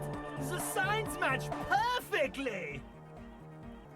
Now, if only we had the beat for the full assault, it would be unbelievably hyper!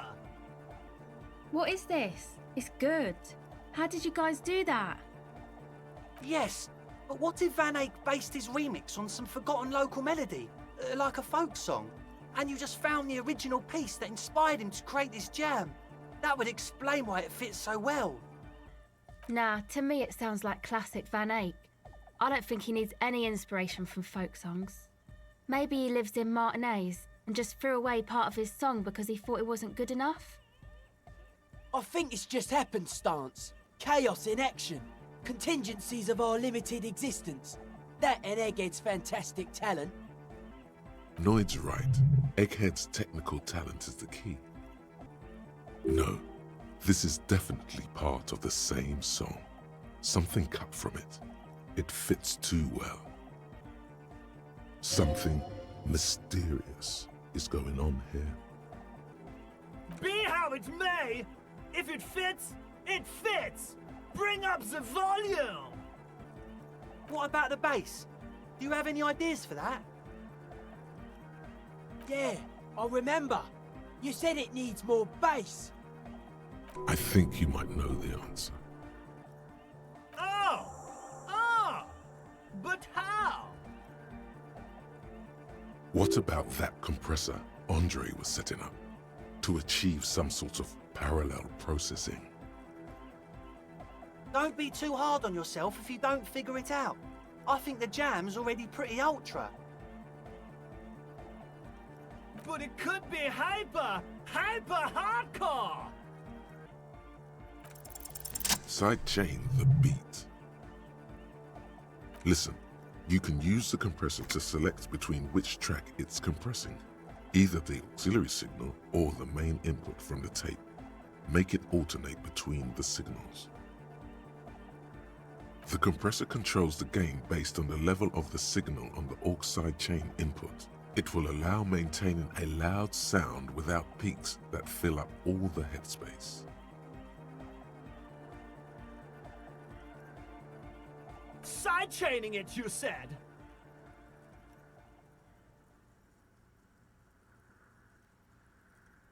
Then he puts on his headphones and his eyes go wide, wider than they've ever gone on drugs.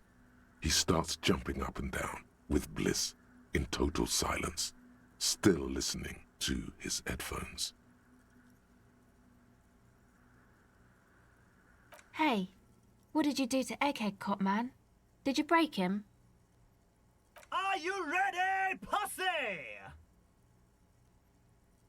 Noid straightens his back, ready for the beat. I was born ready, Egg.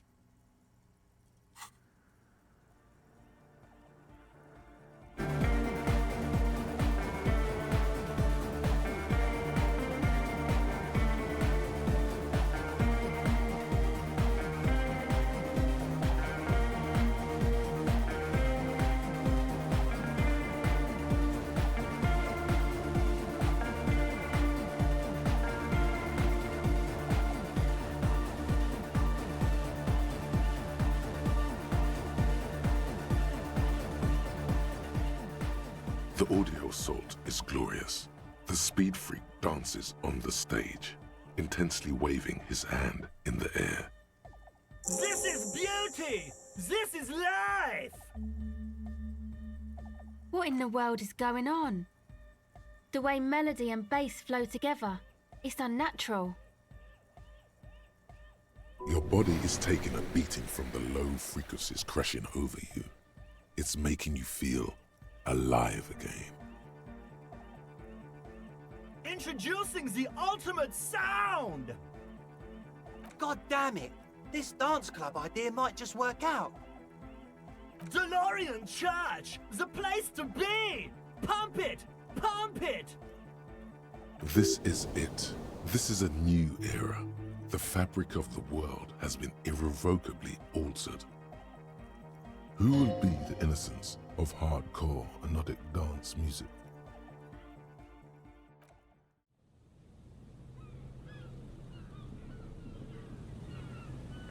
The trap stands empty near the reeds. No insect sounds or movement around. Only the reeds' apprehensive hissing. The locusts, dazed from being transported, slowly begin to acclimate to their new surroundings. They're not really going to get the chance to get comfortable here. Good, now that's done. When do you think we will return to our impending apocalypse of a murder investigation? Don't answer that. It was a rhetorical question. He doesn't want to, but if there is one more cryptozoological runaround, he must force the investigation back on track. This better be it. Our tenant, the policeman. I hope the waves don't keep you up at night. What can I help you with? I can wash it for you, but it's going to take about a half an hour. Think you can stay put for that long? Hell yeah. No, we must run around ceaselessly. It would be torture to stay put. I could use a breather, It's been another track and field day. Well, hand it over then, and I'll see what I can do. Must say, I'm proud of this one. It's pretty nice underneath all that filth. I hope you'll have an easier life in your hands. Tequila sunset. Of course. Drink first, story later. Not much, but it will do. Hey, Spiral Boy, you gonna share that? Don't call Abigail! Shut up, guys. I'm telling a story here. Something happened to you. Something happened to me, too. My actual name is George, but around here, you already know. I was once a reasonably high net worth individual, a founder/junior partner at a high concept creative services agency. When I used the profits from my agency to finance what I called a cultural incubator. Abstract value generation, value per person, high concept stuff. I developed the paradigm, worked within the paradigm, but the burden of leadership weighed heavily on me. So I went jogging every so often to keep myself sane. That's right. Getting a good run-in's important to maintaining your physical and mental health. Speaking of, when's the last time you did your laps, pork chop? 22 full-time employees, an all-star team, a potentially historical set of individuals. Worrying about them often kept me up well into the morning hours. It did. With my trusty Sansarique tracksuit, I felt like I could conquer the world. But now dreams are worn thin, much like my tracksuit. One day I left on my evening run. As you may know, it's impossible to clear your head when you're distracted by the sound of keys jangling in your pockets. He's right. It's incredibly annoying. His eyes are clouded, his dilated blood vessels encircling his irises like stinging brambles. His eyes are your eyes. So I removed the key ring and put the keys for the front gate and the apartment into different pockets to stop the jangling, you see? At least, that was the plan. I was halfway done with my usual lap when it started to rain. The reality situation became very wet, very quickly. Wet, okay? It was raining really hard. I made my way back home and discovered that I didn't have the key to the front gate. I'd mixed it up with the key to the letterbox, which was useless. Naturally, the situation required me to climb over the gate, which I did. There was no climbing down because I slipped and landed on my ass. Ouch, indeed. Reality was looking rather grim just then. Me lying on my ass in a mud pit in the middle of a heavy shower. But when life knocked me down, I always got up. So I made my way across the yard. Standing in front of my apartment door, fumbling with my pockets, I realized that I'd also forgotten my apartment key. I wish I were, Tequila. I wish I were. Instead of my apartment key, I'd taken the key to the office. I rang my neighbors' buzzers. It was late, and most of them didn't even answer. Those who did assumed I was trying to sell them something and hung up before I could even explain the situation. People are naturally wary of ad men, you see. One moment someone chats you up, 5 minutes later you've bought a box of edible lingerie and a strap-on. I don't begrudge them, especially since I was known to be one of the best. Heavy is the head that wears the crown. Just then, I experienced a moment of clarity. I still had the key to my office. I could wait out the storm there. But when I reached my office, I remembered that I'd asked one of my producers to change the locks that day.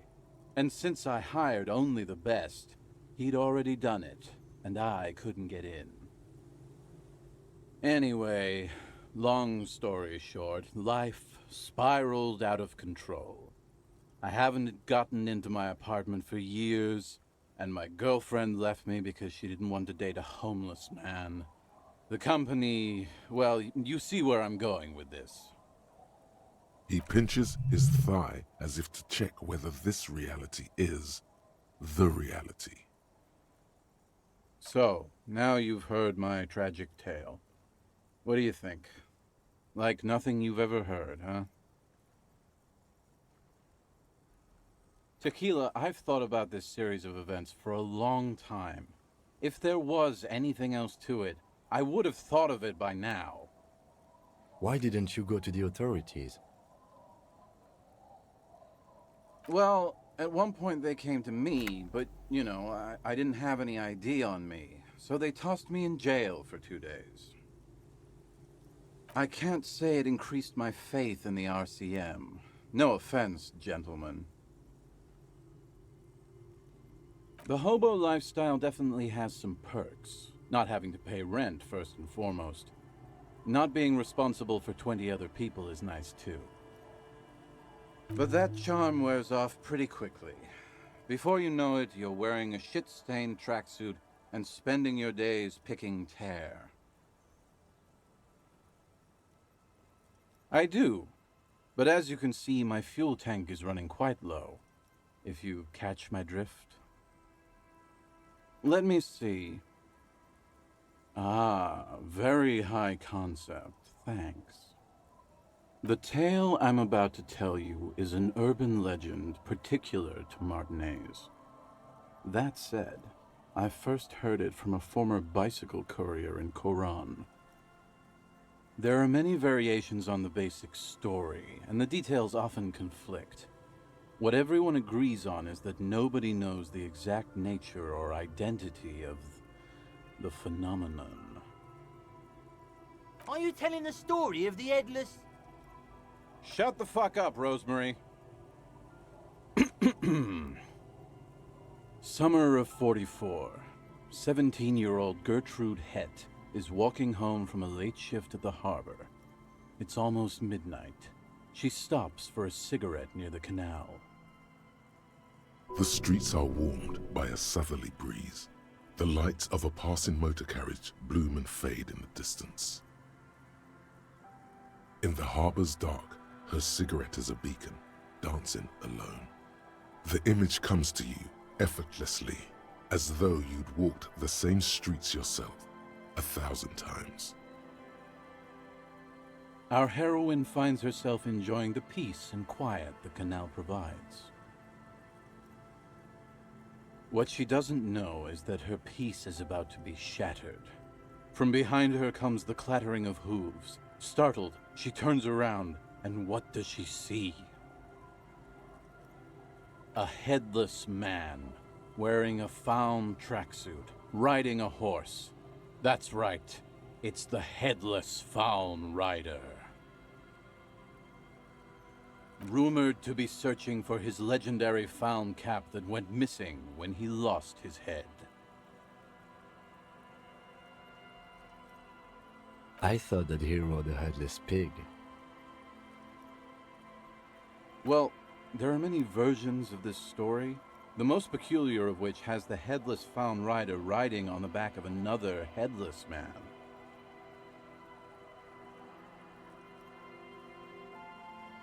Yes. According to legend, young Gertrude Het had to endure years of psychotherapy before she was able to look at a horse or tracksuit again. And she's one of the lucky ones. Gertrude Het may have been the first to witness the headless fawn rider, but she wasn't the last. Oh no. Tell him about the two feminists by the locks. Fuck, Rosemary, they were dating. No one said they were feminists. Everyone always misremembering this stuff. This wouldn't be the De Ponte Delgado case, would it? What? You know it? I've read the case file, but please, go on. Right. Early autumn of 46. Ulla de Ponte and Eva Delgado are fishing near the waterlock long after the sun has set. The wind picks up. A sky already dark now blackens. Water starts falling from above. The first cold rain of the season. Two women stand on a small outcropping of rocks. One of them is wearing a purple raincoat. Thin lines reach out from the rods into the sea. Small droplets start appearing on the surface with increasing frequency. The women are caught in the downpour. They act quickly. Eva gathers the rods whilst Ulla turns around to reach for the tackle box. Don't turn around. Don't turn around.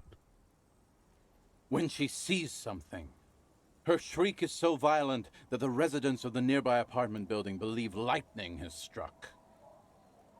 But there is no lightning.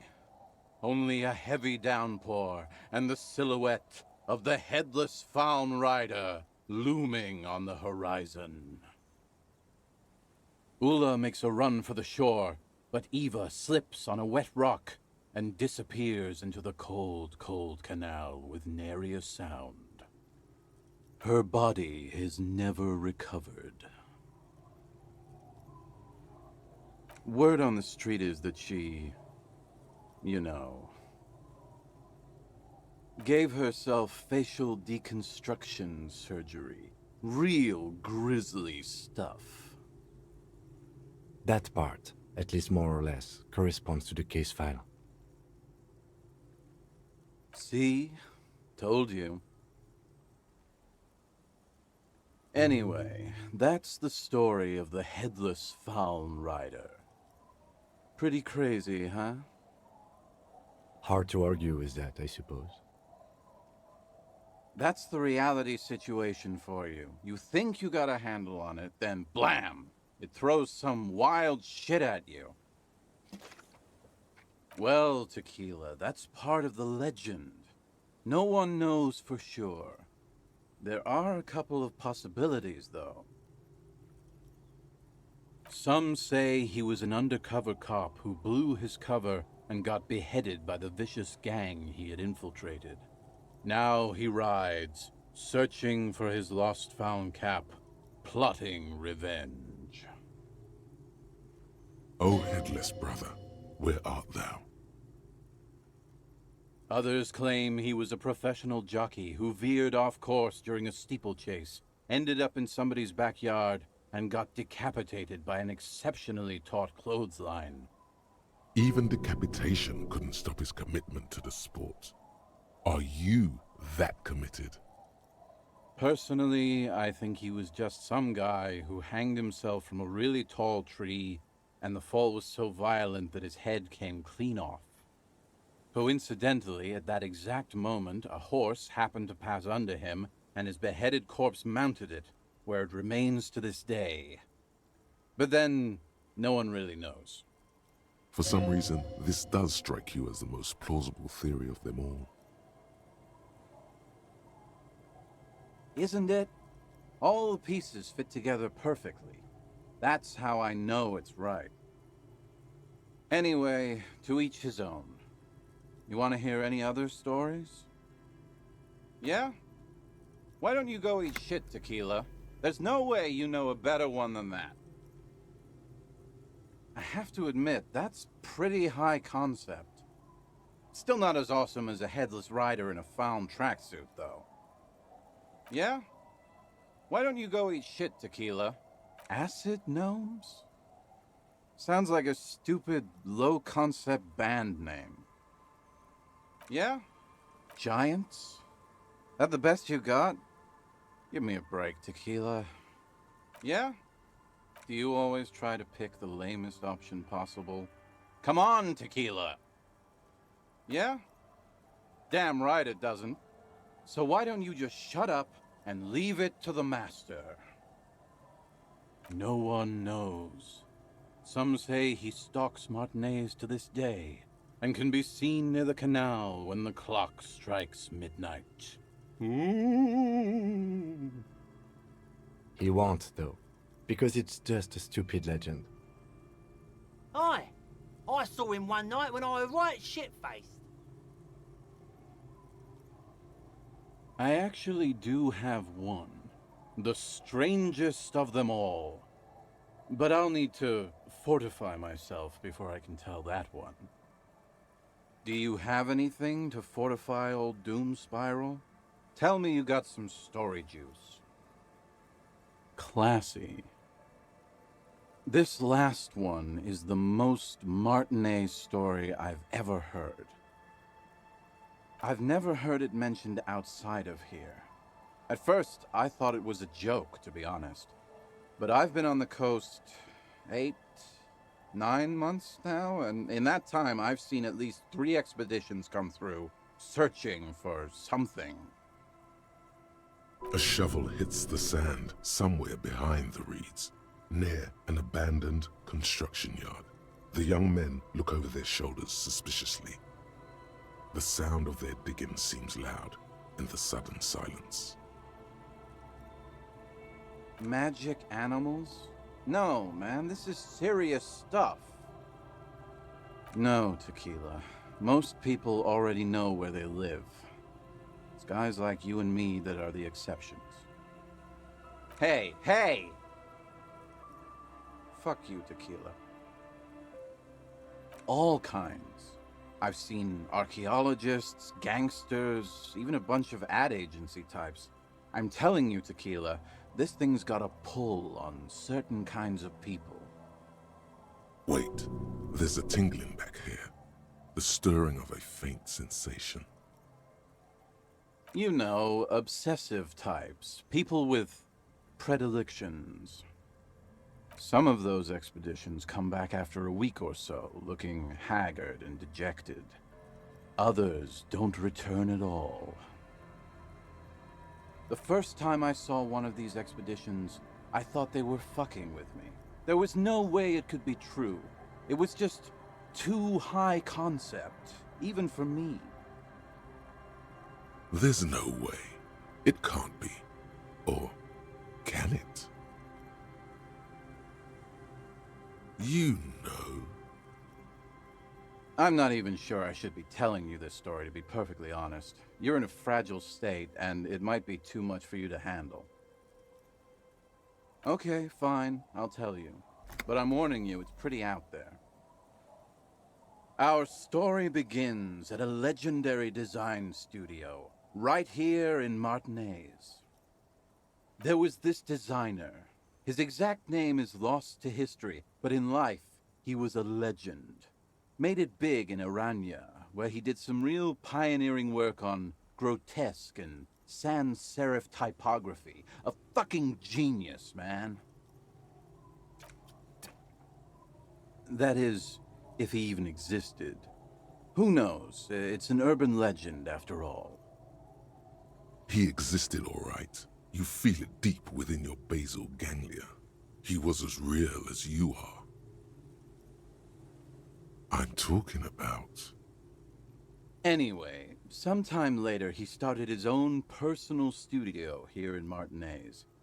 And that's when he started working on some really wild stuff.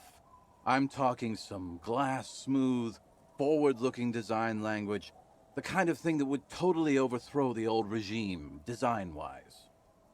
A paradigm-shattering revolutionary? But then, something turned. You see, it's widely known that nose candy and pioneer graphic design work go hand in hand. You know Tequila, nose candy, the White Railroad, party powder. The kids on the streets also call it Snow Day. Or Emelan gold.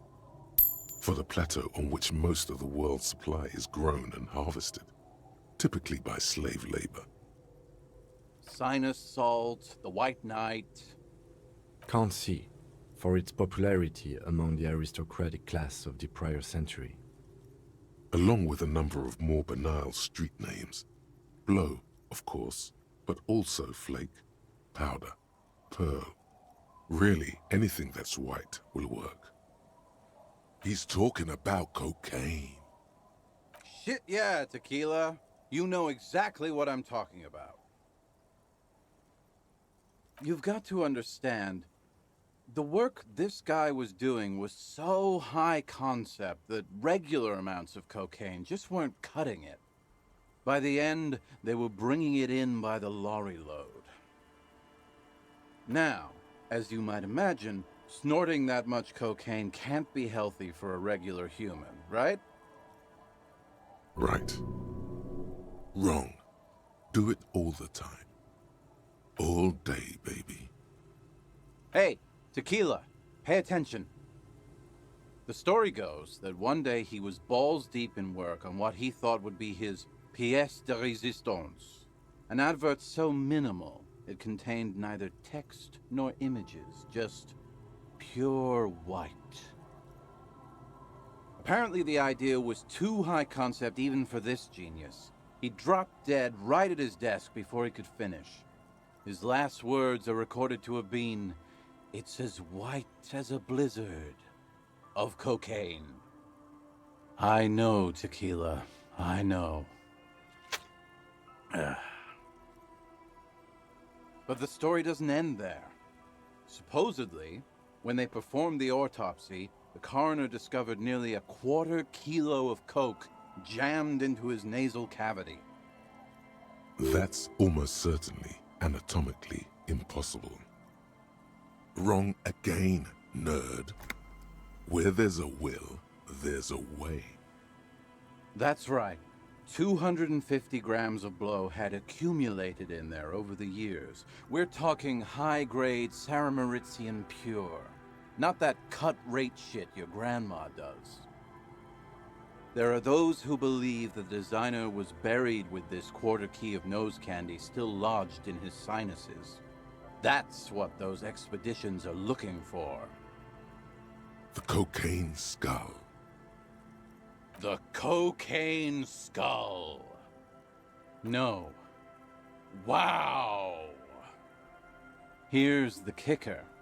This designer, this lead designer of a world-famous design studio, was born in Martinez. A local boy, Martin Martinez. That's why he brought his studio here, back to where it all began. And that's why they buried him here, too. Perhaps right under Ab's pipe there. Or probably further down the coast, or in some yard in Martinez proper. A hidden mausoleum, no one knows exactly. No, my grandma always told me his grave lay somewhere on the islets on the bay. This is ludicrous and physically impossible. Sinuses can contain that amount of anything. Now, detective. Always the skeptic.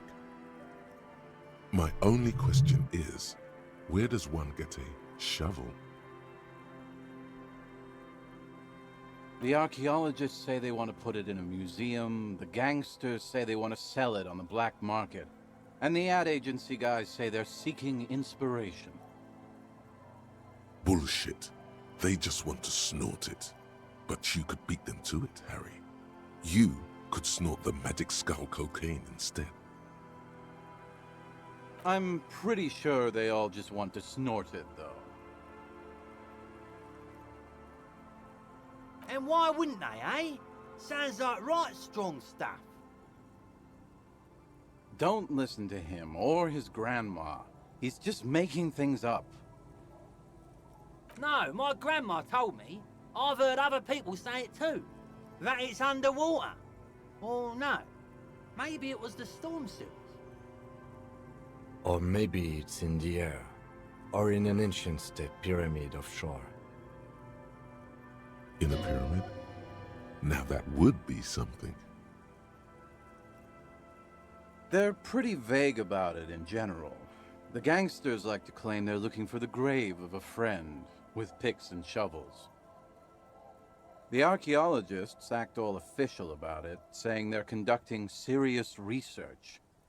Honestly, I think they're not really scientists, just rich. The junkies, for some reason, are pretty upfront about it. They just say they're looking to snort some blow out of a dead man's nasal cavity. Honest men on an honest quest. You should join them. By now, I'd say I know about as much about it as anyone on the coast. Whoa, whoa, whoa. Hold on just a minute. Finding it right now is literally impossible. What? For one, the way is blocked by that big lorry that says Delta Logistics Company on the side. You definitely have to search the area behind that lorry too, yet it is impassable. And second, outfitting an expedition like that is expensive. It'd have to be a big production to do the cocaine skull justice. You need new gear, people who know what they're doing, all kinds of provisions. It's just not feasible within the economic and temporal frame of our current setup. Matter of fact, unless a bunch of money just falls out of the sky, we might never know what's up with that skull. I have to agree. We barely have what we need to solve the case we've got now. We can't afford to run around chasing after quasi-mythical pieces of drug paraphernalia. Besides, it would look extremely bad for the RCM to be caught up in something that has the word cocaine writ large on it. The PR is tricky on this. Wait, maybe there's another way. Maybe up around the coast? Don't give up now. Yeah, well, that's the reality situation for you. Who knows, though? Maybe someday we'll get our chance. Good fucking question, Tequila. If I knew the answer, you think I'd be hanging out on a beach in this formerly premium but now extremely dirty two-piece Lycra tracksuit? I used to own my reality situation. My business buddies and I had our own creative services agency. I had a nice apartment, an even nicer piece of ass. But somehow it all got away from me. Now I can't hang on to anything. Just last week I stole this nice new jacket, but then I lost it too. The only things I haven't lost are these two drunks. You of all people should empathize with this. Perhaps this lost jacket is something you could help with? My agency, man. The Boom Boom Room. Our concept was combining high art with the lowest forms of marketing. The color red, breasts, and oil painting. I convinced my partners to reinvest some of our profits in an even more high-concept cultural incubator called Thin Air. The artists were happy, the clients were happy. I was financing a group of poets in East Revachol who were developing a new universal poetic language. But then it all went to shit. Sounds intriguing. What say you, Art Cop? If it sounds like it makes no sense, that's because it doesn't.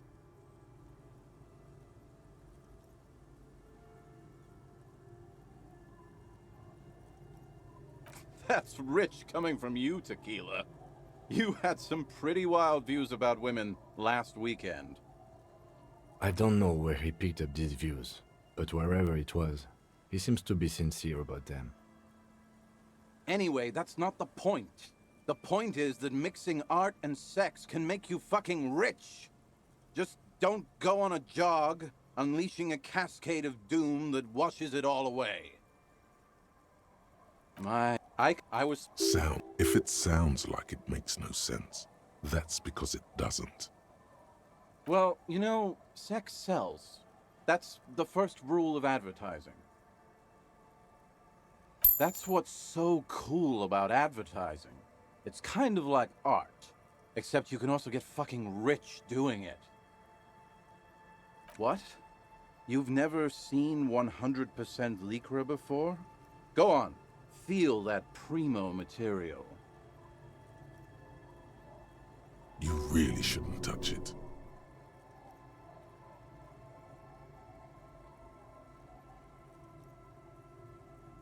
That might be the right idea.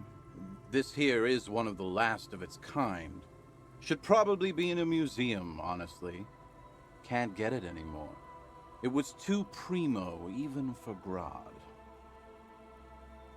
By primo, he means possibly carcinogenic.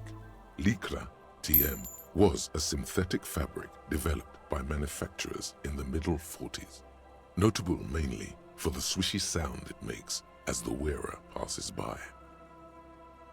It's also known to become extremely itchy if not properly cared for. Wow, you're lucky. He never lets me feel it. That's because your paws are fucking filthy, Rosemary. We're right next to the bay. You could wash them anytime. My fellow members of the Union of Moribund Alcoholics? They're exactly what they look like. Hey, tequila! You want to buy some speed?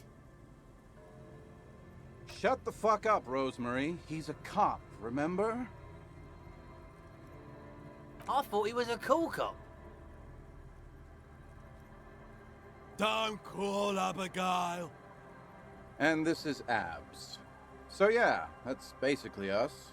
We drink together.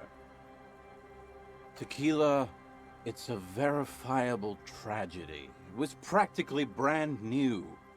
Sure, it didn't really go with my Lycra threads, but it did itch a lot less. Say, you're a detective, right? Maybe you can help old Doom Spiral out. Solve the case of the missing jacket. What do you say, Tequila?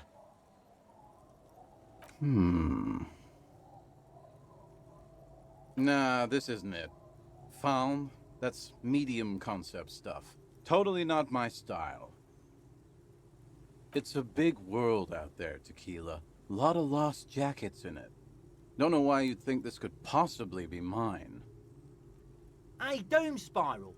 Ain't that the jacket you stole the other week? Not on your fucking life, Rosemary. What's wrong with you people? Like I'd be caught dead wearing fawn, like some low-concept bicycle courier. Tell you what, Tequila. Why don't you just hang on to that one? I'll get another jacket. Someday. At least you got a nice jacket for your troubles. Okay, let's step aside for a second. I have something I want to talk about.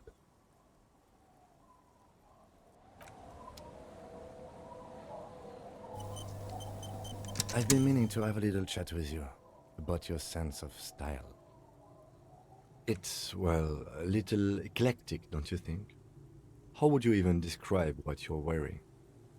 Eclectic is for pop music with indigenous percussion.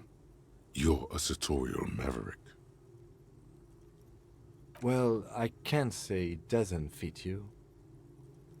Still, you might try branching out a little. You know the expression, the clothes make the man. The right outfit in the right situation can make all the difference in the world. Let's not get ahead of ourselves, detective. A warm smile. Anyway, we should probably get back to the case. Let's go.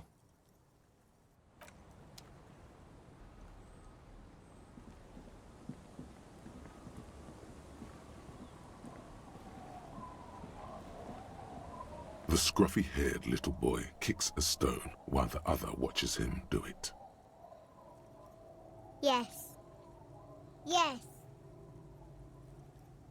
It doesn't look like he knows what that means. What bad people? I don't think questioning 4-year-olds without their parents present is gonna crack the case. Then we're definitely doing it. The scruffy-haired little boy kicks a stone while the other watches him do it.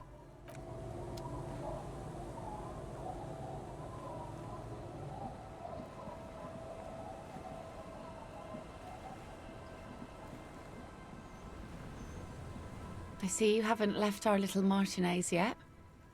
Still running around. Like some kind of cross-country law official. Hi. I guess you do. What's on your mind, officer? Oh? Who? Well, how can I...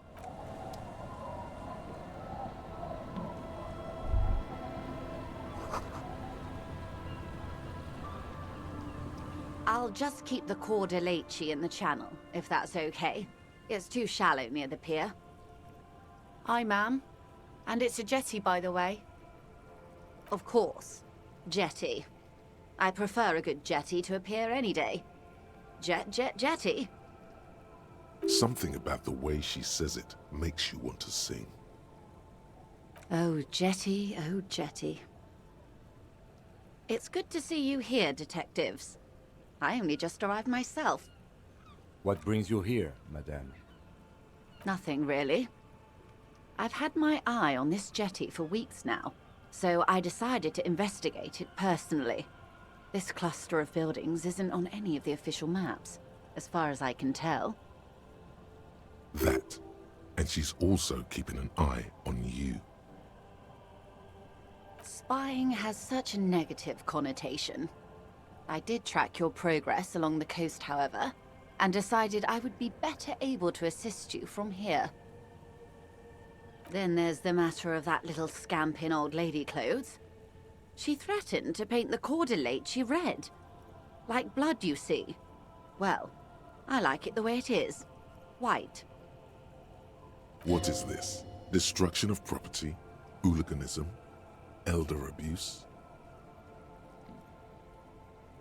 It's just as well. Lillian and I are getting on much better. For one, she appreciates the concept of rent.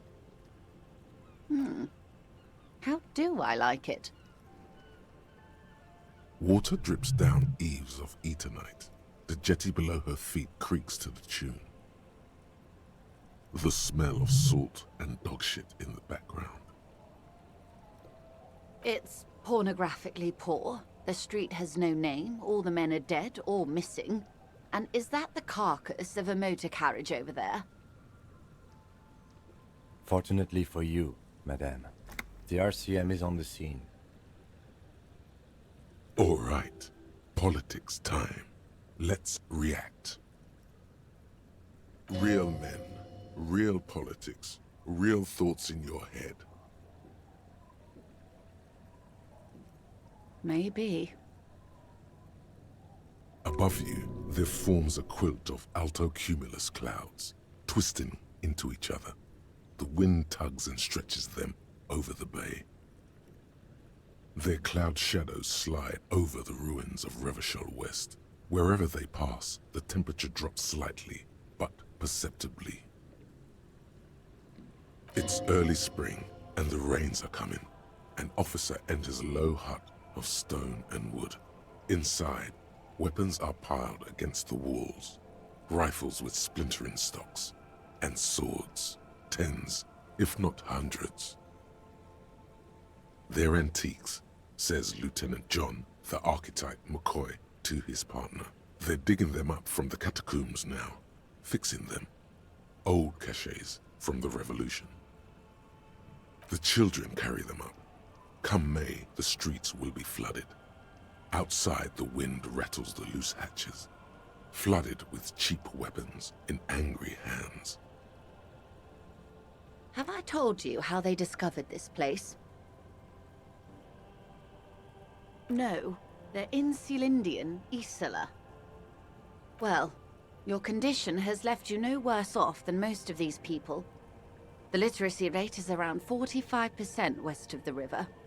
50 years of occupation have left these people in an oblivion of poverty. I knew you would sympathize. Most Revacholians will never know what this place means. Our home. This island of matter. Or why they were ferried over in the first place. Remind me to tell you one day. For now, how can I assist you in this new location? Do we? I hear you have singled out a suspect and are in pursuit. This is cause for cautious optimism. I would not want to delay you. This story she will tell only before she leaves Martinez, at the very end of her stay. Maybe there is something else I can assist you with, while you're hot in pursuit?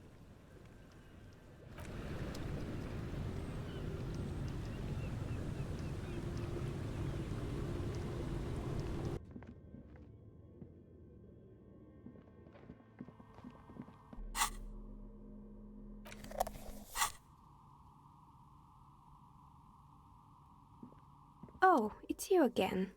Are you looking for a die? Very good. That will be 7 real for 1 custom die. 1 universal die for Wirral Untethered. It feels icy. Just holding this die in your hand sends a jolt of cold down your spine. Through the dark resin, you can make out a nugget of bone hewn from an alligator's jaw. You mean the curse that I'm spared of because I live outside its immediate reach? I'm listening.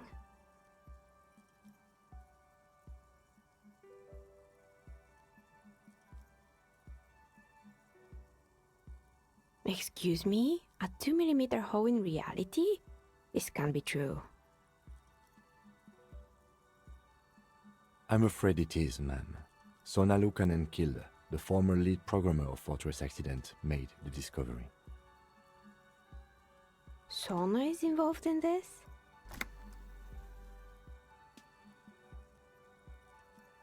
So it's even worse than I thought.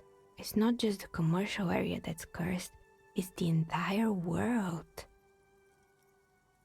She looks outside the window where daylight has filled the yard.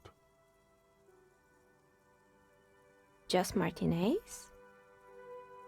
In any case, thank you for stopping by. It's good to have an answer, even if I can't claim to understand it fully.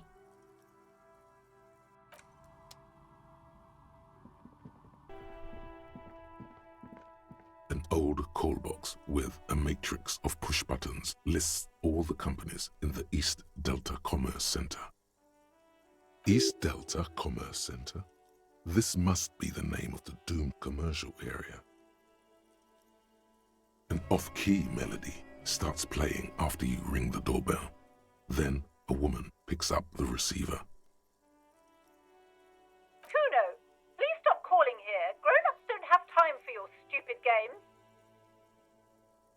Oh, I'm sorry, officer. I thought you were... But the doorbell is broken, and the bookstore shouldn't even be on the list anymore, so I can't help you. Please don't call here again. Thanks. A single beep indicates that the line has gone dead. You ring the doorbell, but no one answers. What an ominous name for a hair salon. Doesn't bode well for anyone's hair. Just seeing the words Andro Orlando gets your hackles up. Its very existence is a threat to your masculinity, to say nothing of your hair. All you hear is static, but no one answers the call.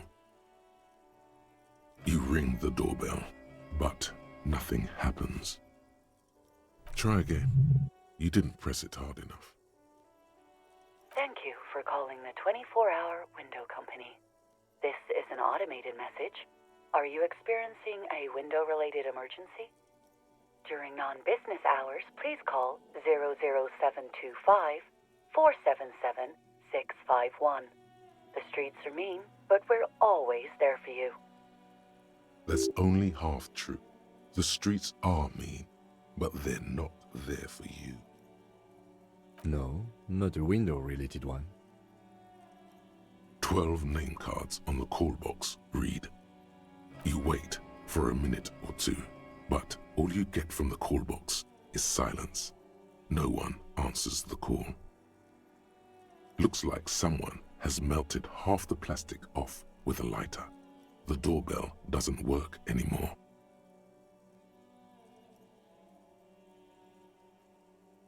Silence. No one's home at Fortress Accident. Silence. No one answers the doorbell.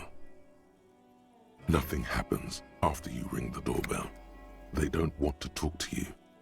You're going to just stand there and take it from a doorbell? Like a cat's whiskers, your moustache feels it first, followed by your lips. The corroded metal of the intercom, cold, unattainable. Now you're kissing the doorbell. The doorbell remains silent. When was the last time you kissed? That's unsanitary. Silence. No one answers your call. This button looks new, but someone has removed the name card. Nothing happens when you try to ring it. This button looks new. I wouldn't be surprised if it hasn't been connected yet. Is it the dice makers? You hear static from the intercom speaker.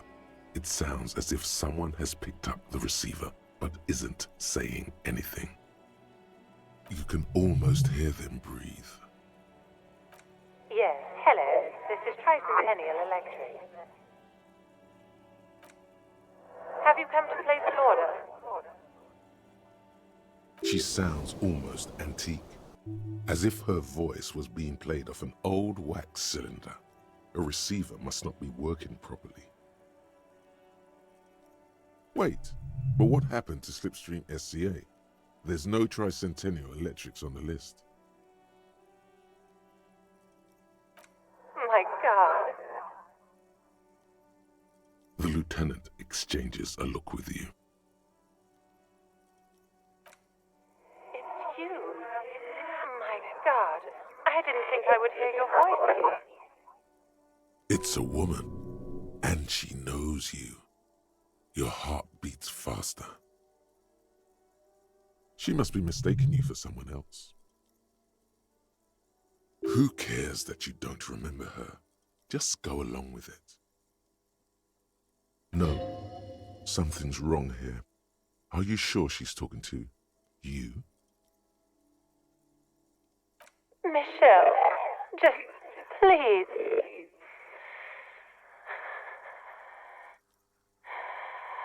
Sounds like a ghost.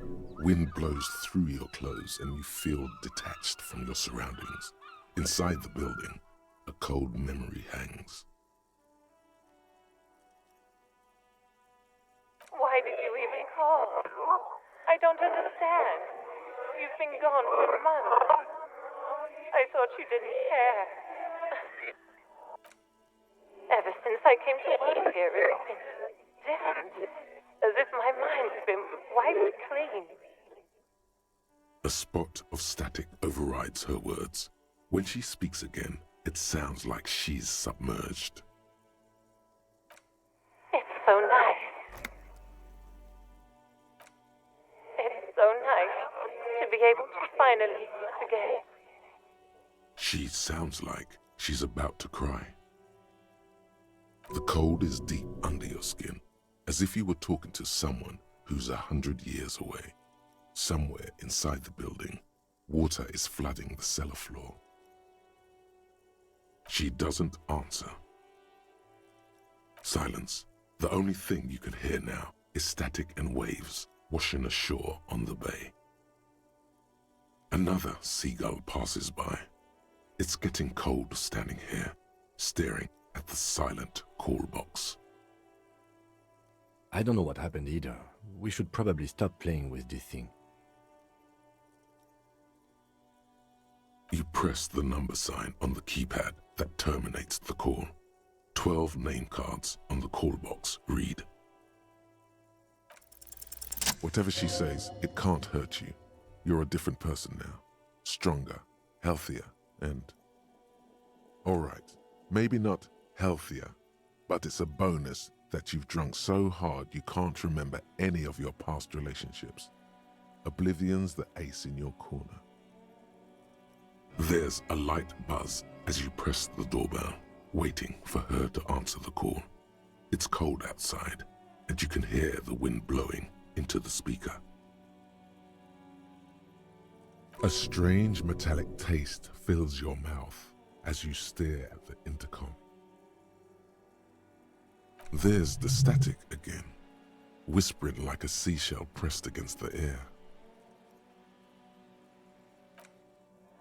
Yes, hello. This is Tricentennial Electric. Have you come to place an order? My God. Here come the bad vibes again. Relax. Distance yourself from it. It's you. My God. I didn't think I would hear your voice again. Wait, is she... Michelle, just please. Why did you even call? I don't understand. You've been gone for months. I thought you didn't care. Is this some kind of joke? The voice from the intercom doesn't answer, but you can hear her breathing. Wind blows into your microphone again, crackling and echoing in the box. Your hands are getting cold and your breathing becomes visible, forming small silvery puffs in the air. Ever since I came to work here, it's been different. As if my mind's been wiped clean. It's so nice. It's so nice to be able to finally forget about you. And then it hits you. She tries again not to cry, and still doesn't succeed completely. Her quiet sobs sound old and distant, as if her voice is being played off a wax cylinder. Real or not, your mirror neurons react. It feels painful to be listening to this. Anger boils up in your chest.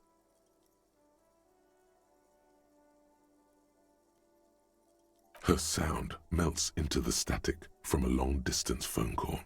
From time to time, you can hear people talking in the distance, but can't make out any words. This is where you hung up the call the last time, but the recording is still going.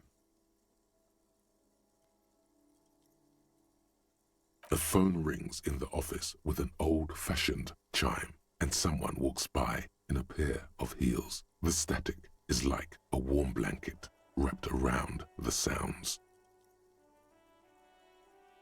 No one replies, but the static grows stronger like rainfall. Then a female voice speaks out, completely different from the one before, glorious and total somehow, crawling inside your head. For 300 years I have been here, volatile and luminous, made of sodium and rain.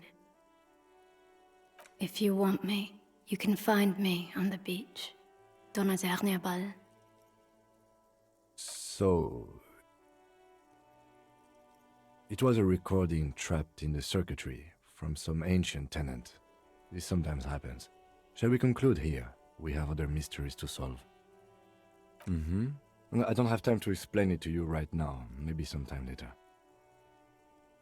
Don't take this the wrong way, but during our short stint working together, something weird is almost always happening to you. That is true.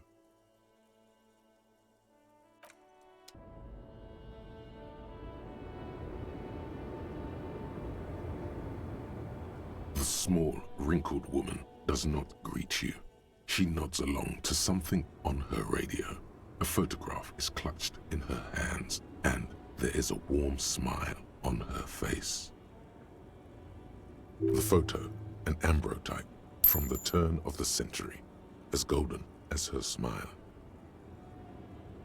It's the warmth of a winter night's fire. Maybe she could give you comfort and shelter, some cigarettes and food money. Maybe she's your... Nothing. Her smile just keeps widening. Her hair is grey like lead. No, this one is a monster in disguise. If you want her attention, you may need to be more forceful. Where am I? Who are you? The smile on her face has disappeared, replaced by the wary aspect of a cornered beast. Never mind. I remember now.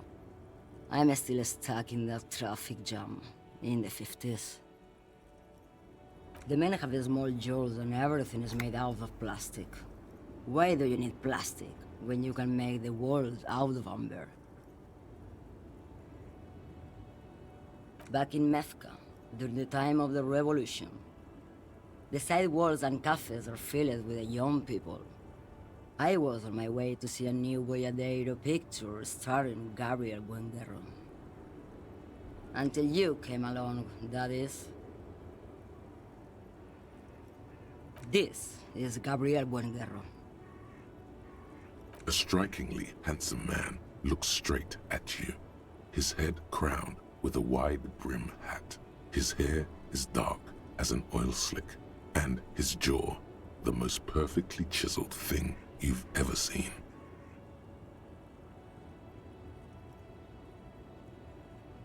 This man's got a hold over her, even 50 years later. You can feel it.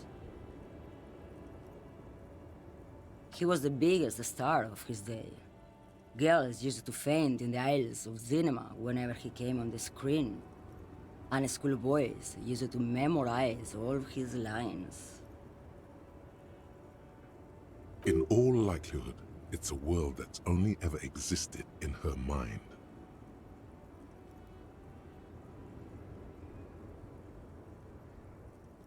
Someone was. They are someone's memories, boy. What difference does it make if it's me or not? They're beautiful.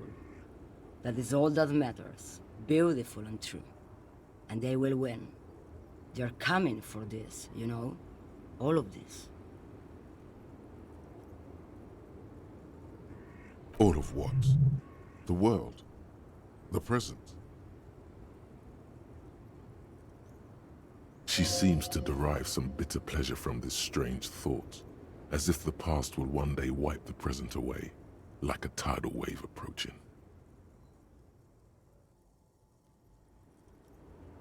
I wasn't dreaming. I was there, Lawman. It was early spring, and the man behind the black sun had just come out. The posters were 20 meters tall. Everything was golden. While you, people, were tearing each other apart over your petty little revolution, in Methk, it was a golden age. The Republic of Mesk is a massive confederation on the Isola of Muindi, the world's largest state by territory. It's a petrostate, a constitutional monarchy, and, as of recently, an outcast due to its tilt to the far right. Why not, Harife? It's not like I have anything better to do in this hellhole. Diamonds?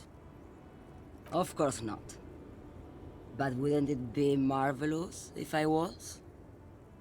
Whatever stupid things they put in the lorry, I imagine. I quit concerning myself with that a long time ago. Besides, I don't drive the lorry for the cargo, if you know what I mean. She says that as if something narcotic is the real reason. Oh, it's so much more than a high where I go, Harife. It's low. I go to the bottom. Yeah, it's definitely some kick. Some terrible kick. The Pale, probably. This Pale sounds like it's the shit. Then it's contraband, Lawman. What? Do you want to take an old woman in? Be my guest. Lock me away like Bad Hand Hermenegildo. Bad Hand Hermenegildos' bad hand strangled 300 people. What can I say?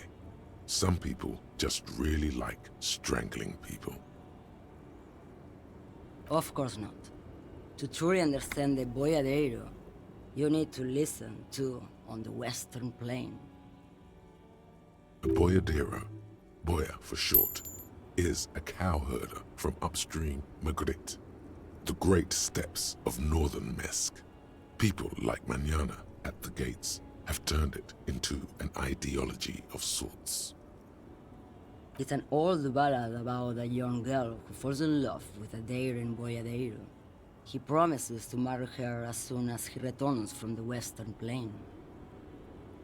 Of course not. The boyadero returns from the Western Plain a changed man. One night, as he and his beloved are out walking along the river Maigret, she pleads with him to give up his riding and settle down. In the background, you can hear the orchestra swell as the screen fills with the maiden's imploring eyes. No. The boyadero strangles his beloved and throws her body in the Maigret. Then he rides off, because the Western Plain is calling to him. The most beautiful. A true boyadero needs a whole horizon to himself. He can be tied down by man or woman. His beloved was selfish. She didn't know what it meant to love a boyadero. What if to truly love a boyadero is to float lifeless downstream? She's just a distracted old woman. We should maybe let her get back to her things. You hear that, Lowman? I don't think your partner likes you spending too much time with me. Nothing. I just don't think she's connected to anything. It's because of the Pale. He doesn't want your frail mind caught up in it. And this woman has spent time in the Pale. A lot of time. Oh, don't worry about me. I'm one of the best communers around. I drive routes no one else will. Lomonosov's Land, Udashnaya Zemlya, the Western Plain. A terrible cold comes over her, rattling her teeth as she stares inward. The Transcatolia Magistral. You for 1A. Adestradas du Mirador. All the good ones. The deep trenches. Where the bluebirds fly. You're right, Lowman. I'm the one who should take my health more seriously. Thank you for looking out for me. A correct appraisal. You're quite shabby. Is that all you woke me up to say? And what is that?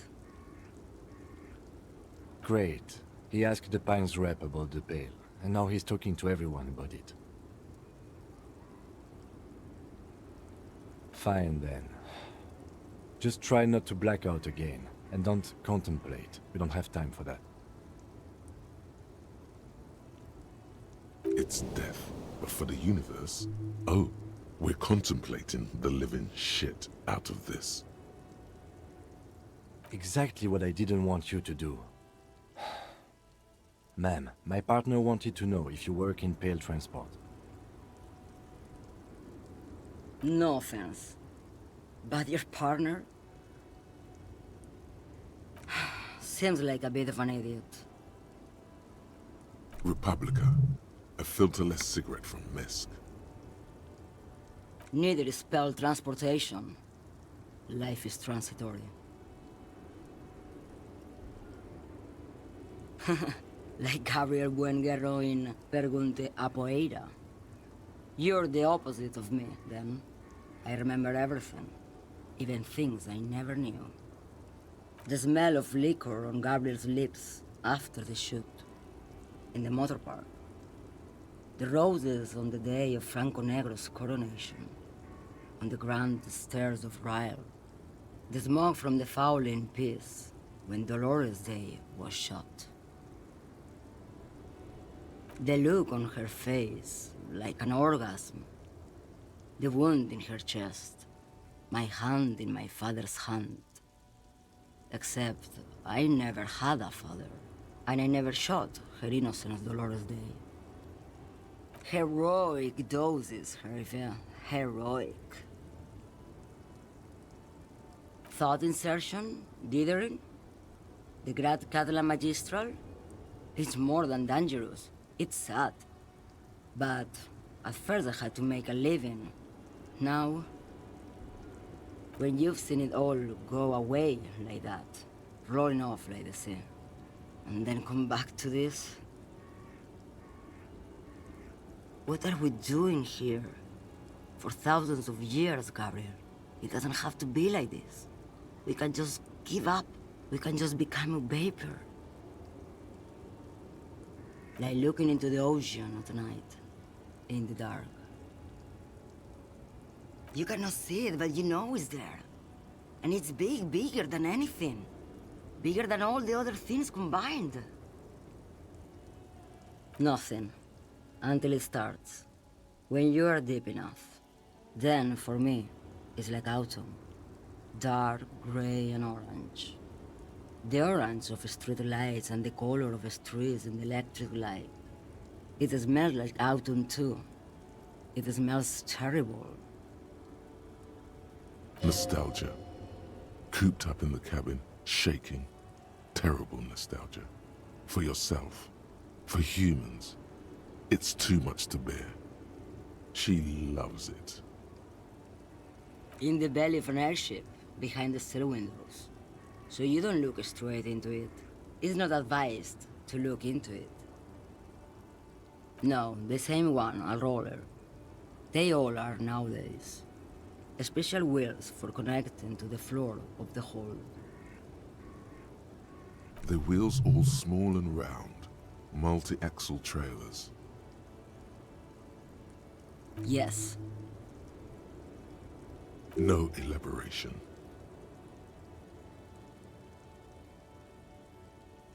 They say there is a point. One that I have not crossed. In the Pale, super deep. If you stray too far, of course, on the U41A, or in Lomonosov's land, where every step you take is one step further from home, no matter the direction. It's a point you cannot come back from. Your mind becomes so radiant with the past, there is a flip. Instead of writing, it erases memory, nearing some kind of indescribable finale. Maybe you've been down the motorway south? It's a story as lone horsemen tell. Lone horsemen, Tarife, not Paledrivers. Way beyond the established Pale that's lit by radio frequencies, where it goes silent and dark, and the process begins, erasure, kilometer by kilometer, in any direction. The motorway south is a road you cannot come back from. No one knows what's at the end. I've only glimpsed the beginning. I've only felt it in the distance, when I was a child. A child rowing on the lake. Josiana. There is nothing more to do now. She's far away. She is receding in the clutches of some indescribable scattered emotion. The child, descending. You've fried both your brains enough for today, detective. Let's get some air. This one's far gone.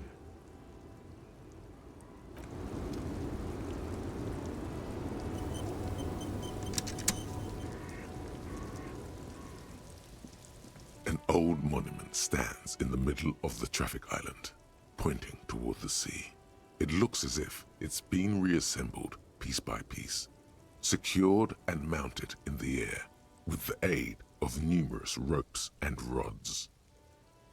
A silver plaque on the statue's pedestal reads, "I am Philip III, the Squanderer, the greatest of the Philippian kings of Revachol, son of Philip II, the opulent, father of Philip IV, the insane. Not a good track record of mental health in that family. As you look up, you notice something about the statue. There are some odd indentations on the king's chest piece. Something with great kinetic energy seems to have impacted the cuirass, around where the heart is. A bullet? Someone shot him in the heart. Interesting. Okay, I can't see it, but I take your word for it. Well, Martinez is riddled with bullet holes. This place saw a lot of action during the revolution, but the statue is recently renovated, so maybe a joke? Target practice or a political statement? Why not? What this shows us is guns aren't too uncommon here, and people still shoot them, sometimes at kings. The king stands high above you, surveying the bay, mute and indifferent to your sightings. Even by the standards of the Philippian kings, old sumptuous Philip was known for his profligacy. Well, he blew through the whole national treasury, starting the decline of one of the penultimate century's greatest superpowers, the suzerain of Revachol. His own maladministration foreshadowed the fall of the monarchy during the anti-centennial revolution, an end to his family line and the monarchy on the Insulindian Isola. Stories have it that he had his bedroom converted into a treasure chamber, where he stored unfathomable wealth, Krugerrands, bars of gold, ornate weaponry, armor, and various chalices. He called it the Sol Aurum. It was obscene. There were whispers he slept on a huge pile of gold-dipped feathers, like some obese dragon, instead of a bed, like a normal person. The man certainly knew how to live.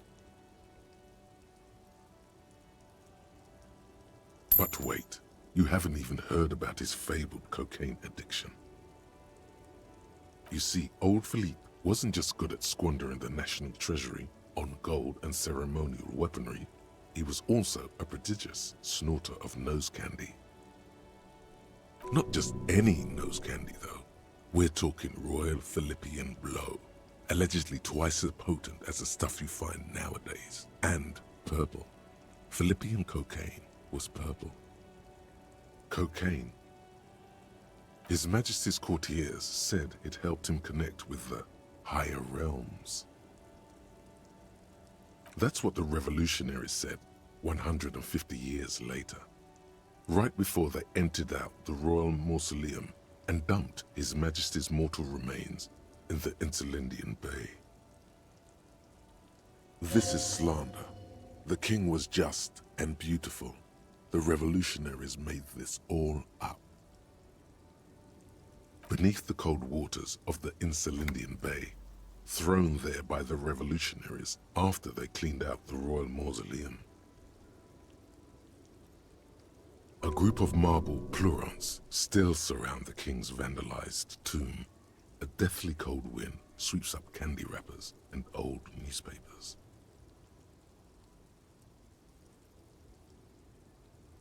The original was blown apart by communards, then further damaged during the landing of the coalition's airships during the turn-of-the-century revolution, when Martinez was leveled.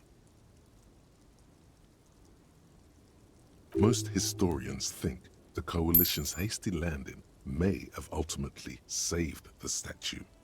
If the communards had more time, they would have reduced it up to even finer pieces. Some years ago, a group of liberal, artistically inclined individuals, designers mostly, thought it would be ironic to restore the statue of the most wasteful ruler of Revachol in the poorest part of the city.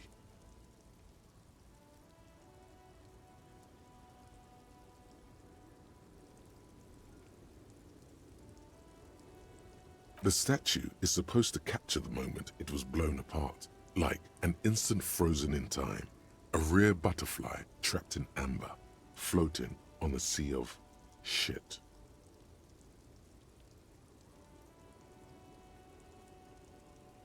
People in Martinaise tend to disagree, as do many prominent art critics and thought leaders with more nuanced social awareness than the young ironists. Those critics might have it wrong, though. There's more to it than just ironism, but you can't say what precisely. Perhaps this art mystery will be solved at a later time? Philip III, the Squanderer, however, with his bronze face up in the air, doesn't seem concerned about what the hoi polloi think of him in death. Not that he ever did in life either.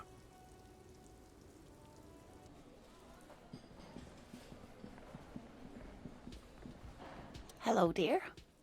It's good to see a familiar face. Thank you for doing that, dear. Her smile is wary. Her earlier ebullience has left her.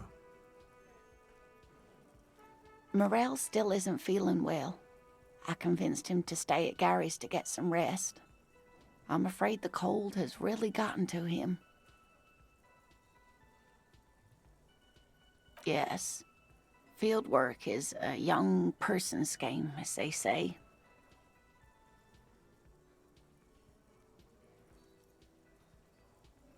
Her voice is shaky. What is going on here? Morel will eventually, or we'll talk Gary into going back out, perhaps. The lieutenant stares at his shoe, caked in mud. He doesn't say anything. No, you don't have to do that. Enough of this fool's errand. Morel will do it. Or Gary. You have work to do. I've wasted enough of everyone's time. Be real. Gary is not going to help with this. That really is too much, sweetie. Thank you for your dedication, but I can see you're coming down with a cough yourself. Fuck that cough. It's not happening. The insides of your lungs are lined with tobacco, a powerful antibacterial agent. You are unstoppable. Very strange. Why is she not letting you do this? It's like she's given up. Different? How? Answering a question with a question, for example. Defensive isn't her usual style. I'm in doubt, sweetie. That's all. Everyone is now and then.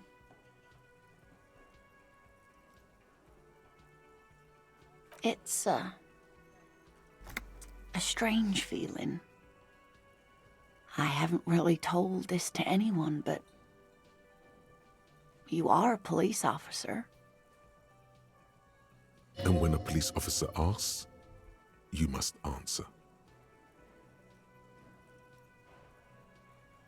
Do you ever wonder if some lovely story from your childhood is just that? A story? Or a dream? Hunching her shoulders now. She seems even smaller than she is. Like a sad young girl. Seeing the Insulindian phasmid was just a story I used to tell people.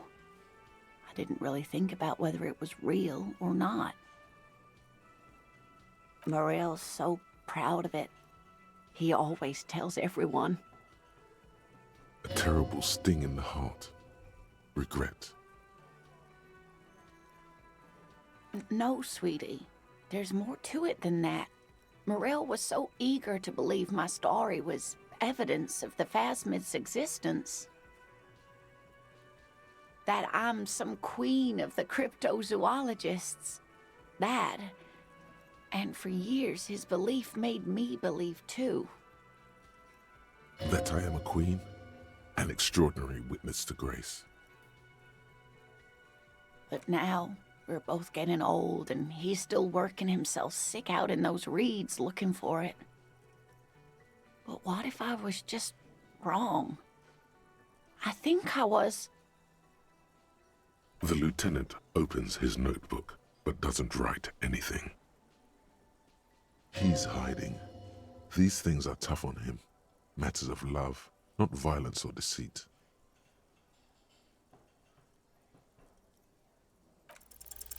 An acorn is not the same as the tree. That requires time, diligence, and care. All qualities these two seem to share in abundance. But it is. We've spent years searching for the phasmid, hunting it together. Without it, what are we? Just another pathetic old couple. If I hadn't led him down this path, he could have a steady job lecturing at a university. You know, this reminds you of the Pericarnassian theory of love. In essence, love is a relay out of death. Generation by generation, our love remains in our progeny. Lay some of that on her. Oh, sweetie, I don't think the Pericarnassians were thinking of people in my situation. I was a paraplegic before we met. He didn't know before I arrived, on our first date. If I weren't the queen of the cryptozoologists, if I didn't tell him that story... She has to swallow to relax her throat.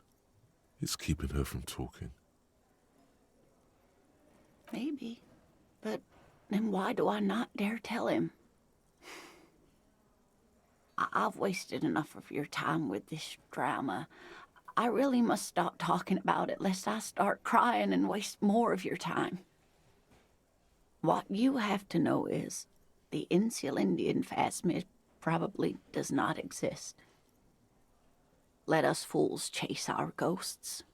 There are a million better things to do with your life. Are there? Some of the other things are pretty bad.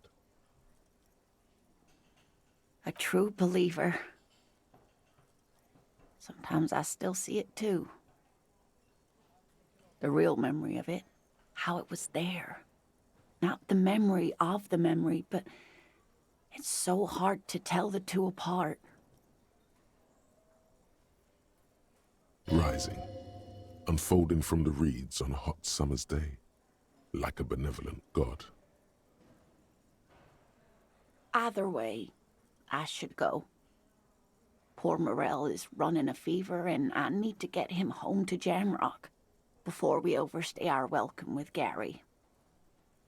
Oh no, thank you, but I can get there on my own. This old thing is gas-powered.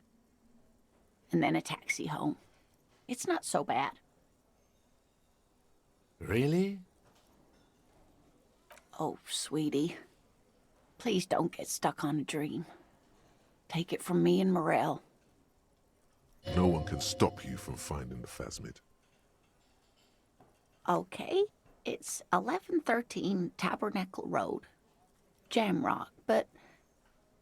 A sigh. She doesn't think you'll need it. Likewise, sweetie. Thank you for everything. Truly. Even though it turned out to be a waste of time. A dream. A lie. A fool's hope, say her lips moving in silence. Like that, she drives off. The gas engine putters quietly as she gets to the doors, then pushes them open. Outside, it's raining. We should go too. Somewhere out there, a kilometer to the southeast, a gust of wind shakes the felled building, rattling dusty windows, beckoning with strange coldness, to ask the wind once more.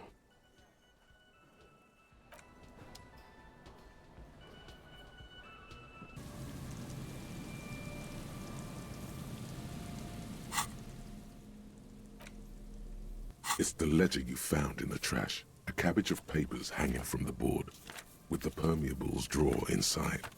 It's barely held together by a clip, then made complete by the faint smell of urinal cleaner. They're not exactly white. They're yellowed in patches by sunlight and alcohol, and covered in dense blue handwriting. Ink escapes into watercolor patterns, reaching its tendrils across entire pages. The paper itself is checkered, with faint red lines forming short paragraphs. Once in a while, there's a red stamp that exclaims, "Case files commit to paper." The case files themselves are plenty. You count more than 100 sodden, crumpled up, earmarked pages falling apart in your hands. They appear to be sufficiently organized and extremely dense, if mostly illegible. Work, strife, poverty, the Jamrock Quarter. These are handwritten logs of investigations dating back to January 51, this year. The exact number is hard to estimate, due to missing pages and an odd naming convention. But there are at least 20, maybe 30 cases undertaken, not completed, mind you. It's the middle of March. You have attempted 2 cases a week on average. What do you mean? Is that all? The notebook is annual. It says 51 on what remains of its cover. A molten strap of cardboard. Everything prior to this must have belonged to a previous volume. In short, there was more. Judging by the creases on your forehead and the lines on your cheeks, too much more. Going back years, decades even. Huh? 2 complex cases to undertake is a lot, yes. You really have to push yourself. I would not suggest it, lest you start making mistakes. 2? That's a lot. I didn't mean to say you are making mistakes, by the way. That was presumptuous of me. It's okay. We all make mistakes. God knows I've made my share. He tries not to think of them.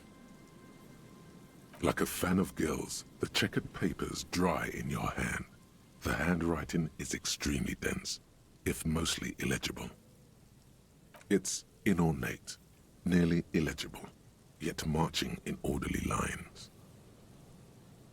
Pedagogical, somehow. Brash. It must be yours for you to be able to read it. These are the lines of someone who has written by hand a lot and has developed a style only they themselves, or you yourself, can decipher. Written in a rush, in pain, a race to beat your own heart's pulse to some dark finish line. Your hand cramps up merely looking at the scribbles drawn, as by some magnet, to the red checkered margins, fast but always straight. Wearing out, nearly gone. Sometimes he forgets to keep the pen on the paper as he moves his hand, and the lines vanish from underneath. Yes, it appears you employ a, shall we say, robust yet literary system. Each investigation has its case number written on the margins, yet, still more tellingly, most are accompanied by a name. A title, one might say even. One that draws inspiration from snoop fiction and vespertine cop show staples.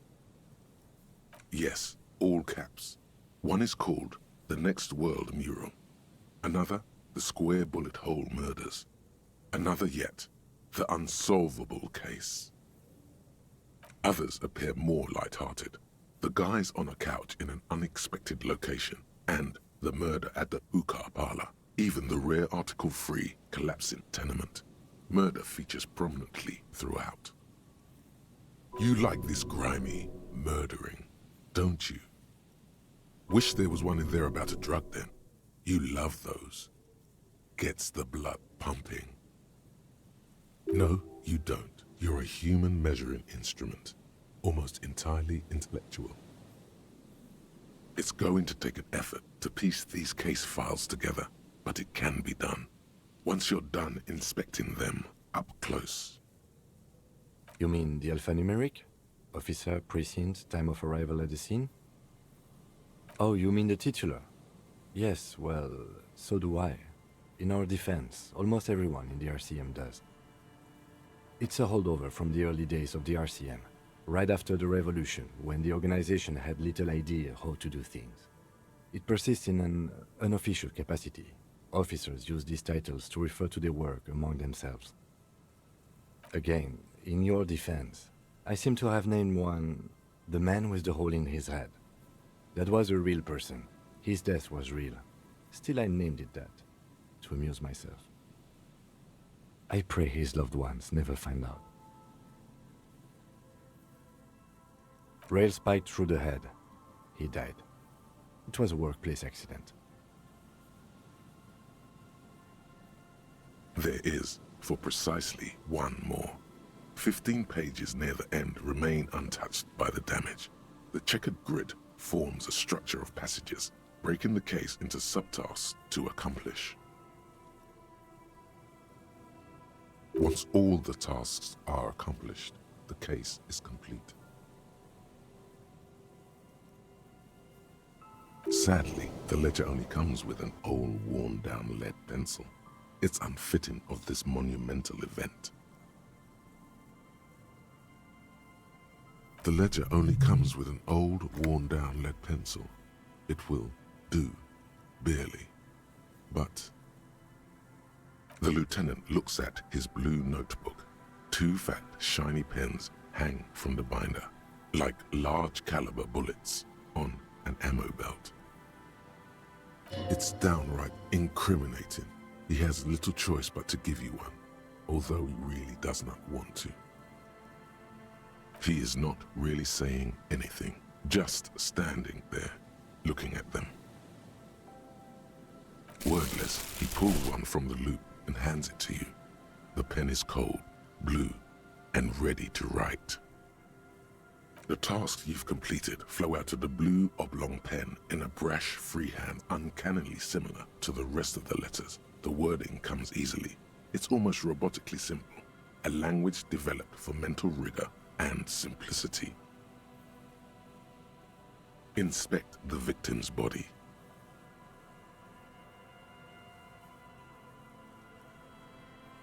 Get the body down. Interview the cafeteria manager. It's not exactly poetry, but poetry would be out of place. A satisfying slash sounds across the paper. You're done, it seems to say. And you, and you. And a fuck you to you too. That last one cuts a slash right through the paper. You're a swashbuckler with that pen, Harry, and it feels good. Feels like completion. Things to be done and things already done. The composition of reality.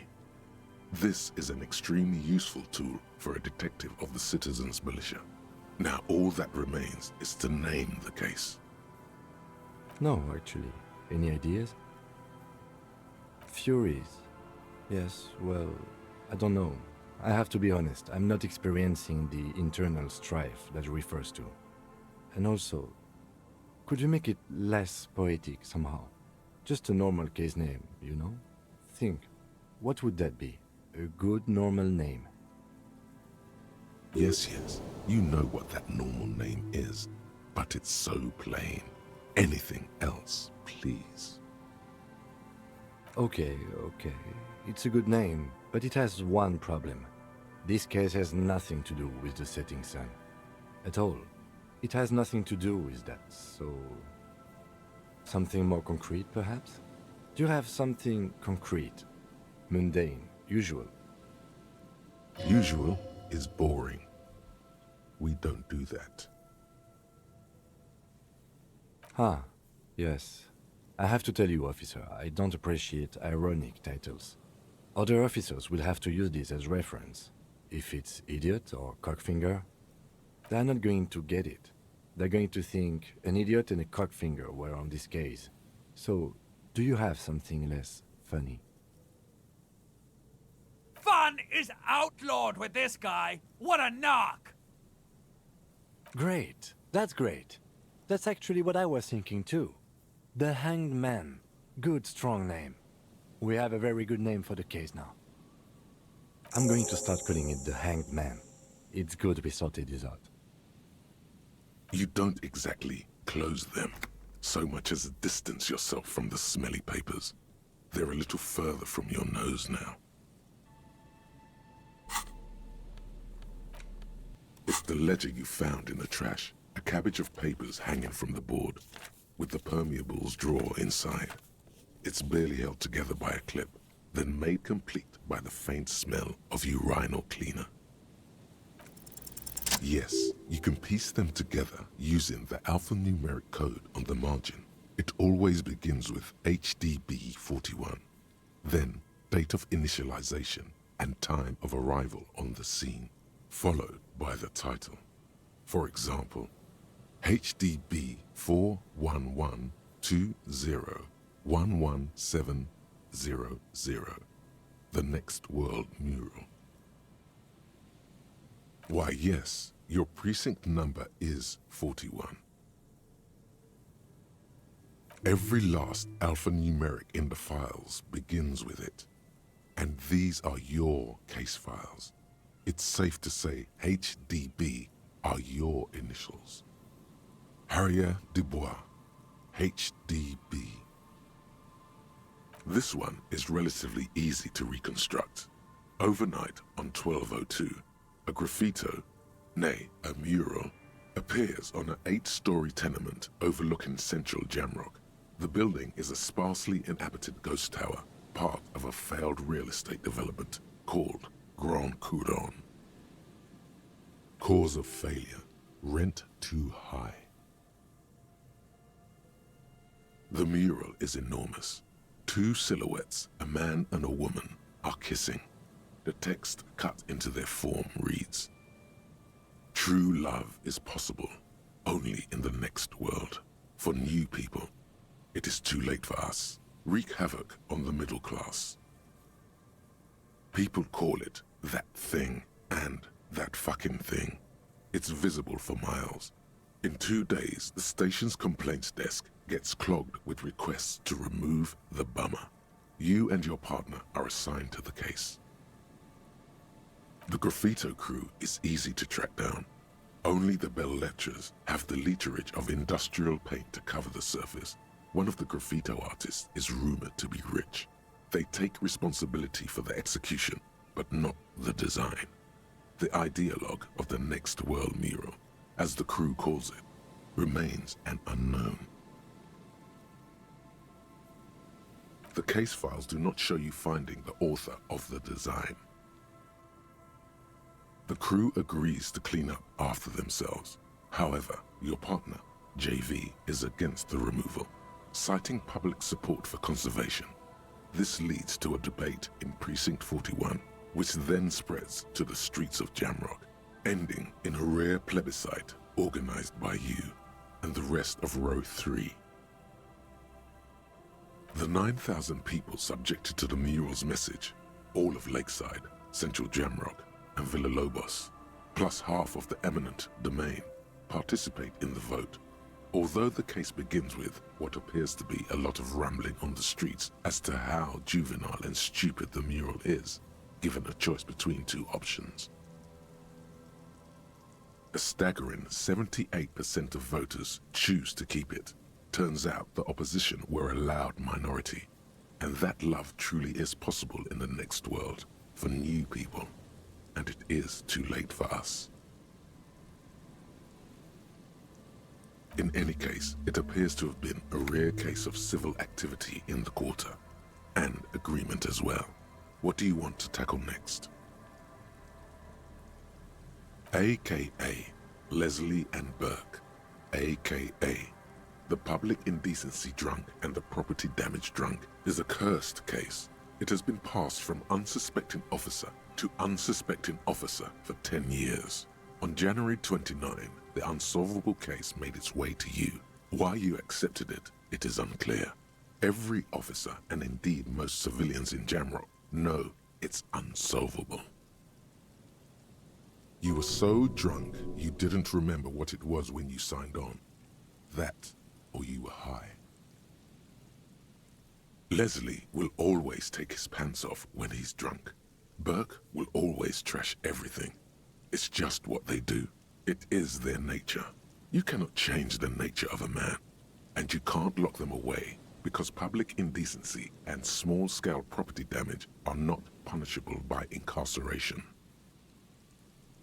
The only way for Leslie to stop displaying his genitals and for Burke to stop attacking things would be for them to stop drinking alcohol, which in their 40s or 50s, it's hard to tell because of their distorted features, is a medical improbability.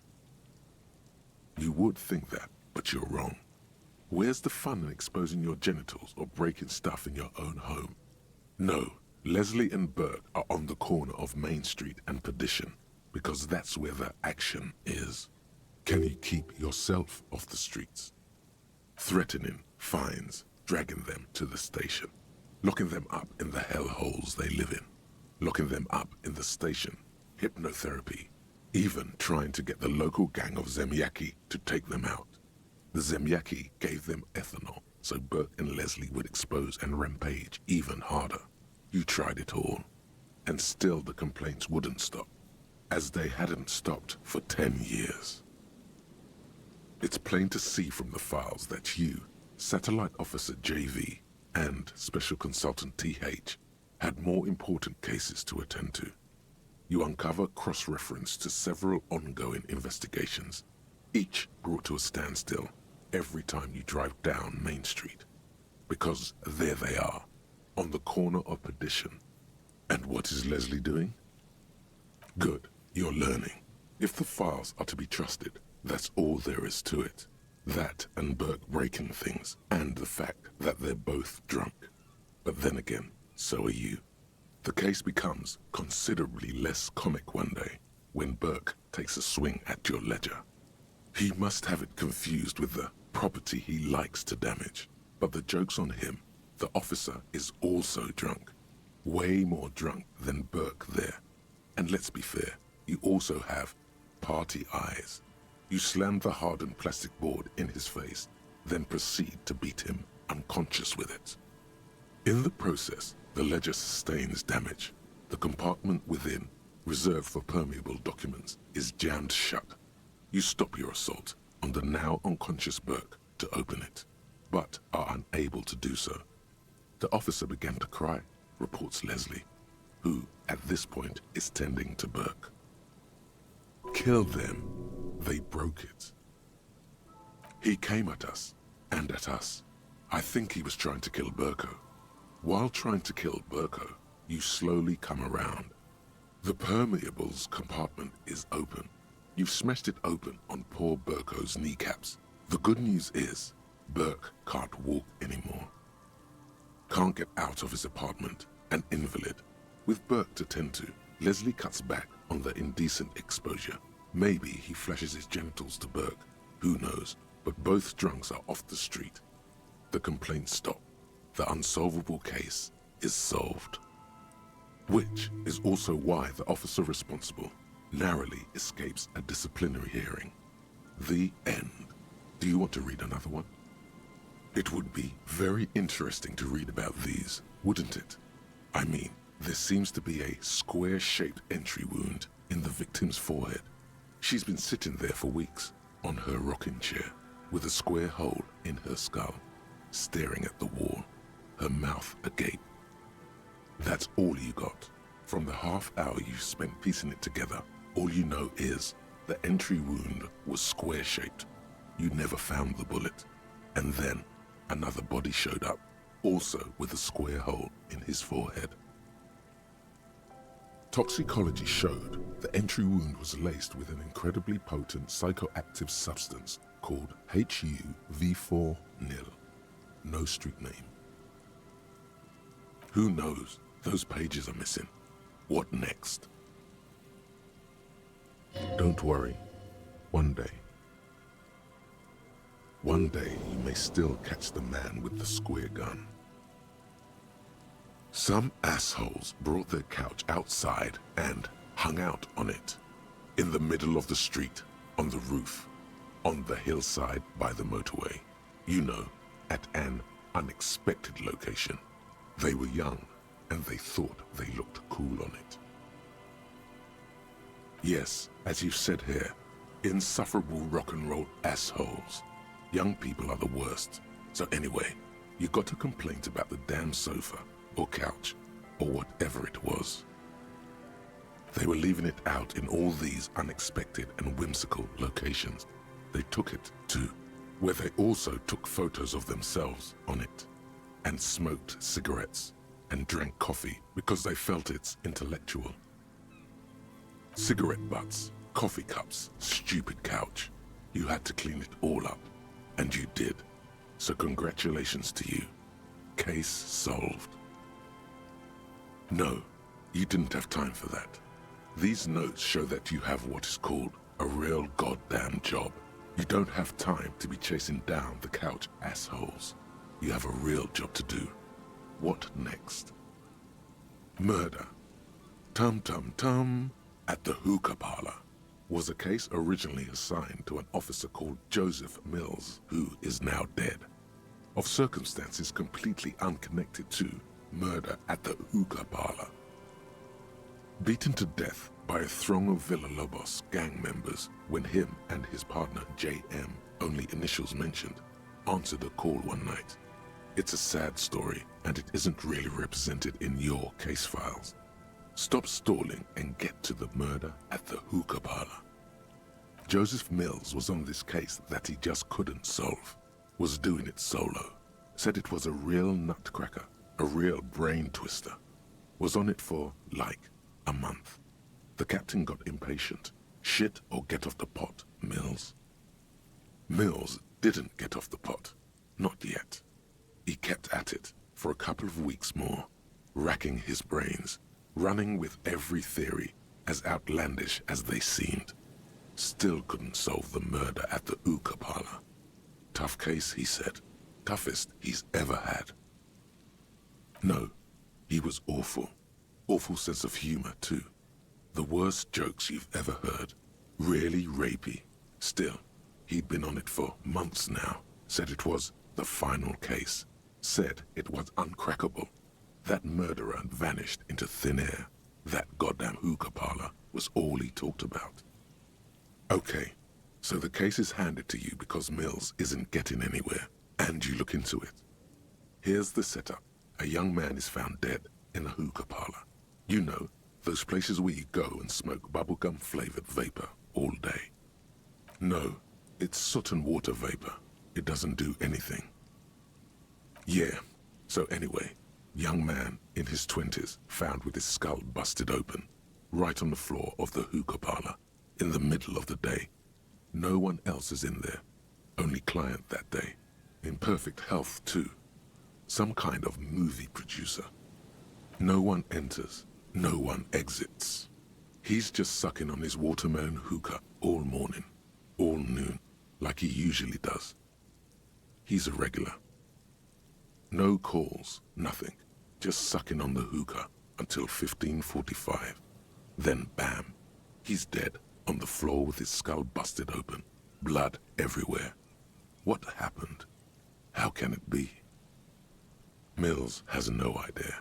Invisible assassin, movie deal gone sour. Girl at the counter did it. Nothing fits. Eerie. Man just dropped dead. So you go to the parlor. You see cushions around the table. Tables low, heavy, really sharp edge. See? You can't even read the thing without solving it. Yeah, it was that. Turns out hookah does do something.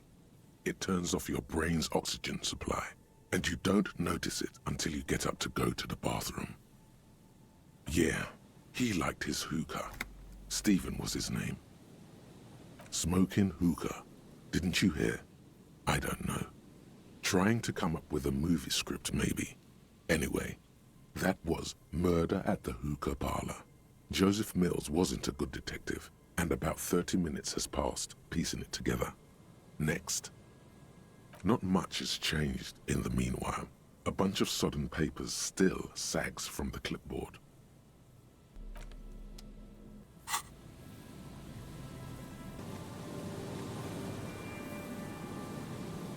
Put your hands where I can see them.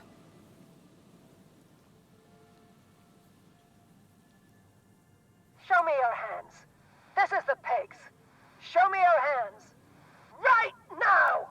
Show me your hands! Right now!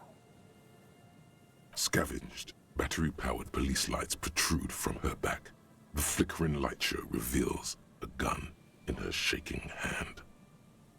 Her hand is trembling from some sort of neurodegenerative disease. Madame, please drop the firearm immediately. You shouldn't be here. Something's very wrong with her. She's completely out of control. Failure to comply. Suspect is displaying aggression. Officer, under duress! Officer, under duress! Her eyes bulge with terror. Veins protrude on her forehead. I am the police. Don't move. Don't move. Hands on your head. Suspect is armed and dangerous. Lateral vascular neck restraint. Carotid sleeper. Carotid sleeper. Critically reducing blood from passing through the neck of the suspect. Be careful, detective. Don't do anything that might set her off. The situation looks bad. Calm yourself. Steady your breathing. You have to go for the gun sooner or later. Perhaps you can learn crucial facts before you do. This is dangerous. You're 70% certain you always leave your gun loaded. Officer in need of assistance! Suspect alert! Get on the ground! Ma'am, please. We want to help you, but you need to lower that weapon. Doesn't want to hurt her. This is flight or fight. Do or die. Disturbance reported. Authorized deadly force. Sector, take the shot! Big red key! Big red key! Big red key? That's code for the battering ram. Cop talk. You know this. What happened to make her like this? Loneliness. Yes, sure, but also in a less abstract way. The neurodegenerative disease I mentioned earlier. The woman looks at you, but through you, like you don't exist. Her eyes gleam feverishly, and the rotating police beacon lights reveal deep scratch marks on her cheeks. Recent, self-inflicted. Sometimes when things get very bad, it's good to remind yourself that you have a body by scratching it. This is the police! Unlawful engagement! Hands on the ground! Scumbag! Hands on there. So this is what the weather's like on the other end of a cop's gun. Fascinating. His shoulders relax, and a look of realization appears in his eyes. Did he notice something? See? This is what happens when we're not around. Get the gun, Lieutenant. It's okay. It's safe, he thinks. Just get it. It's a goddamn police shitbag! Hug the pavement! You're under arrest! As she waves her hands, you notice familiar-looking ampoules and packets sticking out of the mountain of police gear on her back. Medicine or drugs? Magnesium, Dramamine, maybe even speed. My God, she has speed on her. What else? Back up! Back up! Back up! Status unconfirmed! Yeah, back her up. Right up against those boxes and do some sex healing. Stop.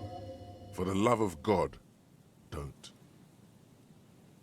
Don't listen to your glands right now. Listen to me. The lady asked if you're the backup.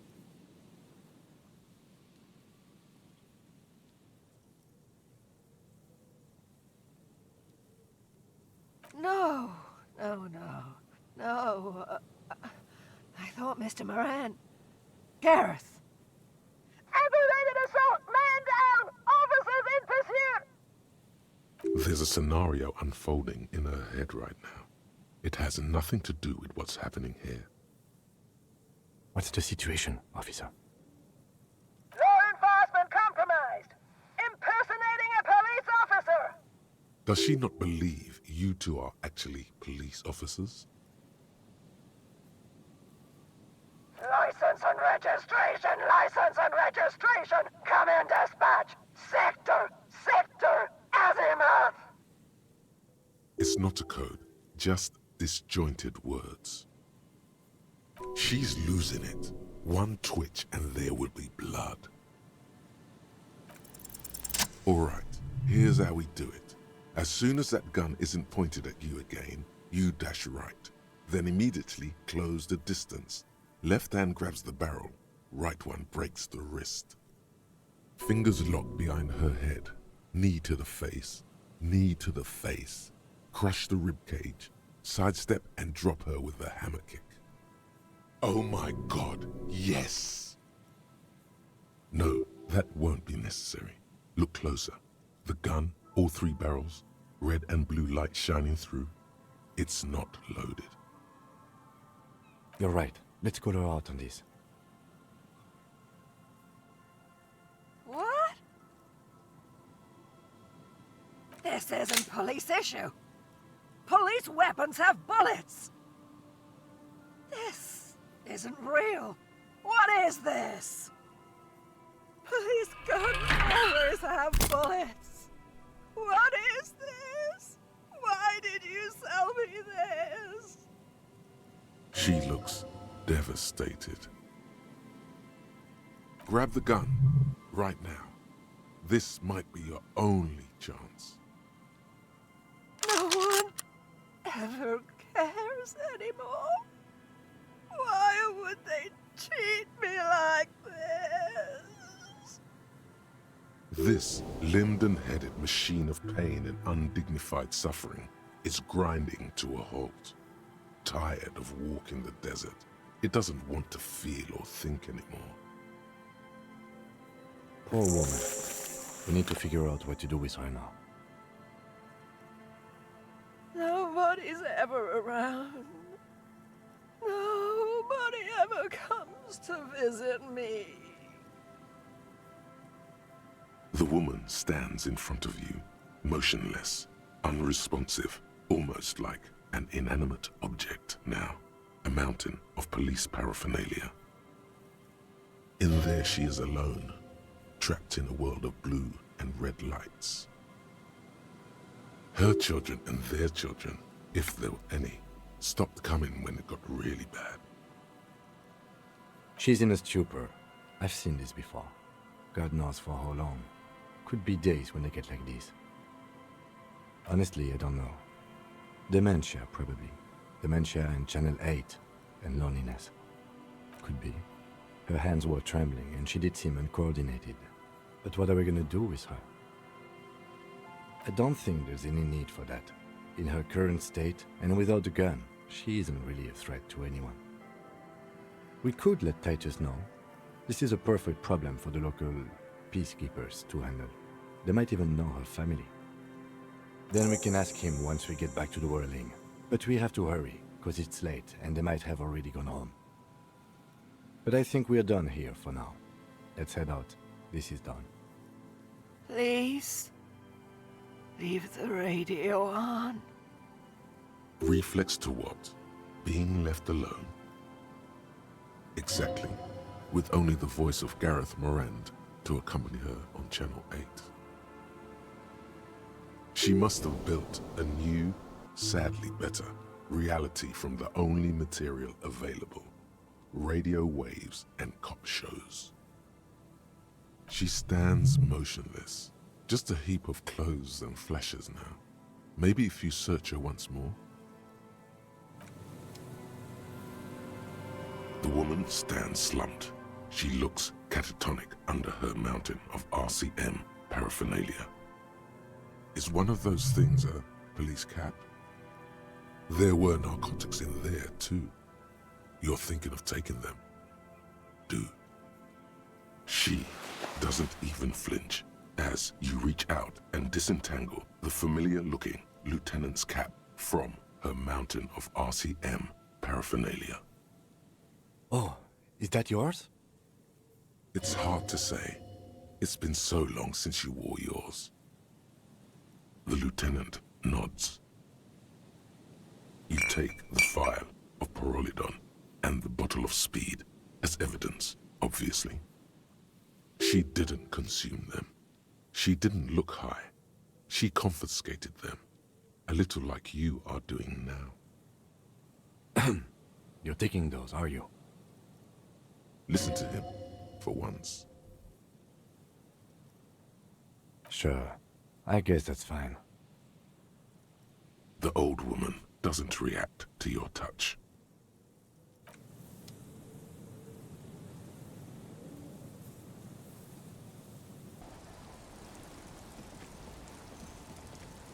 It's getting late, and it's raining.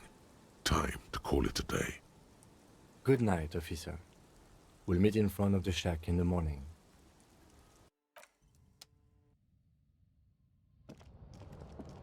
The bed is comforting, if a bit run down. Still, you've earned a rest. The place feels almost like home now, quiet and dignified around you. A new life by the seaside. You're incredibly tired. The darkness and warmth come fast. You're falling asleep.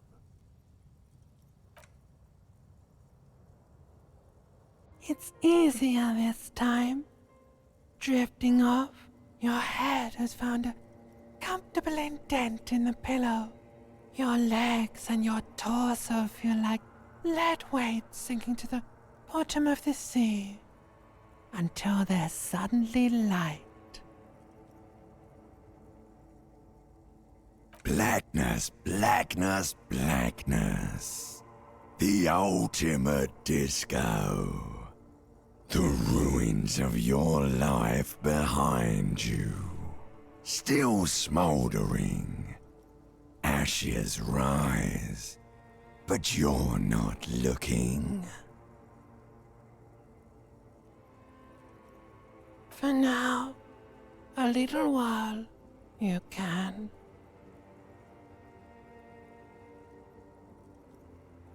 When the pictograms and the hieroglyphs of the world return, they seem silent somehow. The alarm rings quietly too. You're ready. Ready, but something is coming. It always is.